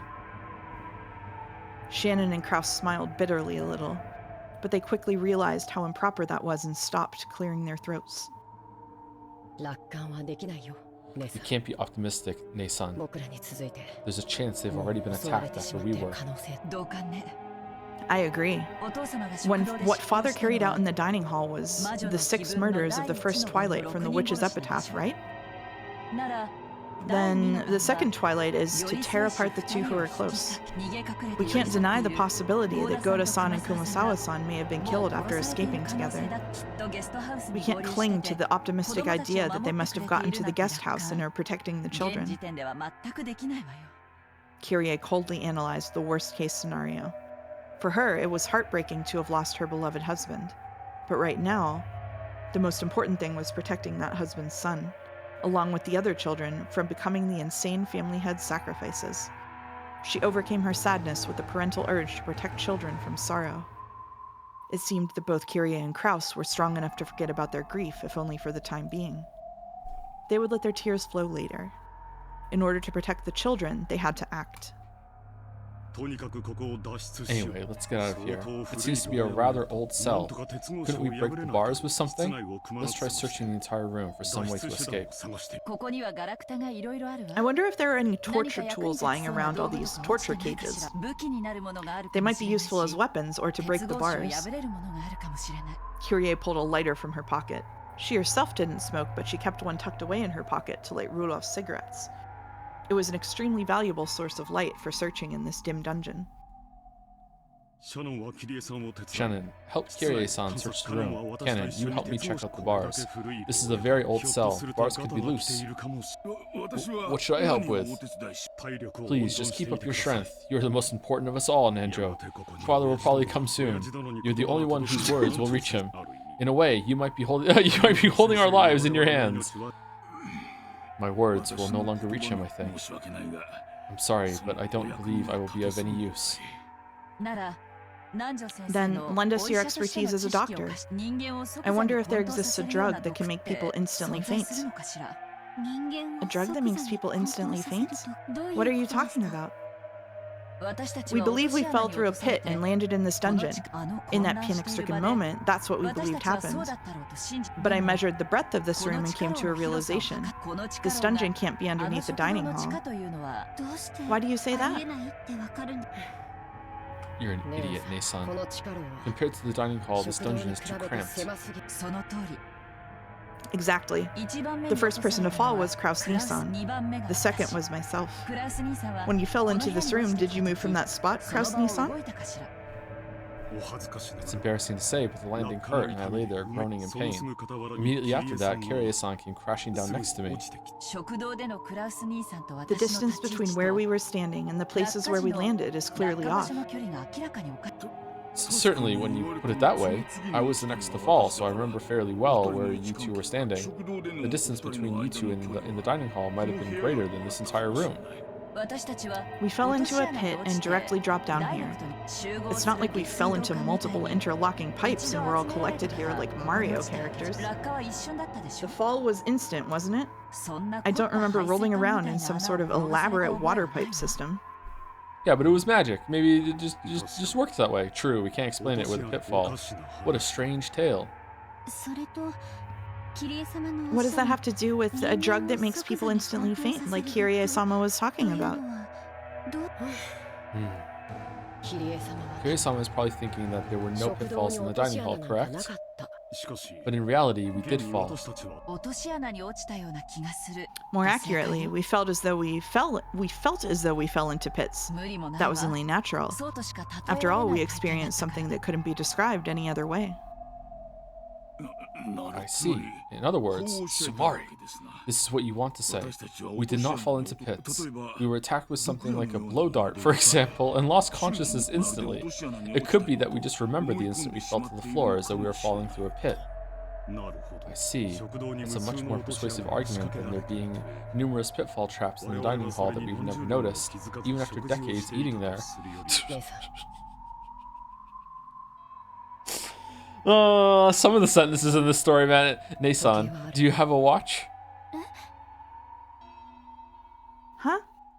Yes. I have a pocket watch. It's about 10:40. Yes, my watch says the same. In short, it's only been a bit more than 10 minutes since that uproar in the dining hall at most. That's a Sumari, by the way. I missed a Sumari, I'm sorry. My watch has the same time. That's much too short a time to knock us out and carry us somewhere. Judging only from the time, it's reasonable to assume that we did fall through a hole leading directly underneath the dining hall. They could have tampered with the watch hands as much as they wanted.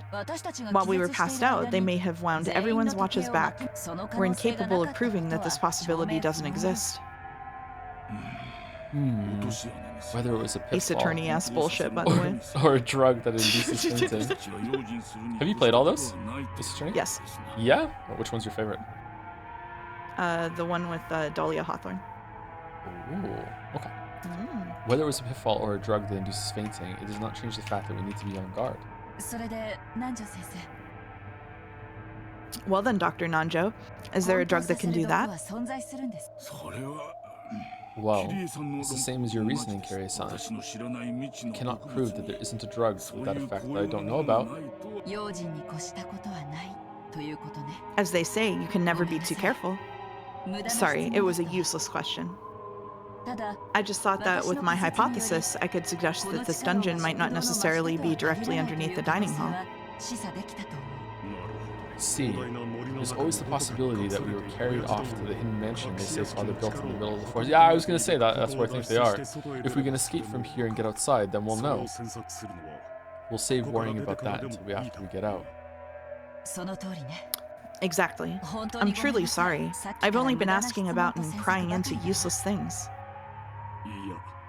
No, it's quite promising. If you notice anything else, please tell us. It might become a hint to escaping from here. Rudolph was always talking about you. He said he was always surprised by your ideas, and they would sometimes give him valuable hints. The fact that you're here is a blessing within a tragedy. I can't believe that you're single. Thank you. I heard something from Rudolph-san as well. He said that you usually just swagger about, but when things get serious, you overflow with a sense of responsibility and can be a very dependable older brother, and I can't believe that you're single. Haha, that's too kind. Damn it, at any rate, these iron bars won't even budge. How are things on your end, Canon? No, this side is no better. Kraus and Cannon tried wiggling the bars in various ways. There were a few bars that could be twisted, and a few had enough space to rattle a little bit around in, but they couldn't be broken with human strength alone. However, there was still hope if they could use some kind of lever-like tool.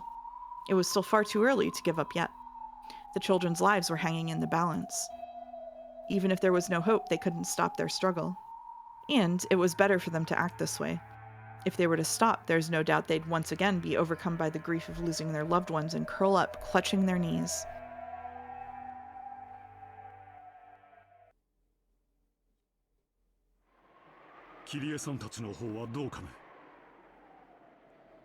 How are you doing, Kirie-san? Find anything? I found some small stones that we could hold onto and hide. Something like this could probably be used as a weapon. Though it'd probably be impossible to whittle down those iron bars with them. How about you, Shannon-chan? No, nothing. This is a phone. I doubt it's connected. But we might be able to use the cord as some form of string-based weapon. If we break it, we could take out the metal parts. Kraus-san, there's a keyhole for opening the bars, right? Yes. It's a pretty large hole, quite old-fashioned. If we twist some wire into it, we might be able to pick it. We might be able to use the metal parts of the phone as a substitute for something. This phone will become our weapon. It's just like investing. What? Our weapon is information. Kraus and Kyrie laughed together at how they hadn't even thought of using the phone as a means of communication. Meanwhile, Shannon just picked it up and started talking to someone. What are you doing, Mason? I wondered if maybe the phone was working. You dummy, Nasa. It's like an escape room, and Shannon knows the answer, and she's pissed at everyone else, being like, "What are you doing? Why don't we just try the phone?" Have you guys tried picking up the phone before you take it apart? Just a thought that I'm having. Like, no, you don't have to listen to me, but whisper. Huh? What? At that point, Shannon let out a small, surprised cry. Kyrie-sama, this phone, it's connected. What did you say? It was like when people move out of an office, taking everything with them, leaving only the telephone behind. That's the feeling the phone gave off, having been left in the corner of the cell. The cord was wound into a coil, the tip of it being swallowed by the wall, and just looking at it, there was no reason to assume it wasn't hooked up. But to think that it actually was... Kyrie took the receiver from Shannon and pressed it to her ear. Certainly the electric hum of a phone was a familiar sound. And this phone was certainly live. Why does the prison cell have a phone? What? Good luck. Let's contact You the get police. one call. Hold on. This is too good to be true. Could it be bugged? What? That's your reaction? Let's not use the phone because they might be overhearing our conversation after putting us in prison? If they were planning a trick like that, normally they would cut the telephone line. There's actually a good possibility that they overlooked this. If they noticed, they might actually cut the line this time. There's nothing we could tell the police that would be problematic for us if they overheard. Surely that was true. The point of a wiretap is to overhear some important piece of information, but the way things were right then, she couldn't think of a single thing that would come up in a conversation to the outside world that might be troublesome to have overheard. Kyrie instantly concluded that it was more likely to be a mistake on Kinzo's part than a trap. You do have a point. I believe you start with 0 to make calls through the external line. Kanekun, I'm gonna make a phone call, so will you watch how things are out there for me? If you sense somebody coming, let me know. Yes. Cannon raced off toward the iron bars, silenced his breathing, and strained his ears. As everyone present watched her, Kyrie dialed 110. 37. However, she pushed the hook down and redialed many times. It didn't seem to be working very well. The outside line begins with 0? 110 would be 0110 then, right? It doesn't seem to want to go through. Kinzo strategically placed phones all over the place just in case he just suddenly had to call Domino's. Emergency pizza. Leono? Yep, Leono.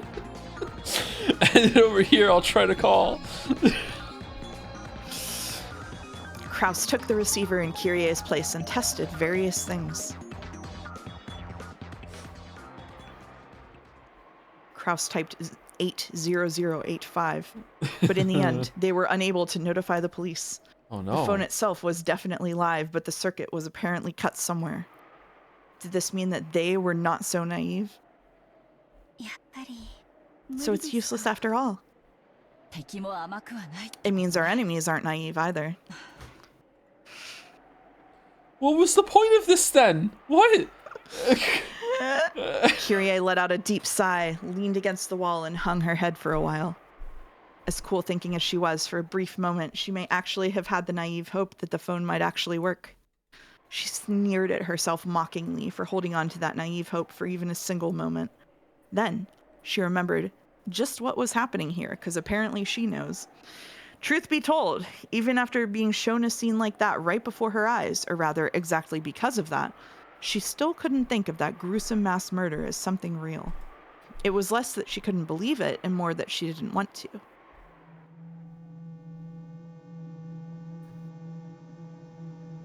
This is black and white, so it's a flashback, okay? Oh, thank you so much. Thank you. Ushiromiya Kinzo killed 6 family members. He summoned strange witch-like demon people right out of thin air, and with something like magic, began to kill people one after another. It's just all so screwed up. Even though she definitely saw it, there was no way she could accept that spectacle. There's no way that's what happened. Those were obviously father's friends or something. They just hid somewhere in the dining hall beforehand and used some tricks to appear suddenly and fool us. There's no other way to explain something as screwed up as that.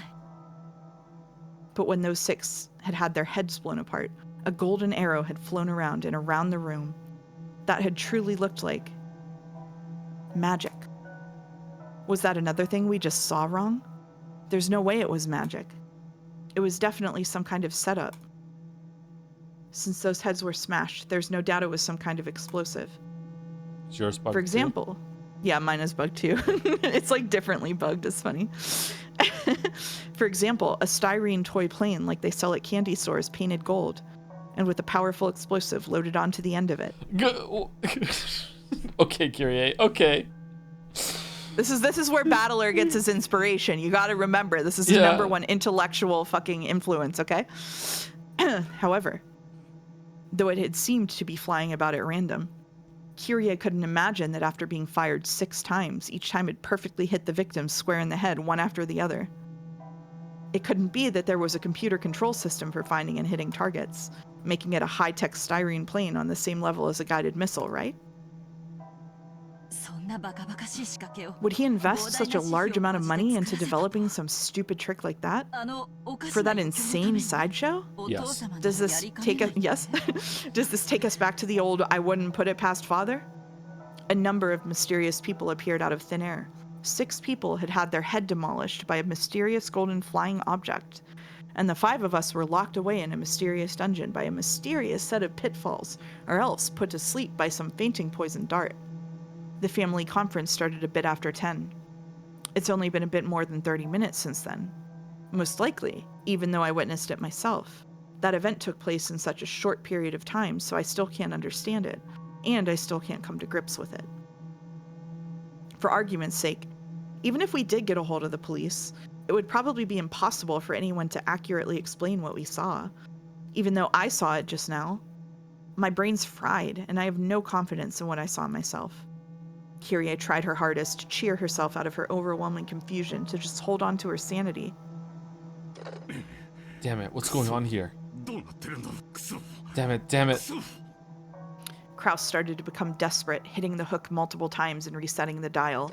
Kraus had also been feigning composure, but he was unable to hide his panic. The more he retried the dial, the more the pretense of serenity peeled away. I don't know what's going on anymore. Kyria couldn't help but pray that the events that had just occurred were a dream. At that time, the look on Kraus's face changed. Oh? I got through! It's ringing! Really, Kraus-san? No, I see. How shallow, old man. Since we can't contact the police, the external line has probably been cut, but he failed to sever the internal line. The internal line? Kraus-san, where did you call? The guest house. I'm calling the room where Jessica and the rest are staying. Hello? Hello? It's me. You're... Goda? Is Jessica there? Is she safe? Cross-sama! I'm so glad you're safe. Yes. Lady Jessica and the other children are here as well, safe and unharmed. Dad? Is it Dad? I'm so glad you're okay. Is Mom okay? Is she there? You're... Kraus choked on his words. Kraus had clearly seen Natsuhi's head crushed, had seen her killed right before his eyes. Eventually, he was going to have to tell that to Jessica. However, Kraus began to fret over whether he should tell her now or not, and lost his words. But even that was an answer under these circumstances. I don't know about your mother. Let's pray for her safety. For now, I'm just glad you're safe. Yeah, I understand. I'm sorry for asking. Jessica's voice was filled with tears. Kraus was certain now. Jessica and the rest had heard everything, start to finish, after meeting up with Goda and Kumasawa at the guest house. When they learned that 6 people had been killed, they must have been anxious to rush over to the dining hall. Luckily, he'd been able to call before they'd stormed off toward the mansion. Kraus was relieved at this good timing during such a tragedy. We have Kirie-san and Dr. Nanjo, as well as Shannon and Kanon here. We've been locked in a place that's like a dungeon, but don't worry. We'll figure something out. A dungeon? Where? We'll come and save you.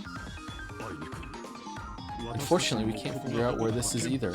We think it may be under the dining hall, but that might not be true.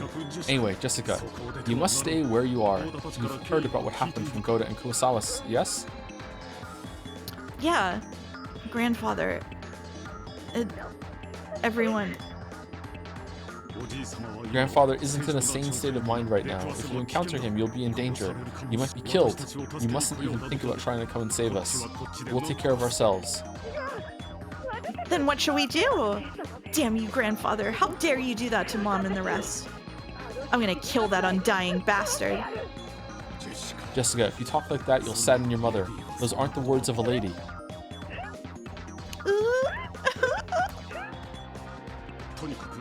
Anyway, put your own safety first. Lock all the guest house doors, but you mustn't overestimate how safe that will make you. The large window in the first floor lounge might get broken. Stay in your room and use a bed to make a barricade. There's a toilet and a fridge in there too, right? You should be able to stay holed up until tomorrow morning. Listen up and I'll say it again. Don't think of doing anything violent. Don't even think about trying to take revenge for Mom. Only think of hiding, of getting through this without provoking our enemies. Yeah. Yeah. I understand. Dad. Ugh. Sorry, the pin. Now, Jessica, Yeah. I will use an analogy to explain this. Let's pretend your mother's skull was represented by a valve, like for a stock, perhaps. Now let's say this. Sorry, value. But for a stock, perhaps. Now let's say this stock suddenly dropped in value. Let's say by roughly by 1/2.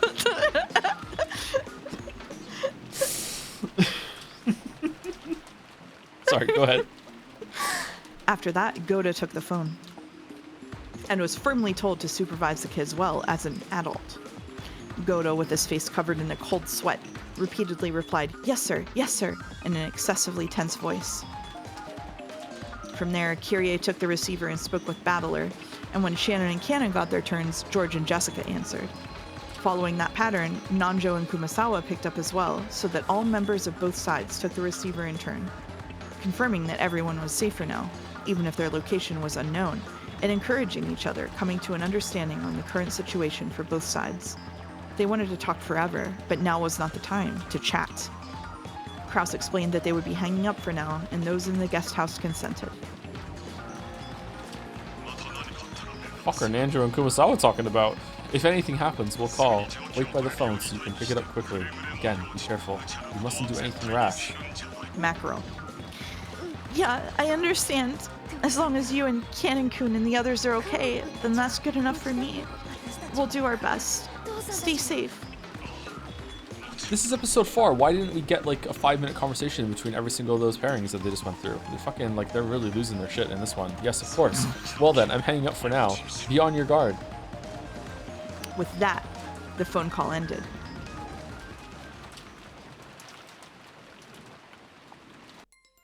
Goda and the rest of the men quickly descended to the first floor, closed the shutters, and secured the sturdy locks on the doors. However, just as Kraus had worried, there was nothing that could be done about the beautiful wide window in the first floor lounge. If someone broke that, it would be easy to get inside. It wouldn't be hard for someone like Kinzo, who hadn't hesitated at committing murder, to invade the first floor. It's likely that Grandfather and his followers will be armed. Locking ourselves in our room is our best bet, and moreover, our only method of forming a barricade. It's painful that we have no choice but to hole up in a sealed room, but if our enemies are carrying guns, then that's the only method we have left to us. I have heard that the Master has a collection of working guns. That's right, guns! That was a gun! If so, it must have been a horribly powerful gun. You can't contend with that at all. It takes a lot of force to smash someone's head open, right? So it might be a magnum bullet or something like that. Yeah, that'll probably go through a flimsy door like it was nothing. If so, then that's even more of a reason to hold out in our room. Let's slide a bed in place and block the window too. If we do that much, then no matter how many guns they've got, they shouldn't be able to raid us. Crap, all we can do is this passive, one-sided defense. Damn it, dealing a finishing blow to Dad and even capturing Kyrie. It's gonna cost you, you damn geezer. Impossible, there's no way we can compete with them. Besides, it's not just the Master, he has his underlings too. There might even be more of them. Just what are they? Battler was filled to the brim with the urge to get revenge for Rudolph, and to rush out of here to save Kyrie. But just by looking at how terrified Goda was, there was no doubt in him that this would be reckless. It's gotta be hard on you too, right, Aniki? Yet you've got to stay holed up here, damn it. Of course, I'm torn up about it too. It's not like I can remain calm with both my parents murdered. But specifically because of that, I have to remain calm. Do you think our dead parents would want us to die in vain? There's no way they would. They'd want for at least their children to escape. So I will survive, and I'll report this to the police and uncover everything. I'll leave my enemies to the courts. That is my revenge. I fucking hate George so much. There's no way our parents would want us to die taking revenge for them. Right? You're right. It's just as you say. Damn it, you old bastard. What's this about a ceremony? If we're supposed to be sacrifices or something like that, then we'll escape no matter what it takes, ruining this precious ritual of yours. That's right. Besides, you still have Kyrie-san, Battler-kun, and I still have Shannon. Anyway, let's be cautious and wait for our chance. Any careless actions on our part might just end up causing harm to those who have been captured. Hostages, huh? But grandfather captured them so he could use them as sacrifices, right? If we don't go and save them, then are we just waiting for them to get killed? We don't even know where the dungeon they're being held is. Shannon and Ken-kun didn't know about it, and of course Goda-san and Kumasawa-san didn't know either. The possibility that they're in a secret location that only grandfather knows of is incredibly high. Under these circumstances, aimlessly wandering about would be practically suicidal. I wonder if they check what time it is about the watches being rolled back when they're on the phone. I understand, but still, damn it, are you saying the only thing we can do is stay confined here until something happens? Because that would narrow it down, like, how carrying the amount of people far you did in 10 minutes. It has to be in the mansion at that time, right? About the time. Yeah, they might not know that they're in a murder mystery, though. Oh, that's true. Yeah, I would know. You would know? Okay. I would know. Cool. No, Kyrie-san knows she's in a murder mystery. Battler-sama, I understand how you feel, but let's put safety first. From what Kraus-sama said, they seem to be in a fairly old cell, and they may be able to break the bars somehow. The wise choice of action now is to believe in them and wait. Grandfather has a number of subordinates, and they're all armed, correct? Yes, he does, and they're probably all armed.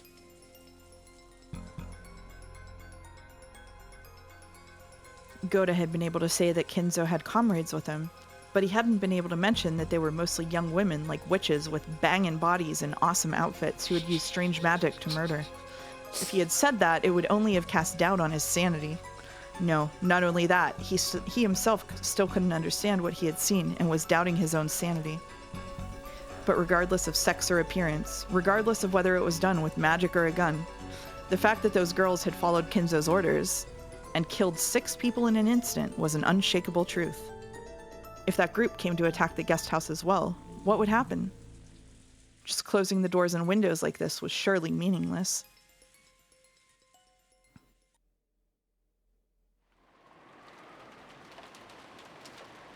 Goda and Kumasawa, the only thing left for those two who had witnessed that massacre in the dining hall, was to cradle their heads without knowing how to interpret what they had seen. Kumasawa-san, are you Maria okay? again? Okay, Yeah, sure. you're Maria again. Want some tea? Thank you very much. Thank you. I'm sorry, but may I be left with my thoughts for a little while? Maria tried to be nice, but it seemed that Kumasawa still hadn't been able to clear away her confusion. Maria, thanks for being so considerate. Let's let Kumasawa-san rest for now. Ooh. Jessica was also worried about the shock those two must have received after witnessing such a tragedy. But her wildest dreams couldn't even come close to the unbelievable scene Kumasawa had witnessed. Nevertheless, with her mother murdered and her father captured, it wasn't as though Jessica could stay calm either. She sealed her anxiety and sadness using her anger toward Kinzo and walked irritatedly around the room.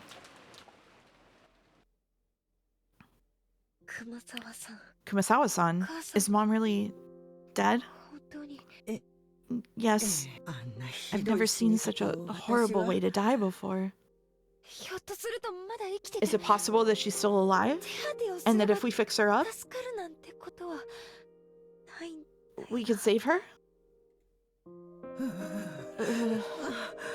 It's not possible for a person to have something like that done to their head and live. Yeah, you're right. There's no need for first aid. Once your head's smashed, usually... When Goda had come flying into the guest house, he had, overcome with agitation, told about the massacre in the dining hall without concealing anything. Except for the part about witches and magic, which they themselves still couldn't believe. In other words, Tsumari. He hadn't even sugarcoated the cold-blooded way in which Natsuhi and the others had died. It was too late now, but Kumasawa regretted the fact that they'd obviously said so much. Too much. However, while lightly shaking her head and with a slightly painful laugh, Jessica spoke. Actually, thanks to what you told us, I was able to stay level-headed. If you'd avoided mentioning the part about her head being smashed, I would have thought she might still be alive. Then I would have run off toward the mansion, met grandfather, and I might have gotten killed. That sliver of hope could have been fatal in the end. So I'm grateful. I'm truly sorry. I'm so sorry we didn't choose our words more carefully. Don't worry about that now. There's nothing we can do for Mom, but Dad's still alive.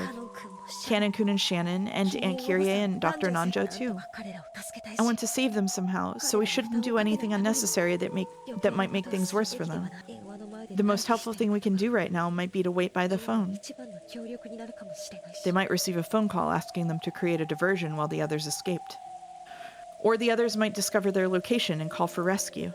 Jessica understood that in order to act promptly when that time came, the only thing they could do for the time being was to wait in this room.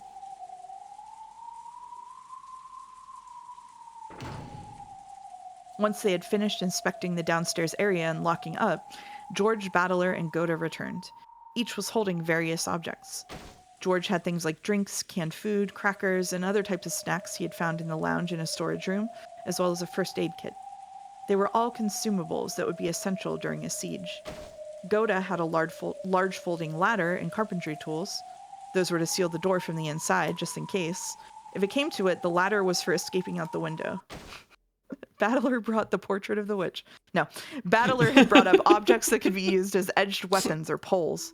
In addition to the obvious kitchen knife, there was a disassembled table leg that could be used as a club, and a pole roughly the size of a person, which he'd apparently made by taking apart a hat stand. Even though the pole had no point, it could surely be used like a spear. There was a good chance that their enemies had guns, so it was dubious whether these would be of any use. But it was still better than not having them, and if having these could give them at least a little peace of mind, then they'd be useful for their calming effect. Then the bed and the sofa were placed up against the door, barricading it. They didn't go so far as to seal it up with nails. There was still a chance that Krause and the others would escape and come to meet up with them. They had apparently set up a barricade at the top of the stairs as well. It had been set up in a way that would create a racket, so it would serve as a warning alarm as well. That had apparently been Battler's idea. For that reason, they turned the TV off. This way, if the first floor window were to be broken, they would hear. Once the switch had been turned, all that was left was an eerie silence.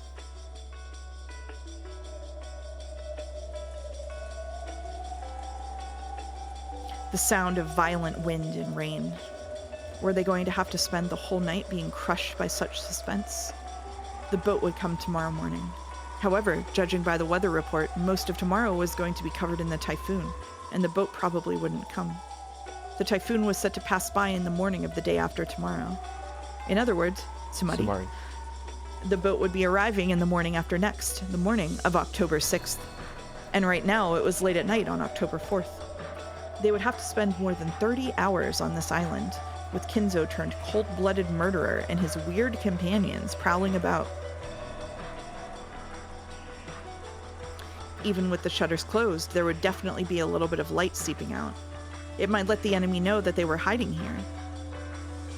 Battler suggested that it might be best to turn off the lights, but they had already been overwhelmed by a ghastly feeling just from turning the TV off. There wasn't anyone who directly challenged his proposal, but then again, there wasn't a single other person who agreed with it. Ooh, we can't watch TV? Yeah, sorry, but you'll have to bear with it. We can't just let the sound of the enemy breaking in slip by. Boring. Even though she'd been told of her mother's death, Maria alone didn't feel an approaching sense of danger. She just seemed to be upset that the TV had been turned off. Even though she's in such a bizarre situation, can she not share in our sense of danger? Is it because she's so young? To Battler, even this faintly unsettling feeling from such a young girl made him sense that there was something very eerie about Maria.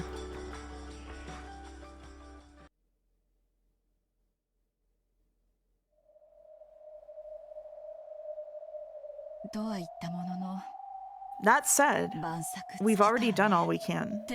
Do you think you'll be able to do anything about the bars? Unfortunately, they're tougher than expected. I don't know when these were made, but there's no problem with their lifetime guarantee.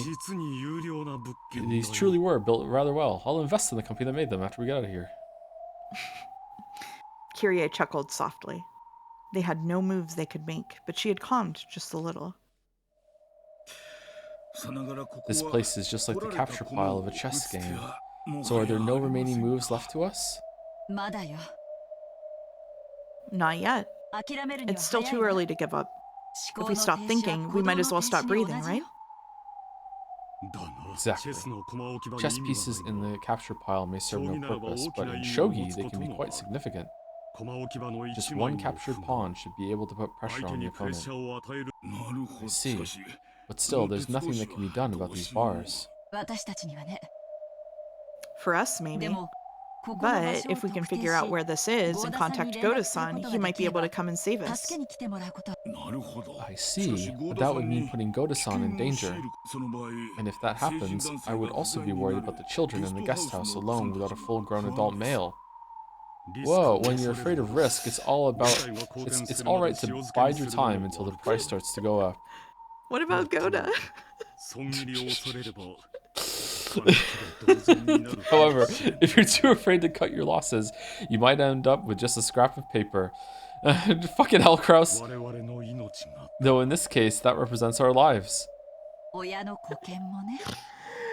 And our dignity as parents, right? After talking big like that during the telephone call, telling them that they should behave just because we'll manage something on our own, we can't just start asking for help right away. That would be very uncool. By this point, I've long since thrown out such useless pride. Why don't we put our heads together? Where is this? Is it really underneath the dining hall? Or else, is it a different place separate from the mansion? Kraus, Kirie, and Nanjo began to discuss this further.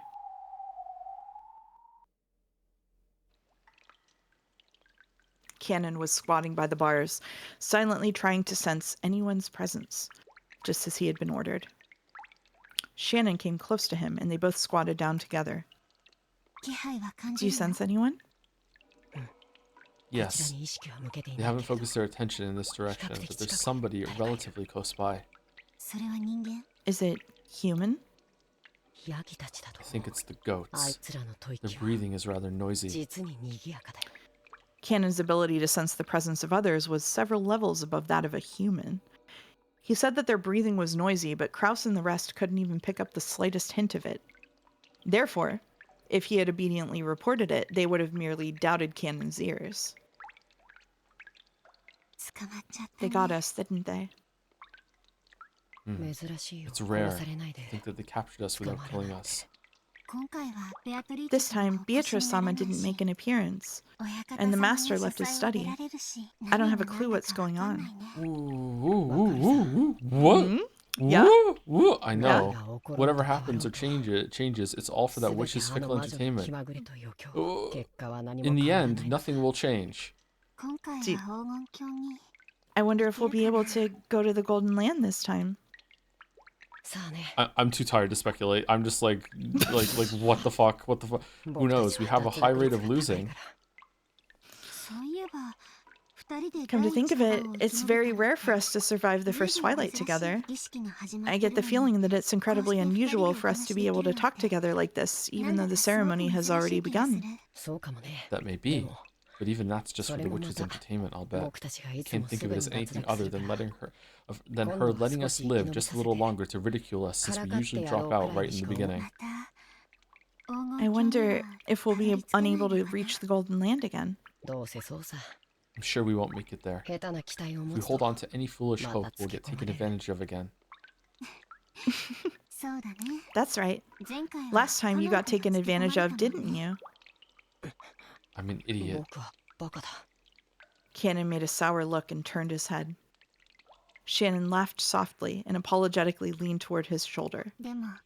But I'm glad Milady is safe. She's only escaped from the first twilight. She might just be waiting for an even crueler death later on. What about you, Ne-san? Aren't you glad George-sama's safe? Oh, they're talking about Jessica! I thought they were talking about fucking Beatrice. It'd be nice if you two could reach the Golden Land together. Thank you. I wish the same for you and Milady as well. I wasn't hoping for anything like that. It's just as you say. That witch is only having fun, dangling prizes in front of people and watching them vainly try to get them. I'm sure no one will be able to go to the Golden Land. If I wish to reach the Golden Land with Milady, then that person will find it funny and will certainly never let us reach that place. You're right. Beatrice-sama is thinking about which order of sacrifices will be the most interesting. The whole thing about them being chosen at random is just a blatant lie. That swindling witch. All that about having any wish you want granted in the Golden Land is probably just a lie too. That's not true.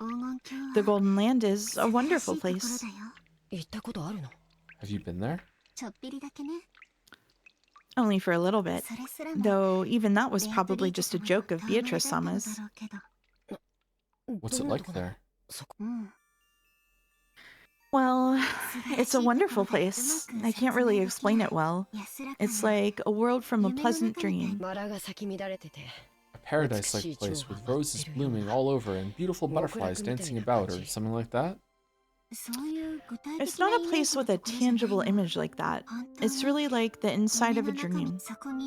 When you're there, it's very gentle, very peaceful. And you're allowed to sleep as long as you want, like when you wake up early on a day off, lying on a futon. Sunlight comes in through the cracks in the curtains, and you think you'll have to wake up soon. But then you realize it's your day off, and you can go back to sleep. It's a place where you can feel like that. I want to go to the Golden Land. I think it'd be wasted on me. Waking up on accident, even though it's your day off, is something only you would do, Nei-san. So? Well, when I was there, it was very satisfying and very calm. When I returned to this world, even though I had just been there a second ago, I couldn't remember it very well. It's like when you can't remember a dream you were just having. But I still remember that it was a very calm and quiet world. That's it? The heck, that Golden Land she's always bragging about isn't anything great at all. I thought it was a place where all your wishes come true. That's right. It's a place where all your wishes will be granted. Well, maybe that's not quite it. It might be better to say it's a place where you won't wish for anything. For example, Canon-kun, if you were cold and wished you had a jacket, you'd be happy to be given one. But if you were in a warm room to begin with, there wouldn't even be a reason to want a jacket, right? That's what the Golden Land is like. There's no need to even wish for most wishes. It's a world where everything is calm. You could even say it's a place that transcends the concept that having your wishes granted will bring happiness. A world released from everything. It sounds somewhat like a religious world. And there, everything is equal. Anything that can think is equal. There are no humans, furniture, nor witches. There, I was equal to everyone. There was no longer any need to feel ashamed that I was furniture. It was honestly a happy world, where all humans and even witches were equal. I can't really remember it well, but I have the feeling that when I was there, I was equal even to Beatrice-sama, and we were good friends. If that witch is there, it can't be much of a paradise. So, you want to go to that Golden Land with George-sama. How strange. The Golden Land is a utopia where you can be pleased with everything, right? Wouldn't you be content even if George-sama wasn't there? Good question. The Golden Land is very calm, peaceful, and everything is equal. But actually, happiness alone is left out. It isn't a happy world? Of course, just by being peaceful, calm, and equal, it's an incredibly happy world. But I guess you could say that it's a world of zero, where you're released from all negative worries. The human world is filled with negatives, so of course a zero world is incredibly happy, but it's still zero. What a luxurious problem to have. It's something like this.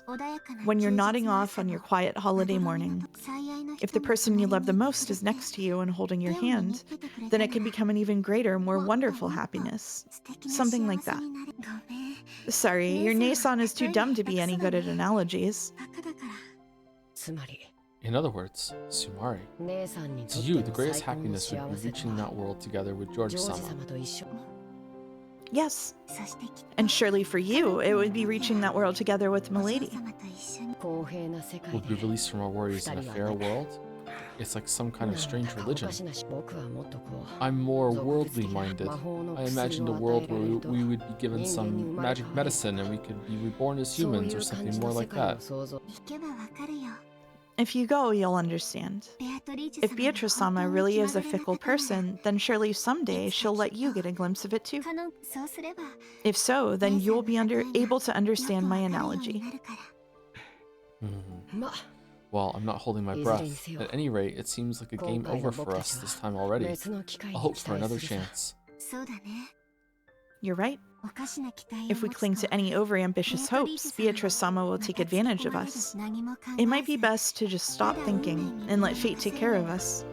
We can just be simple chess pieces. No matter what we think or don't think, we can't escape from the witch's chessboard. Our role is now just to wait and see how we'll be tortured to death. For us, the dream of the Golden Land is too empty. You're right. Sorry. Cannon shrugged his shoulders, then... it's you, sorry.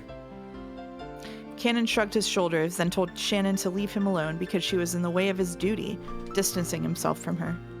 Realizing her thoughtlessness in bringing up such an inappropriate topic and instead hurting Cannon, Shannon bit her lower lip and stared at the ground. Shannon wouldn't bother him anymore. She went off and crouched down in a corner by herself.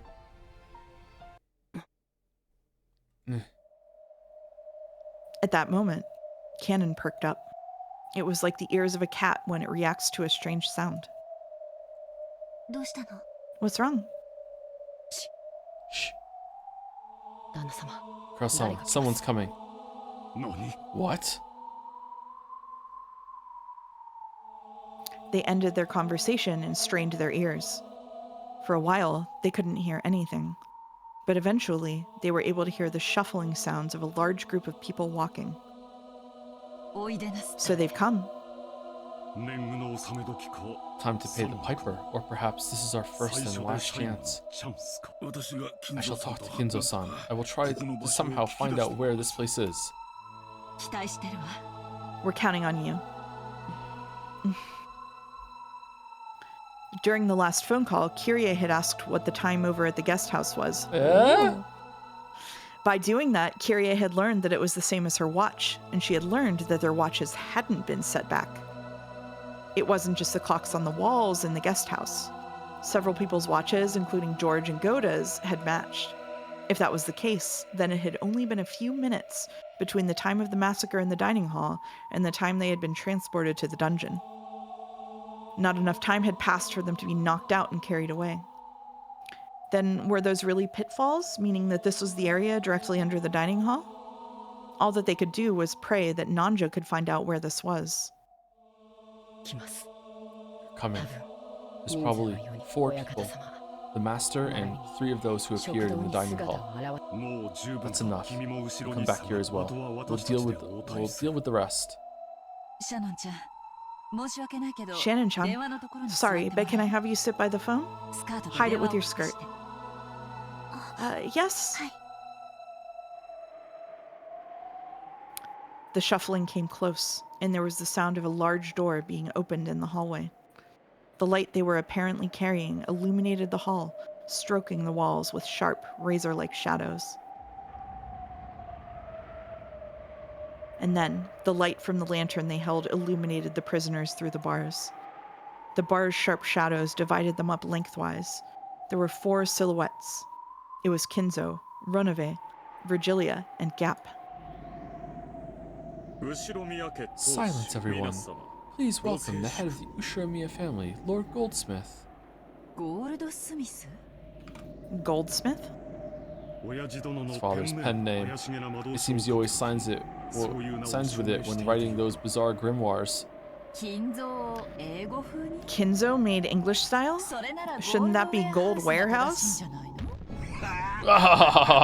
Fuck you, I'll call myself whatever I want. What more is a warehouse than a place to keep things in? However, I give birth to gold and use my craftsmanship to further increase its worth. Don't you think Smith is much more fitting? Sorry. True enough. What are you apologizing for? I apologize for butting in. Kinzo-san, just what is going on? Where in the world is this? Oh, my friend, can't you remember? True, you may have never entered the prison, but you should remember walking through this corridor. Huh? Huh? You don't mean... Do you have an idea? But, well, it is unthinkable. Firstly, we fell through a pitfall and were locked up in here after only a few minutes. Not only is the distance too great, that's physically impossible. For a human, right? Father, is this the mansion? I think that the mansion had a basement like this. Kraus, wasn't there a place whose existence you all whispered of, and which you followed after me several times trying to find? This is that place. No, to be correct, this is its basement. Cackle, cackle. Could this place be basement of Kuadorian? A splendid observation. This is indeed the basement of Kuadorian. Kuadorian? You don't mean Father's rumored hidden mansion? It really exists? This mansion was constructed for the sole use of my beloved witch, Beatrice. It's truly a shame that I cannot guide you to the above ground sections, as it is such a beautiful and elegant mansion. How lovely. Just the two of them alone in a mansion with a prison like this. I guess Father's tastes are a bit more than I can stomach. Kirie-san, perhaps it would be wiser to refrain from such rude comments. But I agree. If a mansion I was given had this kind of dungeon in it, that'd shake me out of even a century-long love, and I'd take anything of value and run.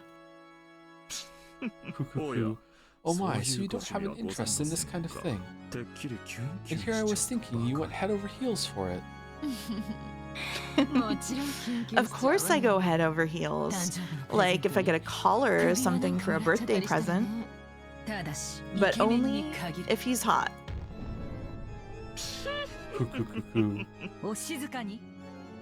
Silence. Perhaps you could use a gag more than a collar right now. Oh, you have an interest in that too? You sure aren't picky, Leah. Don't go around shortening people's names on your own. Enough, you noisy women. Are you telling me you'd like to be locked up in the same cell? I apologize, Master. This old body of mine would not be able to stand such a cold prison. Virgilia quickly apologized, but Gap and Ronove merely laughed together. It was like they thought they alone couldn't be imprisoned, or else that even if someone tried to imprison them, it would be pointless. Prison is a place from which the captured cannot escape. That implies a strong will and love to not let them go for a lifetime. It's not even worth speaking of love to a woman you could give up on if she ran away. What the fuck, dude? A woman who makes you so insane that you don't want to let her escape to the point of binding her in chains because she was worthy of that. She was a love worth sacrificing my life for.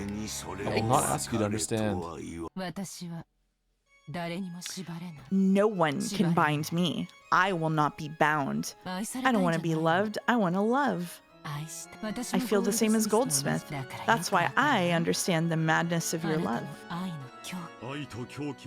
Love and madness are two sides of the same coin, or so they say. Always bring it back to money, how bothersome. But learning where we are so easily was a big step. We'll ask details later, but it seems you know about this place. Right, Dr. Nanjo? Yes, if that hallway is the underground passage beneath Kuadorian, then if we go straight down it, it becomes a long tunnel. And if we stay on that, we should be able to return to the mansion. There's a tunnel connecting them? Then if we could just do something about these bars, we could go home. Father, what do you plan to do with us? As I have already declared, you will become sacrifices for the later twilights. There are conveniently 5 people here. Exactly enough hostages for the 5 gougings. I see. Then it's time for us to pay the piper. Eventually. That's not why I've come to visit you this time, so relax. Besides, I believe I've said it already. If one of my grandchildren is deemed suitable to inherit everything from me, then the ceremony will be called off. In other words, Sumari, your lives will be spared. What do you plan to do to the children? I shall give them a test to see if they are suitable to be the successor or not. If even one of them can surprise me, I'll call the ceremony off. And if there isn't anyone suitable, what are you planning on doing with the children? There's no need to worry about that. After all, you all will be sacrificed first. How could anything that happens after that concern you? Entrust your fates to your own children. Your children, the embodiment of what you've been born, taught, and raised. They should be the most suitable ones for you to entrust with your fate. Uh-oh, cackle cackle. Don't look so worried, Kraus. Believe in the daughter that you brag is worth 10 billion yen.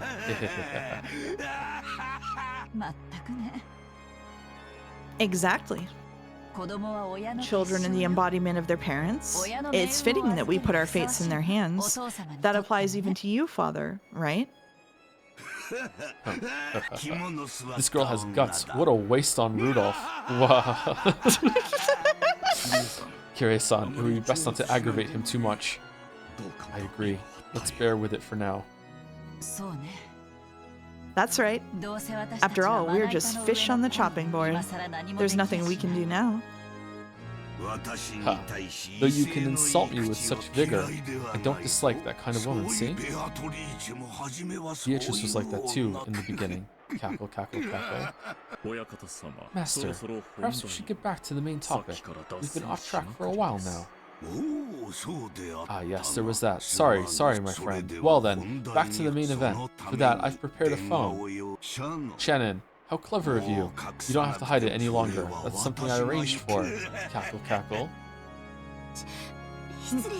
My apologies. Shannon quickly withdrew herself, and the telephone was revealed. Kraus. Call the grandchildren in the guest house. Tell them of the test and of the start of my trial. Ronove motioned for Kraus to pick up the receiver. And if I say no? Oh, and why do you think you're in a position to negotiate? If you don't make the call, then the grandchildren won't even be given a chance. The Ushomiya family will end here, and I'll sacrifice you all right away. You'd be lucky to become sacrifices right away. Don't you think it'd be more painful to watch the children get sacrificed first before your very eyes? But the master is the one who decides the sacrifice order. Don't say things on your own. Leah, you just tried to shorten my name, didn't you? I did not. And I told you not to shorten other people's names on your own. Women truly are noisy, cuckoo. That's it. That's it. Oh, that's the end. That's it. No! Oh! Women truly are noisy. Happy International Women's Month. Evil ending.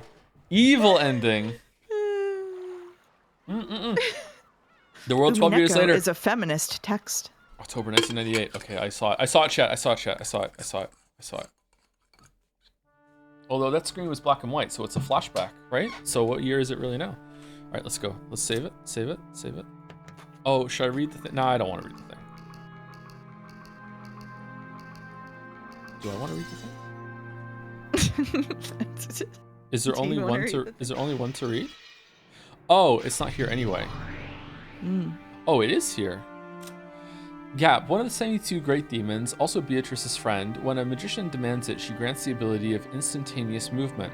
Okay. These socks and shoes, damn. She uses this extraordinary power for playing pranks mostly. Her specialty is hiding keys in bags during busy mornings. However, in the context of closed room mysteries, this power becomes an ultimate weapon that can easily strike a finishing blow. Her queen bee strikes are likely to pierce any and all detectives, forcing them to surrender. Interesting.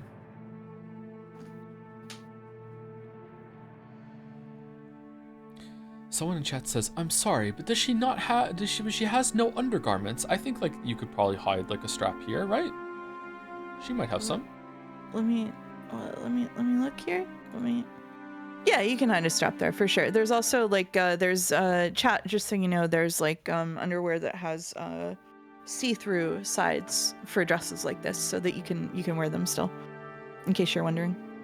Yeah, don't say strap. Don't say strap to the stream, please. Yeah, Why? What's wrong with that? you can't say strap to your audience without causing issues. Oh, I didn't know that. Sorry.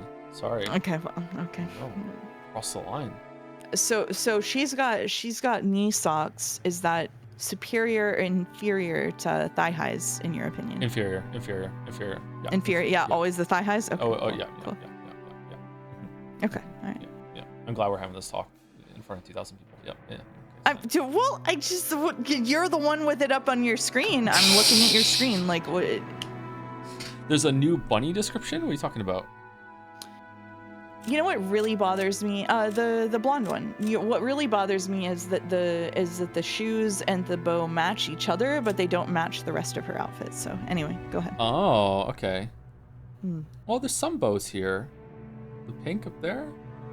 There is some clash. Yeah, no, they match each other, but they don't match they clash with the rest of her outfit because there's red in her hair. Anyway, go for it. But she's not blonde, Bunny. right? This is blonde. This is not blonde. No, she's no. Just read the rabbit description and then let's go. I'm bored. Chester 00, a weapon of the Sisters Cavalry, which serves Pendragon. 00 is their claim. Is their calm and composedly. I've wilted so far now. However, this is merely the role demanded of her, since she's far more frail by nature. 00 excels at reconnaissance and serving as an advance guard, displaying extreme supremacy in unexpected encounters. However, her excessively powerful fighting strength has been called inhumane, and it isn't rare for her to be lynched and abused when she surrenders on the battlefield. What? Her one eye silently speaks to that. Interesting. Okay. Okay, can you just give them like 2 minutes of thoughts about the fact that Cannon and Shannon said what they did? Okay, just the last thing. I'm tired though. I know you're tired, but just do it so they don't whine. I'm tired. Okay, I feel like it's weird that they could do that, but I think it's even double weird that they could do it without going to the Velvet Room that Battler has to. Why are they even more powerful than Battler in this regard? That's really strange to me. That's it. That's all I got. That's all I got. All right.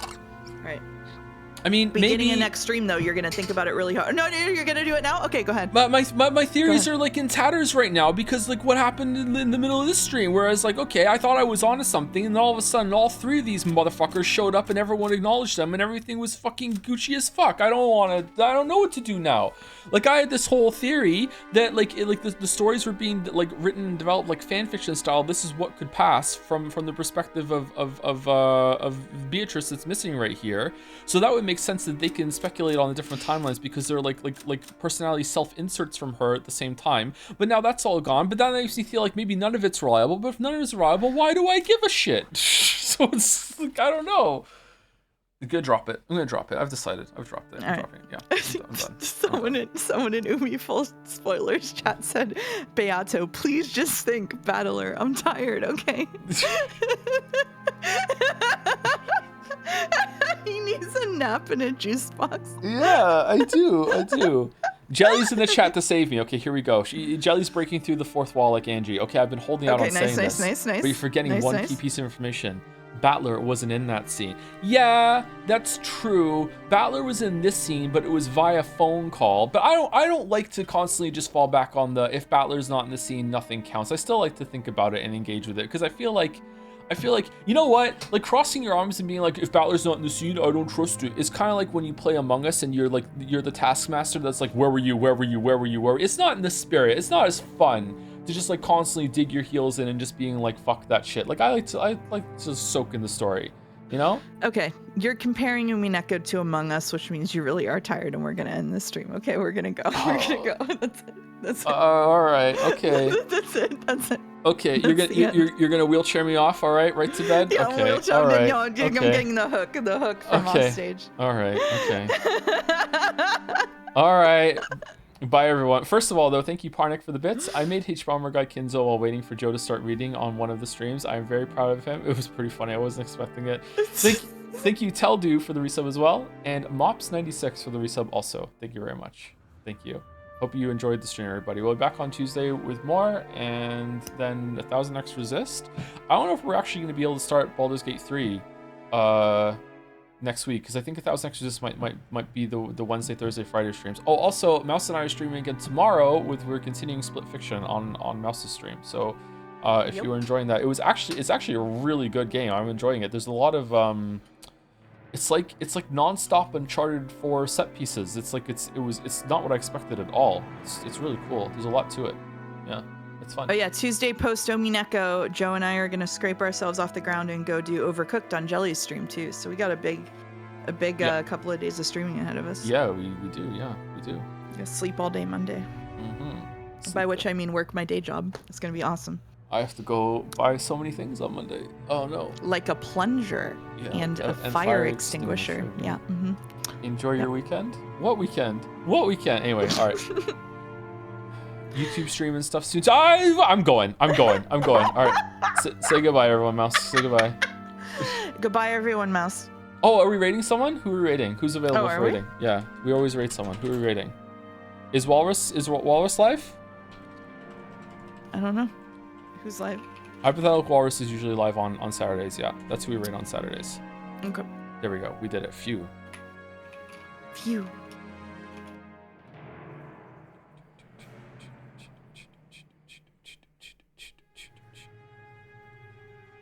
Okay, I want you all to type in with some Joms. Le Joms army has arrived. Okay, that's what I want you to do. Super cringe today for Walrus. Don't Why not? Don't be cringe for Walrus. Come on. What? Oh, okay, all right. Some of them are gonna do it now.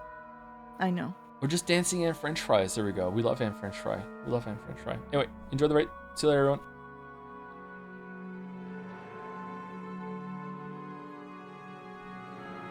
Okay, and for anyone to stay behind, thank you for watching.